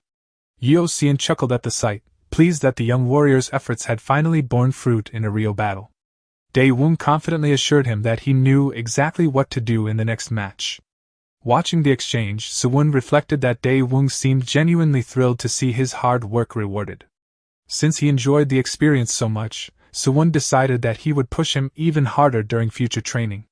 Sun Jian announced that each camp would have 15 minutes to reorganize before the matches resumed. One of the senior members approached the captain and asked for instructions. The captain remained calm, explaining that although the opposing side's growth was surprising, there was an obvious reason behind their overwhelming performance. They had poured every ounce of their internal energy into each attack. Daewoo's exhausted appearance was proof enough. In his view, the young archer would collapse as soon as the next duel began. The seniors immediately relaxed after hearing his explanation. Their confidence returned as they convinced themselves that the victories were only temporary. However, their expressions changed when Suwon approached the exhausted Daewoo. The captain frowned in confusion, wondering why the young master was heading toward him. Moments later, Suwon began treating Daewoo using pressure point circulation. The captain's eyes widened in shock. He instantly recognized the technique. The audience also noticed what was happening. Murmurs spread throughout the arena as spectators expressed admiration for Suwon's medical skills. Many believed his abilities were worthy of the praise he had received from the Amei sect leader. Concerned about the fairness of the situation, Sun Jian approached Suwon and questioned whether such assistance might be problematic. Suwon calmly explained that he was merely restoring Daewoo's condition to what it had been at the start of the match. He added that he lacked the ability to infuse additional internal energy even if he wished to do so. Although Sun Jian still felt uneasy about it, he turned to the captain for a final decision. The captain considered the situation carefully. His side had entered the tournament with overwhelming advantages in both numbers and martial prowess. Raising objections now would only make them appear petty and desperate.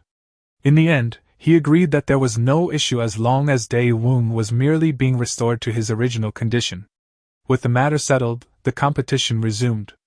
A short time later, Sun Jian announced the beginning of the second match. The moment the duel started, Dae-woong raised his bow and fired. The arrow struck his opponent directly in the stomach, sending him flying backward before crashing onto the arena floor. The referee immediately declared Dae-woong the winner. The matches continued one after another. Victory after victory went to the young master's team. Dae-woong continued defeating opponent after opponent.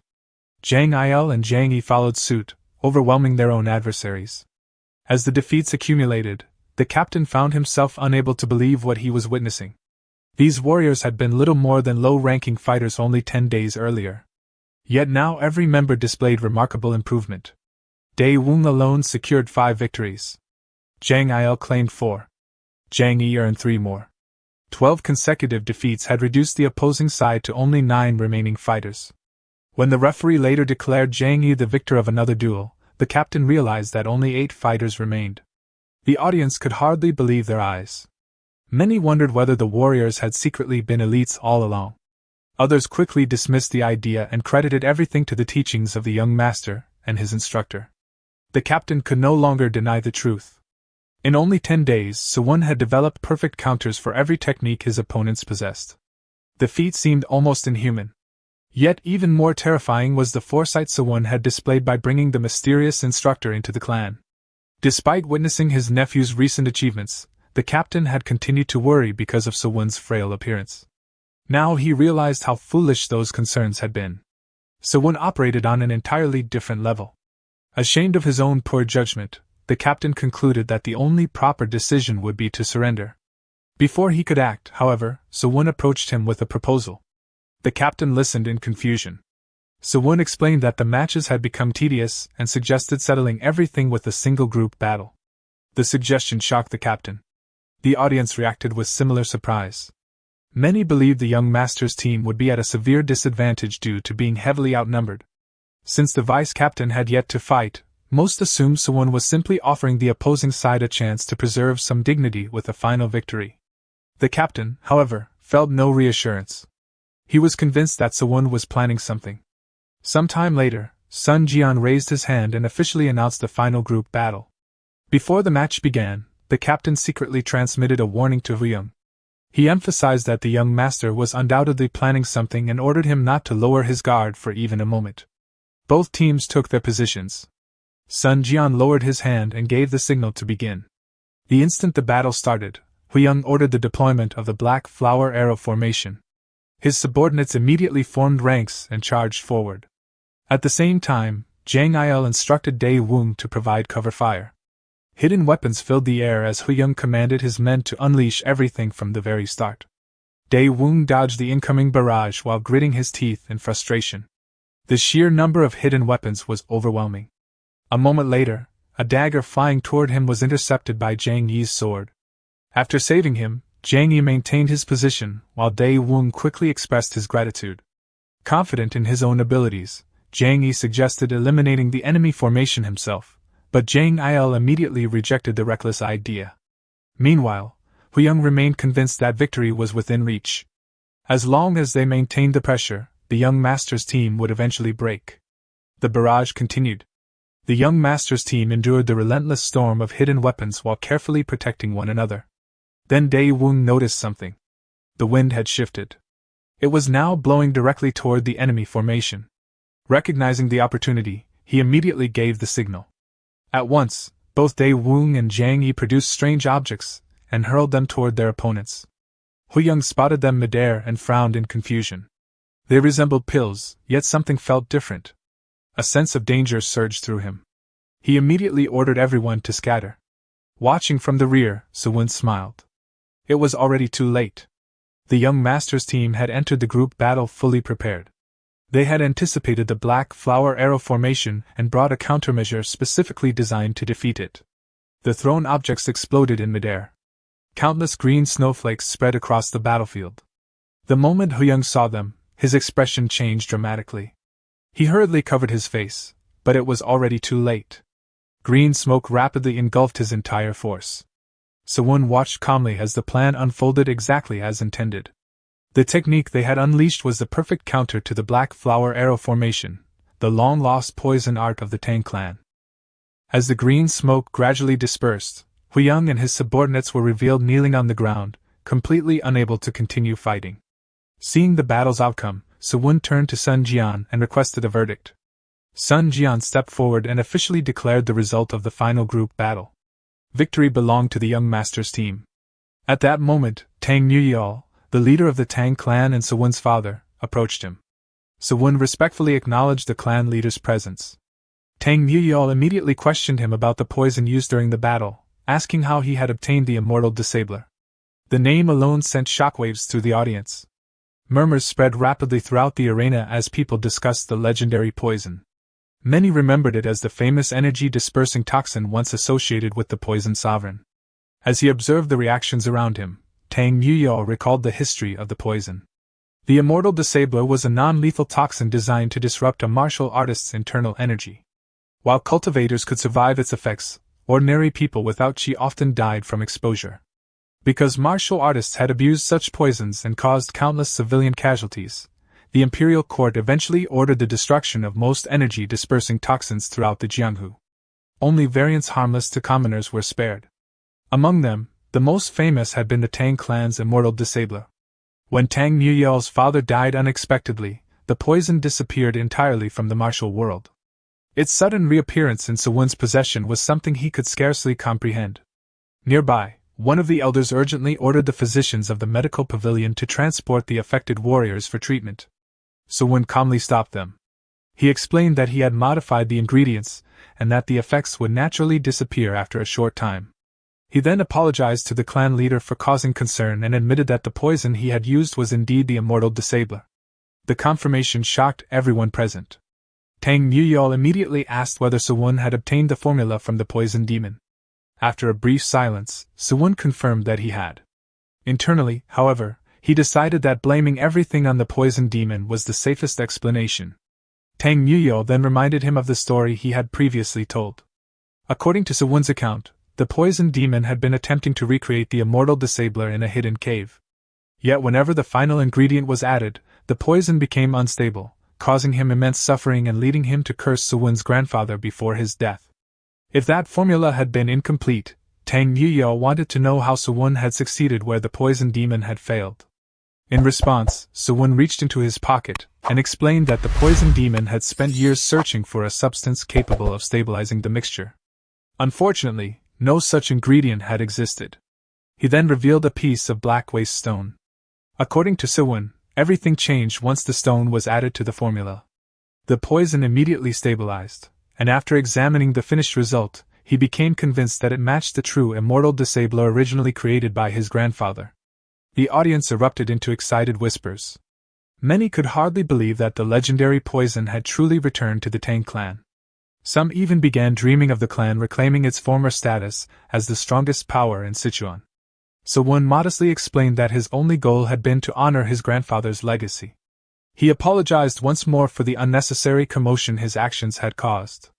Upon hearing the entire explanation, Huyang's expression changed completely. He dropped to his knees along with all of his subordinates, and openly admitted his wrongdoing. He confessed that he had foolishly judged his master's intentions and rebelled against him. For that crime, he declared himself willing to accept any punishment. Sewon questioned whether Huyang truly understood the weight of such words. Before Huyang could answer, the captain stepped forward. Accepting responsibility, he admitted that the failure to properly discipline his subordinates was entirely his fault and requested that only he be punished. Sewon respectfully addressed him as his uncle but firmly rejected the request. Such behavior could not simply be ignored. A suitable punishment was unavoidable. He then asked Yeo Xian whether the preparations were complete. Yeo Xian confirmed that everything had been brought as requested. Thanking him for his efforts, Sewon waited calmly. A moment later, Gu Yanjian arrived accompanied by several disciples pushing wooden carts loaded with weapons. The captain immediately grew nervous upon recognizing the master of the Iron Hall. Yanjian approached Sewon, bowed respectfully, and declared that he would carry out all of his instructions. After receiving permission, Yan Jian began distributing weapons to every member of the Dark Flower Corps. As he handed them out, he explained that each weapon had been custom-made to match the individual martial arts and personal characteristics of its owner. More importantly, every single weapon had been personally forged by Sewon over the past 10 days. Tang Nuyo was stunned. The fact that Sewon had earned the cooperation and respect of such an influential elder was astonishing enough. Learning that he had personally forged all of the weapons only deepened his shock. Huyang stared at the weapon in his hands and questioned why they were being given such gifts. Sewon's expression became serious. He explained that the weapons were not gifts at all. Instead, they were the final travel expenses he was willing to provide. If they truly wished to reach the level he envisioned for them, they would have to endure suffering severe enough to break bones and burn blood. Anyone afraid of such hardships was free to leave immediately. He would neither stop them nor blame them. However, those who chose to remain had to be prepared to die and be reborn stronger. Far from being discouraged, the members of the Dark Flower Corps responded with excitement and determination. They accepted the challenge without hesitation. Watching their reactions, Sewon silently made a vow. He would unite everyone's strength into a single force. When the inevitable war against the blood cult arrived, he intended to ensure that not a single one of them died. Later that night, a grand banquet was held to celebrate the day's events. As laughter and drinking filled the hall, someone enthusiastically declared that everyone should drink until they collapsed. While the festivities continued, Sewon quietly slipped away. Moving swiftly through the darkness, he headed toward the bamboo forest. Although he regretted missing the banquet, he admitted to himself that it had been a long time since he had attended such a gathering. After traveling some distance, he stopped and gazed at the moon overhead. The sight reminded him that he had not returned to this place since the day he executed Sun Wukong. Sensing a hidden presence nearby, Sewon turned toward the shadows. He casually remarked that very few people knew the location offered the finest view of the moon, and suggested that the observer stop hiding and enjoy the scenery. A moment later, Zhang Yi stepped out from concealment. He admitted with a laugh that escaping Sewon's perception was apparently impossible. Sewon sighed and remarked that concealing one's footsteps and breathing was not enough. Zhang Yi seemed amused by the comment, and questioned what else was required.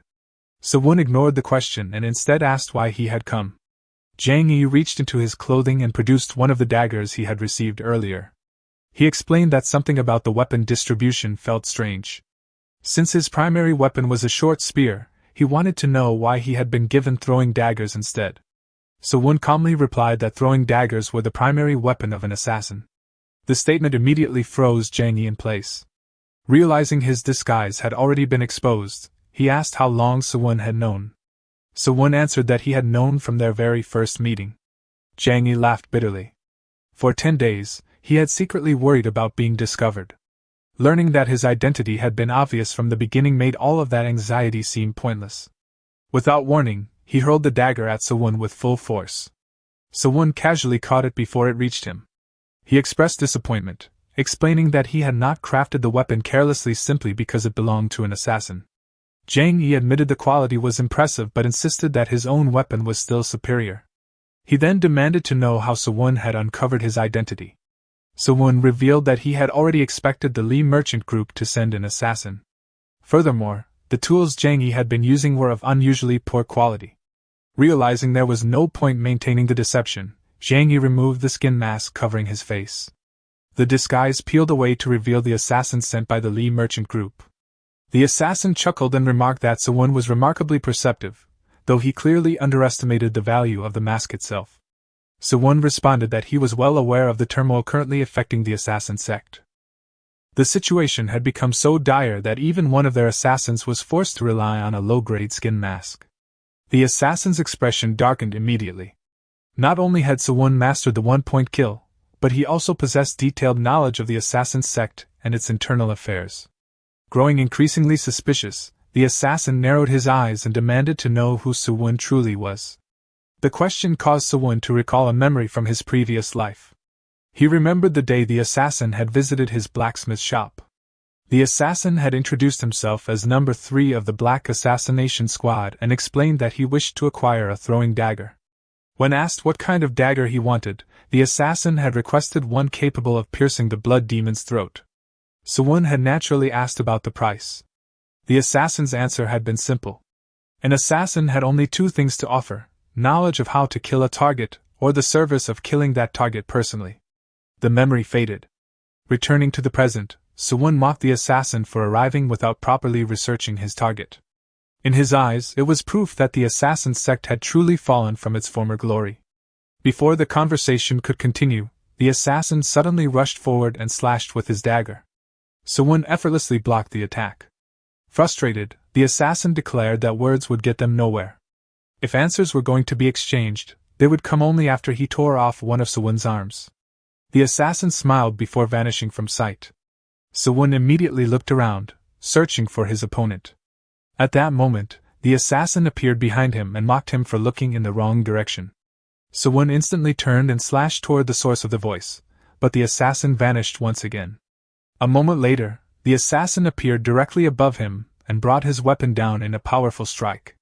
He casually remarked that Sewon had merely been chasing an afterimage. Sewon reacted immediately. Using Heavenly Thread, he blocked the attack and forced the assassin backward.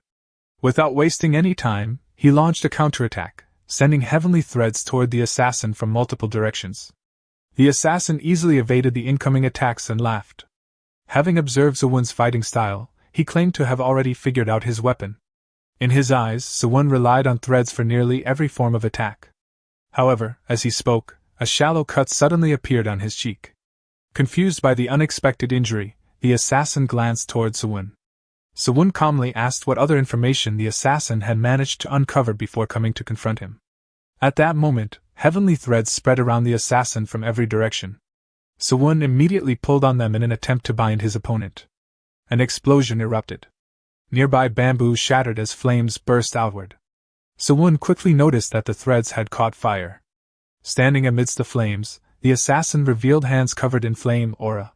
He admitted that Sewon was not completely useless, but confidently declared that threads could simply be burned away. Seeing this, Sewon recognized the truth. The assassin possessed a natural martial body. It was a physique capable of mastering any martial art effortlessly, and pushing every technique to its absolute peak. It was a flawless body, a gift bestowed by heaven itself. Even the blood demon had acknowledged its talent. The man before him was Mu Myong, an assassin who had never failed a mission and who could learn and reproduce his opponent's techniques as though they were his own. Mu Myong moved his hands and unleashed the technique known as Supreme Ring of Flames, Tempered Flame. Several streams of fire shot towards Sewon. Sewon immediately began maneuvering around the attacks while analyzing the technique. He suspected that Mu Myong had acquired it from the South Sea Sun Palace.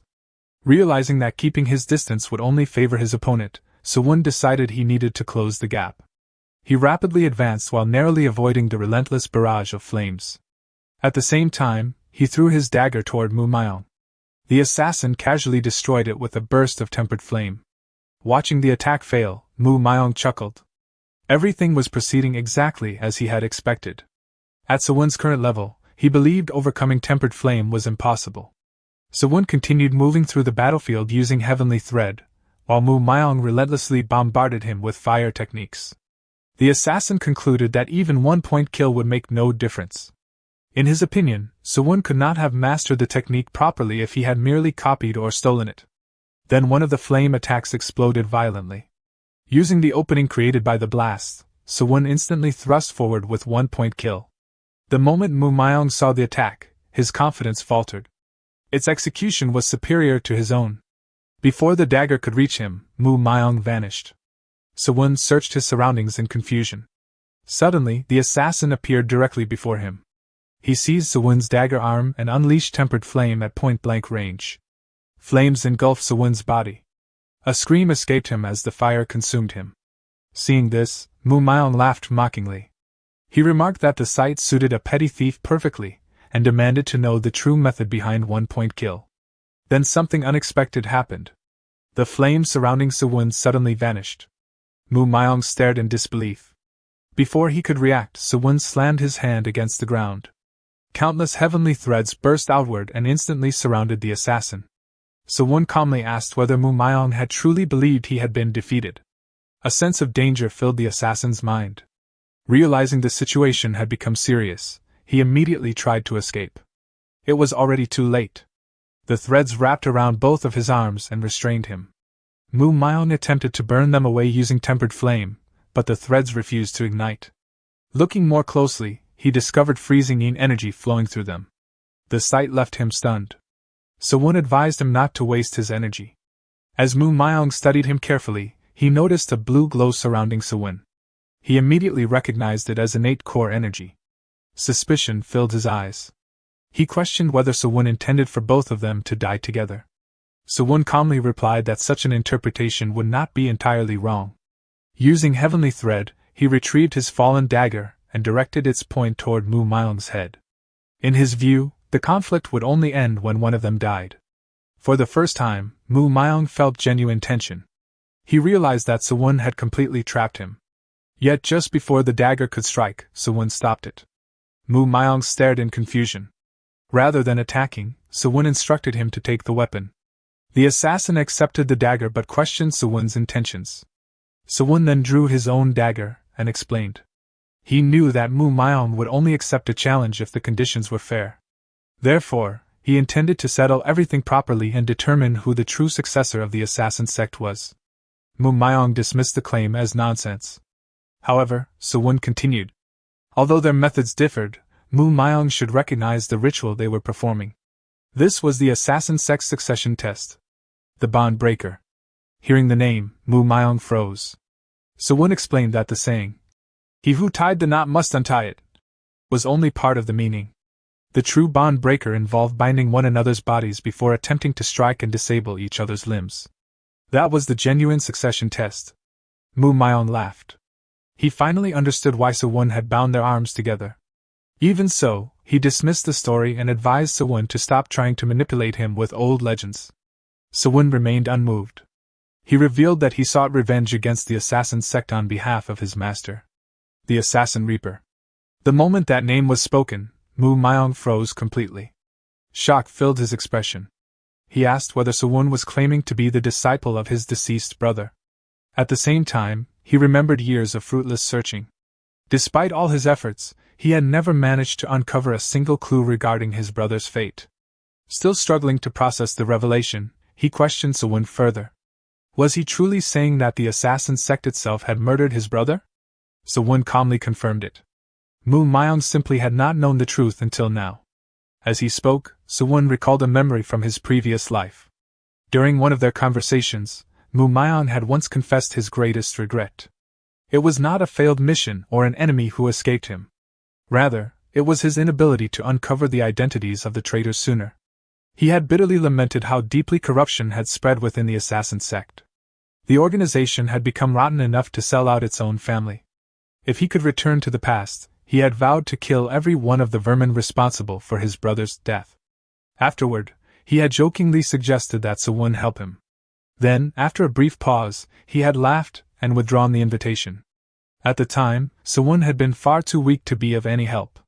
Mu Myong had told him not to get involved, not to throw away his life needlessly, and not to die like a stray dog. Instead, he had suggested that they simply drink together as friends. In the present, the assassin demanded to know whether Sewon was truly claiming that the assassin sect had been responsible for his brother's death. Without answering immediately, Sewon released the threads restraining the assassin and assumed a fighting stance. Then he charged forward. As he launched his attack, he declared that from that moment onward, he would fulfill his master's final wish. The assassin blocked the strike, but Sewon continued speaking. According to the traditions of the assassin sect, the bind breaker would now begin. The words only fueled the assassin's anger. With a powerful swing of his dagger, he forced Sewon backward before advancing toward him. He accepted the challenge, promising to make Sewon beg for the chance to continue speaking. The battle resumed. Neither side could gain the upper hand. Every attack was met with an evasion, and every evasion was followed by a counterattack. The duel continued in a relentless cycle as both fighters demonstrated nearly identical skills. After some time, the assassin suddenly kicked a cloud of dust into Sewon's face. The debris obscured Sewon's vision for a brief moment. Seizing the opportunity, the assassin slipped behind him, leaped from a bamboo stalk, and thrust his dagger forward. Just as the blade was about to strike, Sewon turned. He narrowly dodged the attack and immediately launched a counter-strike of his own. The assassin barely avoided it. Without hesitation, Sewon followed up with the throwing dagger technique. The assassin evaded it effortlessly. As he did, a realization struck him. The technique was exactly the same as his own. Moments later, both fighters attempted simultaneous kicks. Their legs collided in midair, and the force of the impact sent both men sliding backward. The assassin's suspicions only grew stronger. Even the way Sewon utilized the technique was identical. If that was the case, then there was only one move that could follow. 1-point kill. The assassin remarked that if they continued mirroring each other like this, they would spend the entire night fighting without ever finishing the test. Sewon calmly assured him that the next exchange would be different. Both men lowered their stances. The assassin executed 1-point kill. At the same time, Sewon moved as well. The moment the assassin saw his stance, his eyes widened. Sewon was using a reverse grip. The technique instantly became recognizable. It was the secret art known as reverse 1-point kill. Their daggers collided. A sharp crack echoed through the bamboo forest. The assassin's weapon shattered. Unable to withstand the impact, he dropped to one knee. Looking down at him, Sewon remarked that it appeared the assassin was the one who should be begging now. The assassin readily admitted defeat. Still staring at the fragments of his broken dagger, he asked what technique Sewon had just used. Sewon explained that it was reverse 1-point kill. The assassin nodded slowly. The name suited the technique perfectly. Everything about it, from the grip to the circulation of core energy, had been reversed. Yet despite that reversal, the technique was clearly superior to the original 1-point kill. Sewon explained that his master had recreated the technique from scratch for someone who preferred fighting with a reverse grip. Hearing that, the assassin was reminded of a distant memory. As a child, he had once been scolded by his older brother for holding his weapon incorrectly. Instead of listening, he had insisted that his unconventional grip looked cooler. The memory faded. Back in the present, the assassin slammed his fist into the ground. Frustration filled his voice as he complained that he could not believe he was hearing such words from someone else. His brother should have shown that level of care while he was still alive. Watching him, Sewon felt no particular sympathy. In his mind, this was exactly what the assassin had been searching for all along. After gathering himself, the assassin stood up and asked to hear the full story. Sewon immediately asked what he would receive in return. The assassin offered information that had never been revealed throughout the history of the Jianghu. More importantly, he promised to reveal the location of the assassin sect itself. Satisfied with the offer, Sewon agreed and began his explanation. The story started 5 years earlier. Upon hearing the date, the assassin stiffened. That had been the same period during which he had discovered the last traces left behind by his brother. Sewon explained that he had been gathering poisonous herbs on a rugged mountain when he lost his footing and fell from a cliff. By sheer luck, he had managed to catch hold of a branch before plummeting to his death. The assassin immediately interrupted. The story sounded far too convenient. He openly questioned whether Sewon seriously expected anyone to believe such a cliché stroke of luck. Sewon responded only with a serious look. The assassin suddenly became uncertain. To his surprise, Sewon appeared completely serious. Reluctantly, the assassin agreed to keep listening. Sewon continued. While struggling to survive on the cliffside, he had discovered a hidden cave. The assassin immediately guessed what came next. Surely there had been a skeleton inside.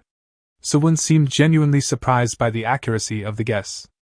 Although there had not been a skeleton, there had been a secret arts manual lying beside an old bloodstain. The assassin exploded in disbelief. Of course he knew what came next.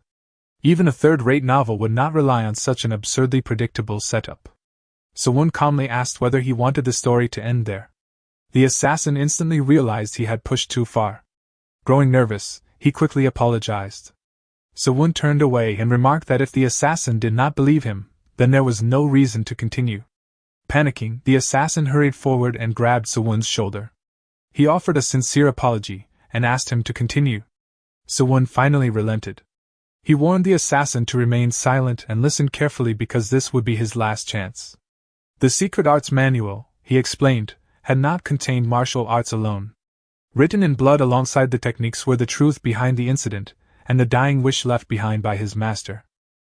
Genius protagonists, overwhelming growth, and legendary battles, this is your battlefield.